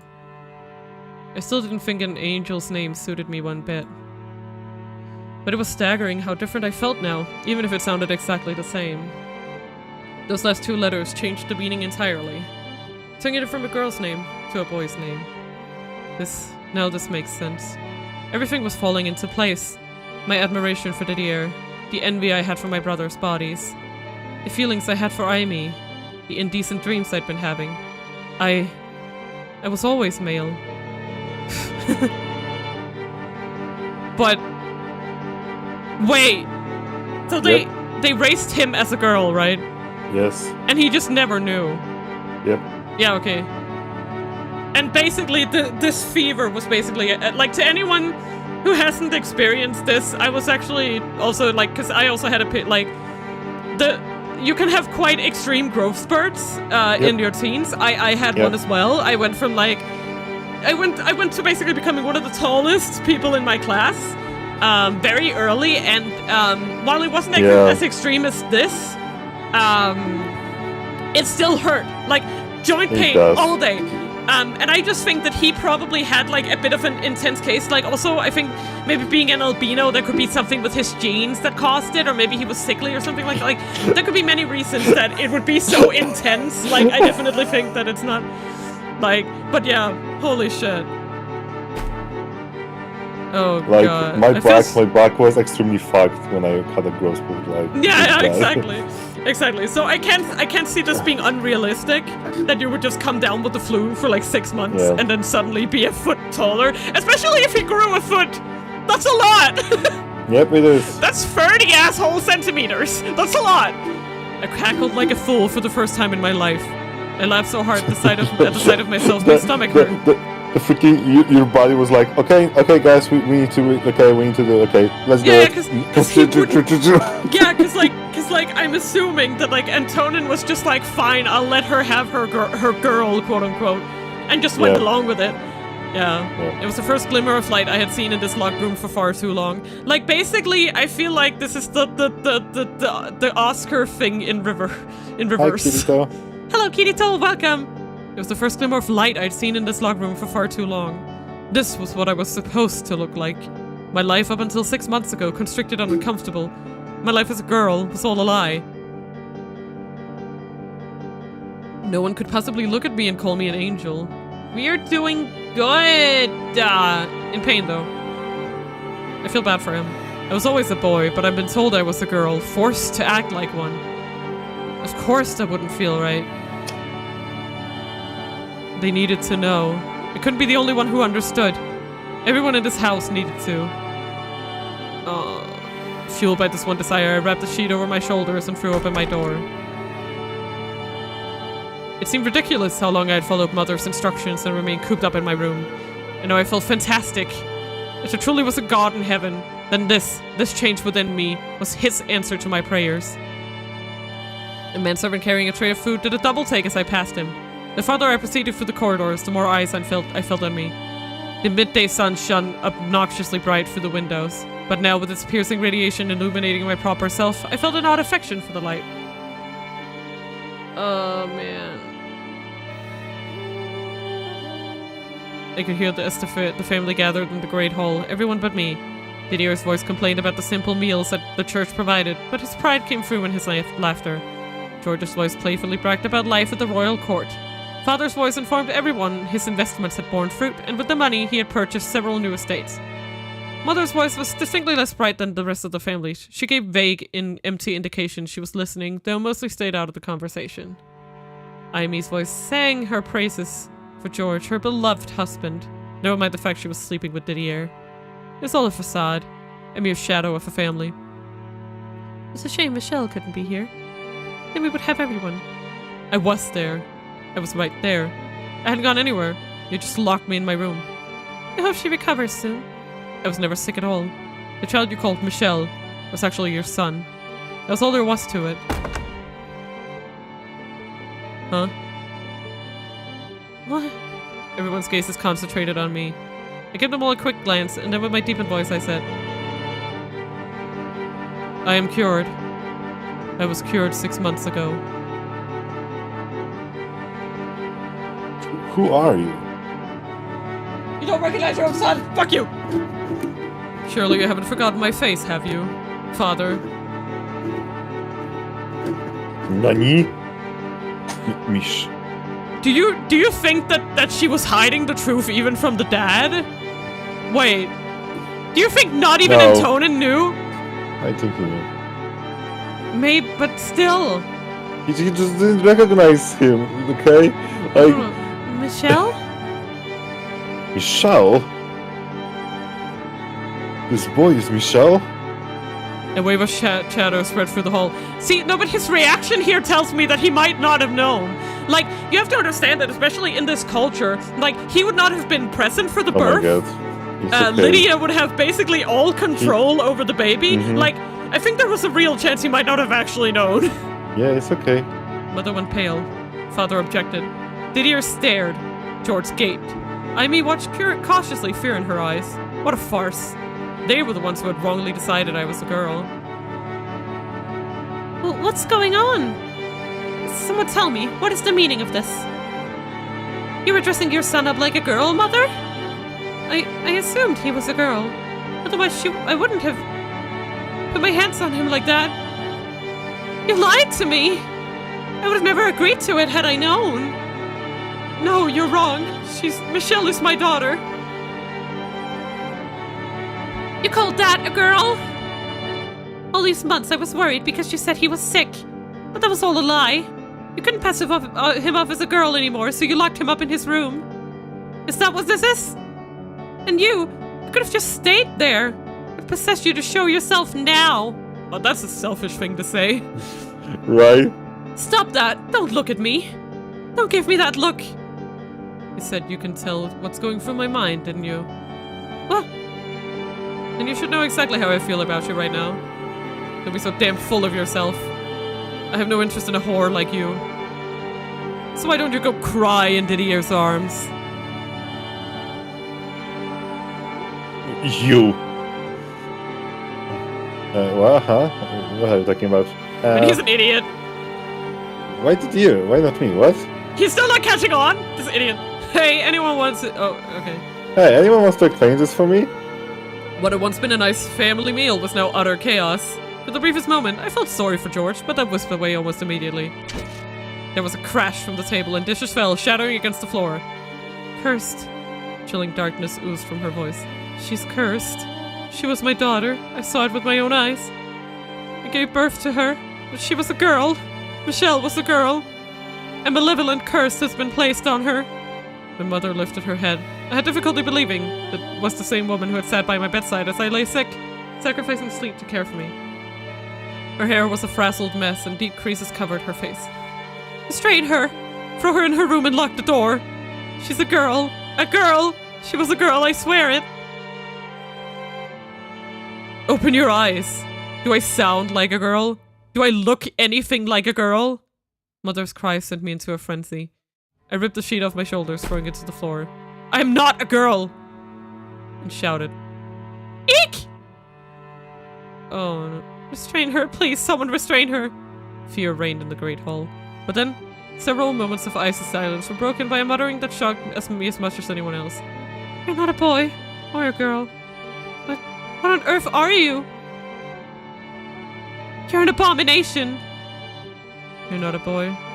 You're an abomination. I'm... what? I see myself in the mirror. As undoubtedly male. I think he might be intersex, probably. Or has some kind of... I mean, that's the thing, right? Is that... like, because a lot of people want to always say, well, you're either born this or that. You can't be something that isn't this or that. But like, you disregard the fact that biology is rarely that simple. Like, the amount of sort of like genital and sort of sexual like dysmorphism that a child can be born with really says that we need to expand our idea of like you can be born a girl or a boy, because it's actually really harmful to like do either, you know. I'd see myself in the mirror as undoubtedly male, lacking in strength though they may have been. I had visible muscles. My chest was flat and I was taller than a girl should be. My voice was deep and I had an obvious lump in the middle of my throat. I was male. I had to be male. What else could I be? So why was Amy looking at me some kind of strange creature? A chill ran down my spine, and I suddenly found myself deeply uncomfortable being so exposed. There's nothing there. You've got nothing there. Nothing there? I didn't understand what she was talking about. Unable to press further, I fell silent, at which point several servants burst into the great hall and restrained me. She's a girl. She's my daughter. Mother, seemingly in a mad daze, just repeated the same thing over and over. Like, you know, it's to the point where it's like you have people being born with like XY chromosomes, but for some reason the Y chromosome just nopes out and they become a girl. Like, yep. Shit's like, weird. Generally, It's like not the even Y weird, chromosome, it's normal. the Y chromosome is extremely weak. That's the problem. Yeah, it's extremely weak, and I could totally see it like and this is kind of like the opposite, because you can have, I can't remember what they're called, but you can have some genes in you that causes you to develop a fully like male body, but your genitals are quote unquote female. I don't know if that designation in itself is even useful anymore. There's also like legit like healthy males, guys that has like XXY. So yeah, exactly. Yeah. And then you have women who have just one X. Yep. Like a singular one, and it all comes with a host of different things. And then of course you have people born with genitals that fit into neither category, and then a lot of them are mutilated to fit into one category, and then they grow up feeling so confused in their lives, and that's exactly what I feel we've seen here with him. Yeah. She was a girl! His mother wailed. She wandered off somewhere. Father stood there in silence. Amy stared at me with disgust in her eyes. George was still in a panic, and Didier clenched his fists. Eventually, I started regaining my composure, which is when I realized I had made a mistake. My sickness had been made into a curse. I was once more caged up in my room. In addition to the door being locked from the outside, the windows were boarded over so no one could see in, leaving me in perpetual darkness. But like the thing is, he feels that he is a man, and I think that is correct, you know? Like, regardless of what he looks like, regardless of anything, he feels that the correct answer... Because I can, like, honestly, in this, I can understand the mother's confusion, but her, and of course, given the time period, I can also understand her reaction, but she's not helping. Oh no, she's in denial, like, completely. Yeah, I received no visitors except the servants, and again, none of them would look me in the eye. Every day was the same, day in and day out, day in and day out. The only time the routine changed was when, on occasion, a servant would arrive bearing a letter. It was my mother's handwriting on the parchment. We lived in the same house, yet she refused to show herself before me. I had no choice but to respond to her letters. She demanded I speak like a girl, and I didn't have the strength to defy her. There was a constant sense of urgency to her letters, like she might fall apart completely at any second. And so I did as she said. I signed each letter Michelle, the female name she bestowed upon me at birth, which I so despised. Every time I used that name, I felt like I was denying my own identity. On paper, she expressed her concern for me, but that concern only served to cause me more pain, so every time I took up my quill, my hands trembled. Mother, pray daily that my curse might one day be broken. Am I cursed? Is that why my body changed?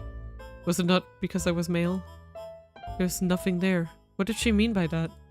Why did she look at me the way she did? How am I an abomination? Why? I don't understand. Someone, anyone, please tell me. Someone, please! Man, he was just going through it. Give me a hug so I can give it to him. Argo, I request of you The what? to read. I brought your supper. Thank you. I'll be back shortly to retrieve your dishes. I'll be going then. Wait, What? wait a minute. No. Yes? What do you need, Michelle? Are you a man or a woman? Pardon? Which are you? I am exactly what I appear to be. Which are you? I am a man. This is all. I'll be going now. Clothes off. What? Take your clothes off, right now. Everything, even your underclothes. But surely you jest, Michelle. I am very serious. I could not possibly. Why not? I could not expose myself. I ordered you to take off your clothes. You mean to humiliate me? I beg you, please reconsider. What are you? You're a servant of the Bollinger estate. What am I? I am a child of the Bollinger family. I may not be I may be locked up, imprisoned in this room, but that doesn't make you any less my servant. Am I wrong? Clothes off. Michelle. I ordered you to take your clothes off. Ugh. Not even the tiniest sliver of guilt arose in my conscience. I felt no shame in what I was doing. All that mattered to me was figuring out what Aimee had meant. I wanted to find the truth, and knowing I would have been better off in the dark. His face twisted in humiliation. The servant undressed it before me. In the dim candlelight, the man's body was shaped almost like a rectangle, and at a glance he didn't appear much different than me. A second later, though, I found my answer. Found the one crucial thing he had that I didn't. Why? My lower body lacked the part that made a man a man. Oh, Are sorry. you satisfied, Michelle? It was then that I finally learned what a man's body was supposed to look like. I'm begging you, please allow me to dress. It would be an unbearable shame to remain unclothed any longer. For the young Bollinger's daughter. Daughter. You still insist on calling me a damn girl?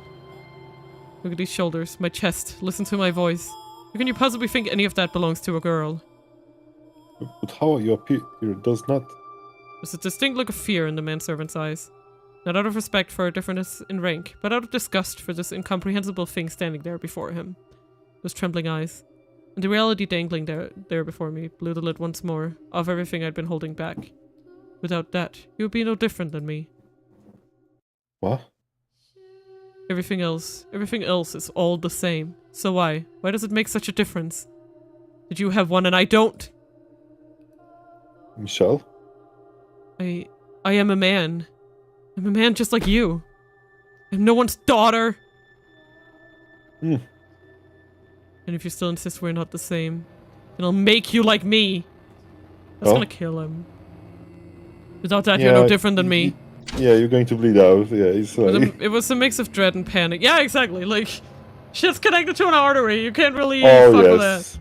You can't really fuck with that. Like, it would basically be like cutting off someone's leg, essentially. Yeah, yeah. Like functionally. Or the major artery. It just Yeah. goes... Just... Or cutting off lose someone... blood. Or let's go with it similarly, like, let's go on a smaller scale. Cutting off someone's tongue would have the same effect. You know? Yeah. Not like... Yeah, like, it's not a lot to make the difference, basically. And so, in order to keep myself afloat, I decided to bring another pain. Please don't do this, Michelle. In a blind frenzy, hardly even aware of what I was doing, just riding the current of my erupting emotions, I swiped a knife off the tray the man had brought, knocked him down and climbed onto him. Get rid of it. I'll make you the same. Without it, you'll be just like me. Get off me, please. Someone help. Make you just like me. Get in here, someone. Anyone. Michelle. She's delirious. Through the fog of hysteria, I suddenly realized I was surrounded by several servants, and the next thing I knew, I was on the floor beneath them. There were many, if not more of them than when I had made the scene in the Great Hall. A dozen manservants stared down at me, their eyes filled with fear and revulsion. Into the shadows beyond the crowd, I saw Mother looking in on me with vacant eyes. Mother. Mother, why? Will you only speak to me through letters? Why do you say I'm cursed? Mother, I'm male. I was always male. Tell me that I am, Mother. Let me out of here, please. I'm not delirious. My head is perfectly clear. I'm normal. There's nothing wrong with me. I'm not cursed. Mother, say something! My poor boy. I wanna just... After that, I was shut in my room again, and even the servants stopped coming. I pushed and I shoved and I pulled and I pounded with all my strength, but the door and windows didn't budge. A day passed and then another. With no food or water, I started fearing death was upon me. I had no idea how miserable it was going to go so long without water. My throat was dry and cracked, and I felt like I was on fire, making breathing difficult. 2 days. 48 long hours. I felt like I was going to lose my mind. After just 2 days, my skin stretched tight across my bones, looking hard and dry in the soft candlelight. Water. I need water. Someone please give me water. Why won't anyone bring me any? Why? My family had abandoned me, and were leaving me to die in this room. When I realized that, I broke into uncontrollable shaking. The helplessness threatened to suffocate me. Fear of death turned to panic, which only scrambled my already confused mind further. I grabbed a chair, swinging it at the window, the door. But all my attempts ended in crushing failure. Anyone! I clawed at the door, begging for help. Someone open the door! Anyone! Water, I need water! 1 drop, that's all I need! I'm going to die in here. Someone... Anyone! Mother, father! Didier, George! Someone open the door, please! Help me! Someone! I need water. My throat hurts and burns. I'm so weak. Someone, water. Didier, George! Anyone! My boy. But not a single soul came to the door. With no food or water, the 3rd day came and went, and then the 4th. By that point, I was expectedly devoid of any sense of dignity. And I sat there, covered in all manner of human filth, as my body quickly wasted away. Still I clung to the vain hope that someone would open that door. It was all I had. Occasionally I would hear footsteps. Whenever I did, I mustered up what meager strength I had left to bang on the door. Whoever's there, please open the door. I'm begging you, someone. But my pleas fell on deaf ears. Though they didn't respond to me, I could hear the Abigails muttering to one another in the corridor. Did you hear that? Yes, I did. I wonder what's gotten into Lady Michelle. You say she was cursed. Maybe she sold her soul to the devil. How dreadful. We should stay away from that door. If you don't want to be cursed too. I'm not cursed. I did not sell my soul to the devil. I'm kind of scared. I might have to find work somewhere else. Gotta make sure we stay away from that door. Why do you think I'm cursed? I never did anything wrong. Lady Michelle has lost her mind. She's deranged. I'm scared even thinking about her. I'm not deranged. My mind is perfectly fine. She's right crazy. She's right mad. No, I'm not. I'm perfectly normal. Oh, my... Someone please get me out of here. The 5th and then the 6th day passed. And by that point I was hovering on death's brink. I lacked even the willpower to hold myself up against the door. So I simply lay on the cold floor waiting for the end. I felt no sorrow, no anger, no despair. Nothing. I had been sucked completely dry. I couldn't even compose a coherent thought. Which is why when the door I had yearned to open actually did, and someone stepped inside standing over me, I was unable to process it. My god, what a mess. Okay, you're still alive? Well, look at that. I was afraid you would be dead. Oh, it's Amy, okay. What? Why? Oh, she's a monster. I'm sorry, really. Didn't mean you much harm. But after what you said in front of the whole family, I was a little upset. I couldn't tell what she was saying. All I could hear were garbled sounds, and all I could do was moan at her. The servants are all afraid of you now, after your little episode, so I volunteered to bring you your food in their place. Everyone was so grateful. I don't think anyone likes you anymore. Eventually, my muddy mind managed to make sense of the thing she was holding in her hand. A tray of food. I could smell it from here. At first I just gave your food to a stray cat. I wish you could have seen it devouring every last bit. Water. What I didn't know, though, was that people can die in just a few days without water. I never intended to kill you. I just didn't know. So I'm really sorry about that. Water. But you're alive. Someone so physically weak, you sure are tenacious. Isn't that nice? You have one thing you can be proud of. Water. What's that? Water? You want water? Hold on, I got some right here. She picked up a goblet with her delicate fingers. My hand swiped weakly at the air, trying to grab it. A grin spread across her lips, and then she let go. Go on, drink. You better hurry or the rock will absorb it all. You wanted water, didn't you? Then drink. In that moment, I could hear the sound of the last of my dignity crumbling away. Driven solely by my survival instinct, I bent down toward the rug, pressing my lips against the spreading puddle. You really did it! This is too good, Michelle. You look like a cat. No, cats are much more graceful. I can't stop laughing. The daughter of a prestigious family, the Bollingers, sucking water out of a carpet.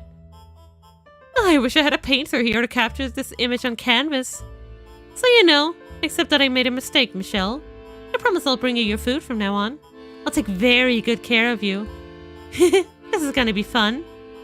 Listening to her childish, yet deeply malicious laughter, I understood.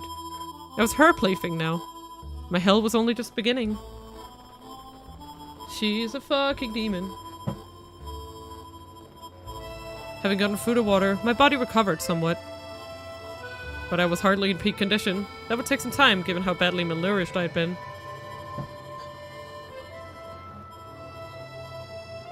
Sorry, my tablet is about to run out of power. Yeah. I'm saving him! There we go. Amy continued to treat me like her pet, constantly stoking the flame of rage within me. But I was too weak to stay on my feet for long, and talking hurt my throat.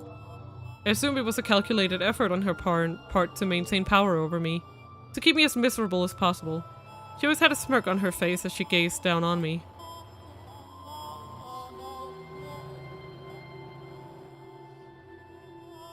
Come on, open up. No wonder he didn't want to talk about this. Today I'm going to feed you myself. What's the matter? You can't put anything in with your mouth closed. Or do you want to starve to death? I mean, why are you doing this? Why? Because it's fun. Why else? You married into this family, you sick wench. What gives you the idea you can treat me? Are you saying that because I married in? I'm of lesser stature than you? That's true, I am. But what's your point? You think you can intimidate me with formalities? Aimee. Ew. I would rather you not speak my name if you wouldn't mind. That doesn't excuse your treatment of me. Someone, Didier or George, will make you pay for this. You don't have a single friend here, Michelle. No one takes your side. No one to take your side. And no one to say a thing about me playing with you. Assuming you were somehow able to tell someone, no one would believe you. That's a lie. Do you have any idea what people say about you? They say you've gone mad. That you've sold your soul to the devil. Do you honestly believe anyone would trust you? I am not mad. I don't know. You look plenty mad to me. Fine, then I'll run away. I'll escape from this estate and from you. You think you could survive out in the world with that body? A stray cat could lift more than you. You'd never find work. They'd give you a week at best. You can't be so sure of that. Maybe I could make it on my own. Maybe, but either way, there's no way you're getting out. You try to run, someone might just cut your legs off. How's that at all necessary? Don't ask me. Maybe because your curse hasn't broken? You know, you're lucky you're even allowed to live. And you should be grateful to me for volunteering to take care of you. Nobody else wanted to have anything to do with it. So if you want to keep living, you have to show me some respect, and you have to do everything I tell you to. Understood? So this is the real you. You were just pretending to be respectable. When in reality, not only are you sleeping with Didier, you're a downright vile woman. You've been putting on an act ever since you got here. Oh, you make it sound like I'm somehow worse than anyone else. I'm quite normal, thank you. How is that? How is this normal? Listen to me, Michelle. The side of me you see right now isn't necessarily the whole thing. The sweet girl I am for the family is also me. And when I held you in my arms, that too was me. I'm not putting on an act. Liar! Although to tell you the truth, I never actually liked you, so that part was a lie, yes. If Mother hadn't asked, I would have never even considered getting friendly with you. Aimee! You know, life as a noblewoman is so dull. It's so restrictive. No room for love at all. So can you really blame me? There so happened to be the most wonderful night right there for the taking. Why shouldn't I have gone after him? I'm still young. Let me have some fun, you know. Not like women have much else in the way of recreation. So it wasn't Didier, but you who seduced him? And it all would have worked out beautifully too, if you'd only kept your mouth shut. You ruined our family gathering and damaged my reputation. And you called me a whore. That's correct. You're a horrible person. It wasn't very nice now, was it? But not nice. Is it any surprise I'm a little sore? You brought this on yourself, Michelle. I brought this on myself? Don't you dare. Nothing justifies what you're doing to me. Nothing justifies what you're doing to me. Yeah, sorry. You know, it's that thing when they're not lighting up. It's very hard for me, even though the names are right there. But they're just very small, you know. I'm not the disturbed one. You're a crazy whore. I'm gonna take a screenshot of that, cause, bro, true. Yes. And don't you try and pretend otherwise. Damn you. Oh my, such language. You're not being very nice to me, Michelle. Girls aren't supposed to talk like that, you know. Yeah, girls aren't supposed to be vindictive whores either, but look what we have here. People are not supposed to be horrible. I know, right? I'm not a girl. Then what are you? I'm a man. A man? With that body? Aimee quietly rose, grabbed me by the hair and shoved me to the floor. Let go of me. You call yourself a man. You can't even get out of a girl's grip. You've literally been starving him for weeks. Shut the fuck up. I'm not all that strong either. It's like she restrained someone, you know, like legs and arms and like, you know, like put them in a fucking straitjacket and it's like, oh my god, you can't even attack me. You're so weak. It's like, fucking hell, dude. Like, she really thinks this is a bird. In fact, I'd say I'm rather weak. Just a small, powerless girl. If you were a man, you would have no problem breaking free, malnourished or otherwise. But you can't. She traced the line of my emaciated ribs with her nails, traveling slowly down my chest. What do you mean ignoring that? You're missing the most important part. Stop! Get off me! I tried to shove her aside with all the strength I could squeeze out of my arms, but as Amy had said, I couldn't even overpower a girl. All I could do was lie there beneath her and beg. Get off me! Groaning in anger and frustration. Her finger came to a stop just above my navel. She looked up at me with a sweet smile, and I pulled her hand away.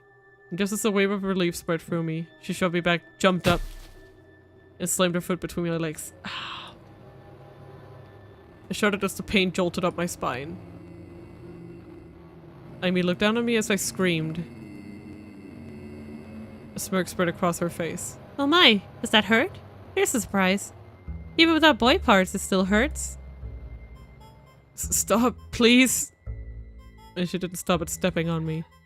I'm begging you, stop, please. She dug her toes into my flesh.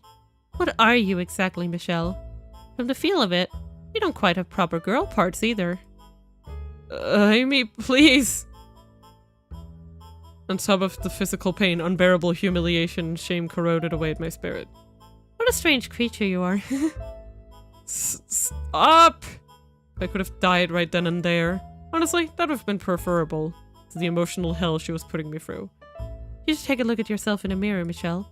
You're crying. Sobbing like a sad little girl. How much of a boy are you? And you lusted after me with this body. Seriously. You're disgusting. I can't believe you actually had the gall to fall for me. Can't believe you have the gall to be alive. She's the girl with the goal. She really is, and I hope she goes right into the guillotine. Oh boy. Goes right into the fucking gallows. That was the word. Hey. Sorry. Amy's abuse was not a one-time occurrence. As she had promised, she came to feed me every day, but her arrival brought nothing but anguish and torture. Every day she chipped away more of my spirit, but I hadn't succumbed to her yet. My anger still overpowered any fear I felt. About a week after Amy started caring for me. Have you been a good girl, Michelle? I bought you your supper. I'll set it right here for you. What's the matter, Michelle? Your foot's right there. It's going to get cold. Go on, eat. But no using your hands. Fall over and use your mouth.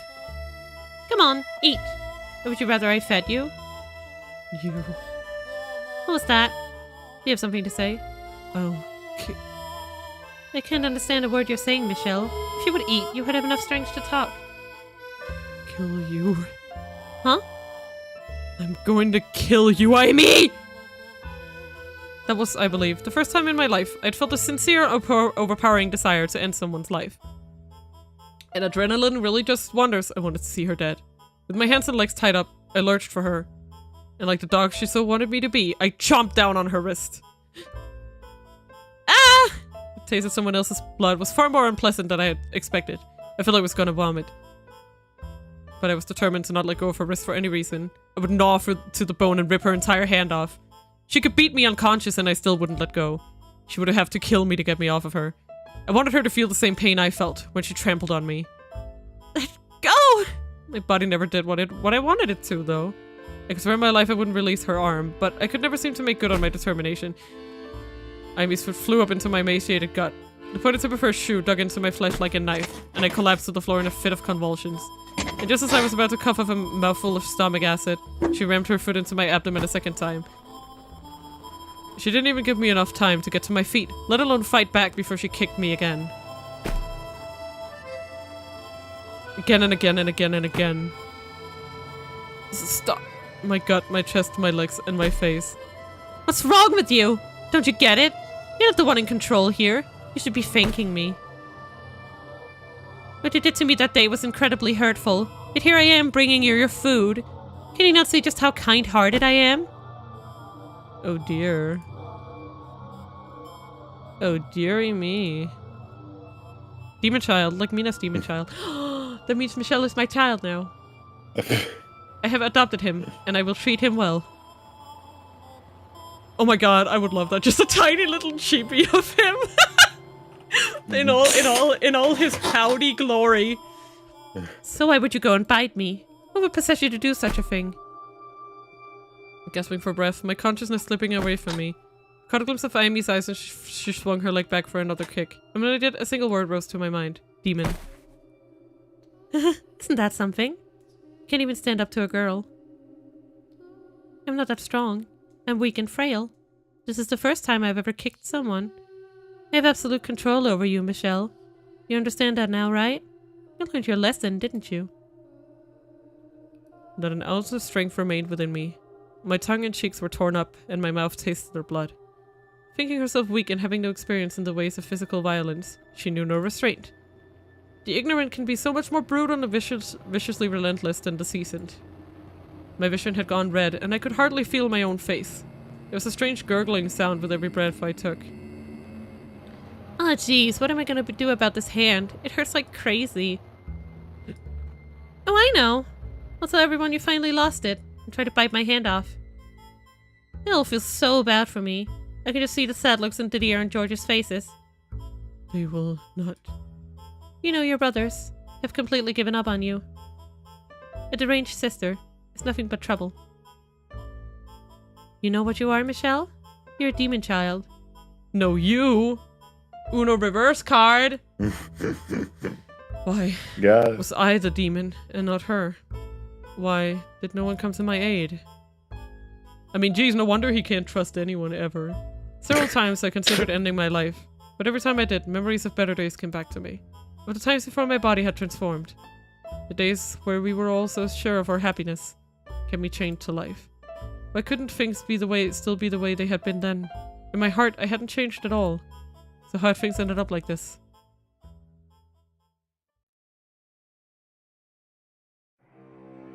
Michelle, oh Michelle, are you in there? Did you need something, George? I just realized now that his voice hadn't dropped yet at this point, so I was like, oops. I was just trying to do I was just trying to do like kind of the same voice, but a little more youthful. But if his voice dropped a lot, then it's a little lighter. You have to need something to talk to you? No, but you look like you were in an unusually good mood, so I thought... Well, why wouldn't I be? It's a wonderfully gloomy day out. I would understand if it were clear out, but can you really say it's wonderfully gloomy? Well, you can't be outside for very long when it's not cloudy, so in our case, that's perfect weather. Oh. Why do you say we go for a little stroll while we can? He's around today too, we can see if he's up for it. We like old times. We've been running around like a headless chicken lately, so we haven't had much of a chance for a sibling outing. Well, we'll have Mom make us lunch and then... Oh, we'll take a couple of horses for the furthest edge. I'm fine with that if you are.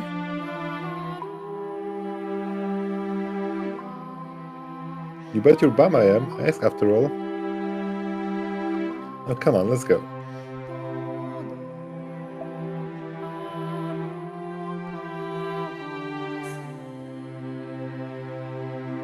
An outing, you say? Yep. Hop on a couple horses and head for the forest. You know what? You know, like, yeah, like I just kind of. Like, I know we talked about this before, but they really do just look like kind of like portraits, right? Like the kind that would hang in a mansion, and I just kind of thought about that maybe this is the only way in which he can really like remember them without, like, he doesn't actually see them as people anymore. Almost. I haven't done this in a while, so I figure why not? I see, well, if Michelle is coming, I see no reason to say no. Let's set off right away. Oh, whoa, slow down there. You saying you wouldn't go if it was just me? You're dreadful company, George. Even your wife cheated on you. Mina? Yes? I just decided to check. Yeah? How far in that chapter are we? Uh-huh. And it seems we're not even halfway. Yeah, we need to find a good place to, to wrap it up soon. I think maybe after this flashback, we could say... This is all a flash! Well, no, I just mean... No, I mean this flashback within the flashback. Like the specific scene with the horses. Maybe... Come on. Because you know what the problem is? Because it's too easy to just left click. Yes. Of But I course, why on promise. earth wouldn't I want to go horse riding along with you?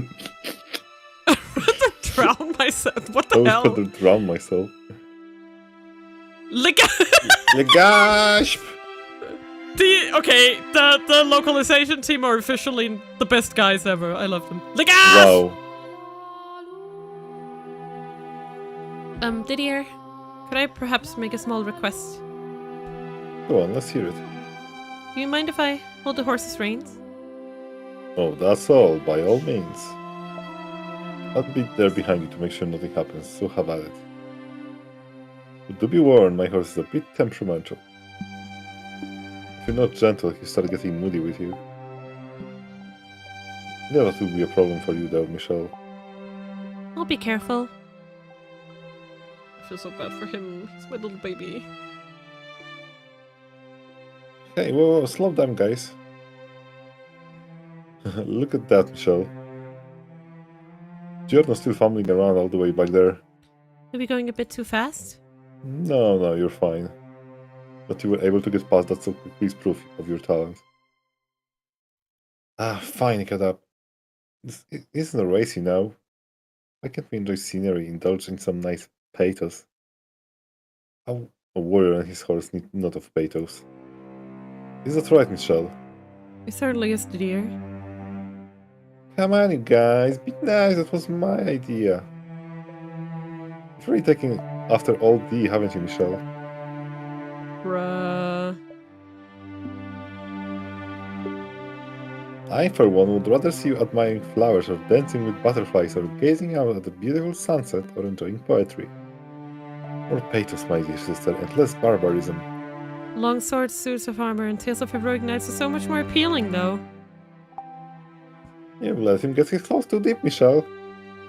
Oh dear, oh my, I'm going to have two meathead siblings before I know it. What did you just call me? You're literally a meathead. No, you two. Why don't we stop here for a picnic? Seconded, my stomach been rumbling up a storm. I took a few bites earlier because I was about to die back there. I hope your heart throws you into a river. Well, I hope you die. Oh, brotherly love. Hey, so the other day I brought a cat home. A cat? Yep, speckled from head to tail and ugly as a witch's arse. I was gonna keep it in my room, but Mom slept when she saw it. Keep that filthy thing out of my house! Wish there was something that we could do about how much a clean freak she is.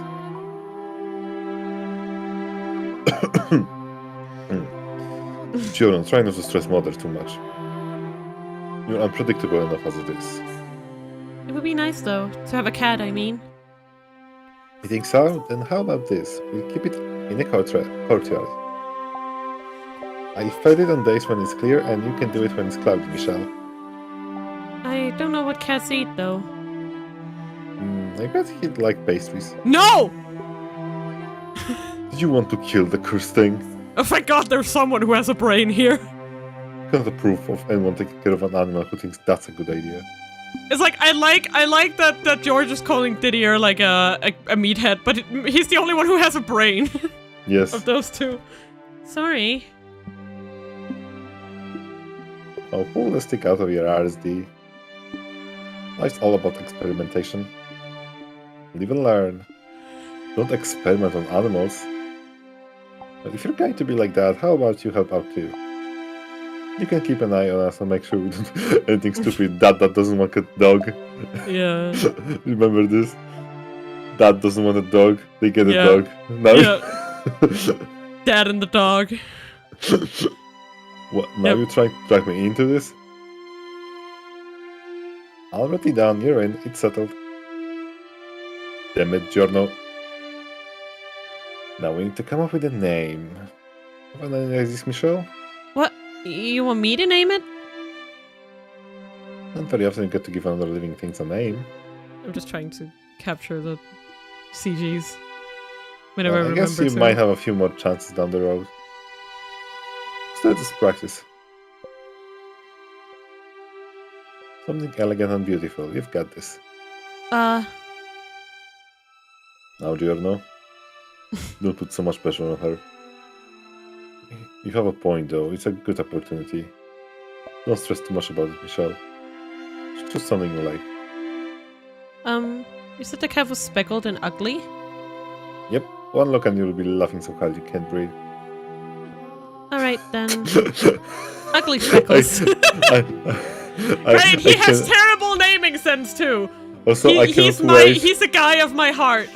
Also, I cannot wait for us to go to see the animal and it's actually a dog. Yeah. No, it's a fucking raccoon. A raccoon. Or... It's a tanuki. It's a trash panda. Yeah. It's like... But he keeps calling it the cat. Yep. You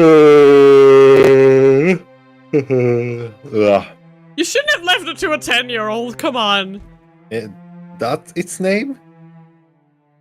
It would seem you do not have a future in the arts, Michelle. But you said it was ugly and speckled, George. I did, yes. You could have tried to harder than that, though. But you know, why not? Ugly speckless it is. It's actually kind of charming when you say it out loud. Ugly speckles. Is that funny? It's quite something indeed. The more I think about it, the more I... And you too, Didier. We should bring ugly speckles on our next outing. Sitting together, be in the clubs, having lunch. That we should. See, Dad is now on the board with the dog. Right. When Michelle got a little bigger, let's do this again. The three of us and our ugly speckled cat.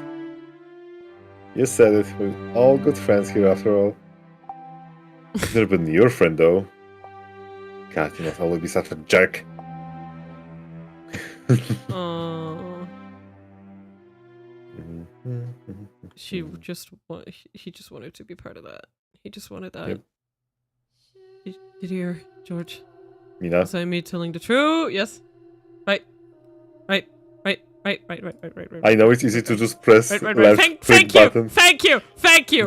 Just be like, Mina, stop! What you doing? Mina, stop what you're doing. It's crazy. Yeah. I was hoping for a nice cutoff point, but it's never happening, so I was just like, wait.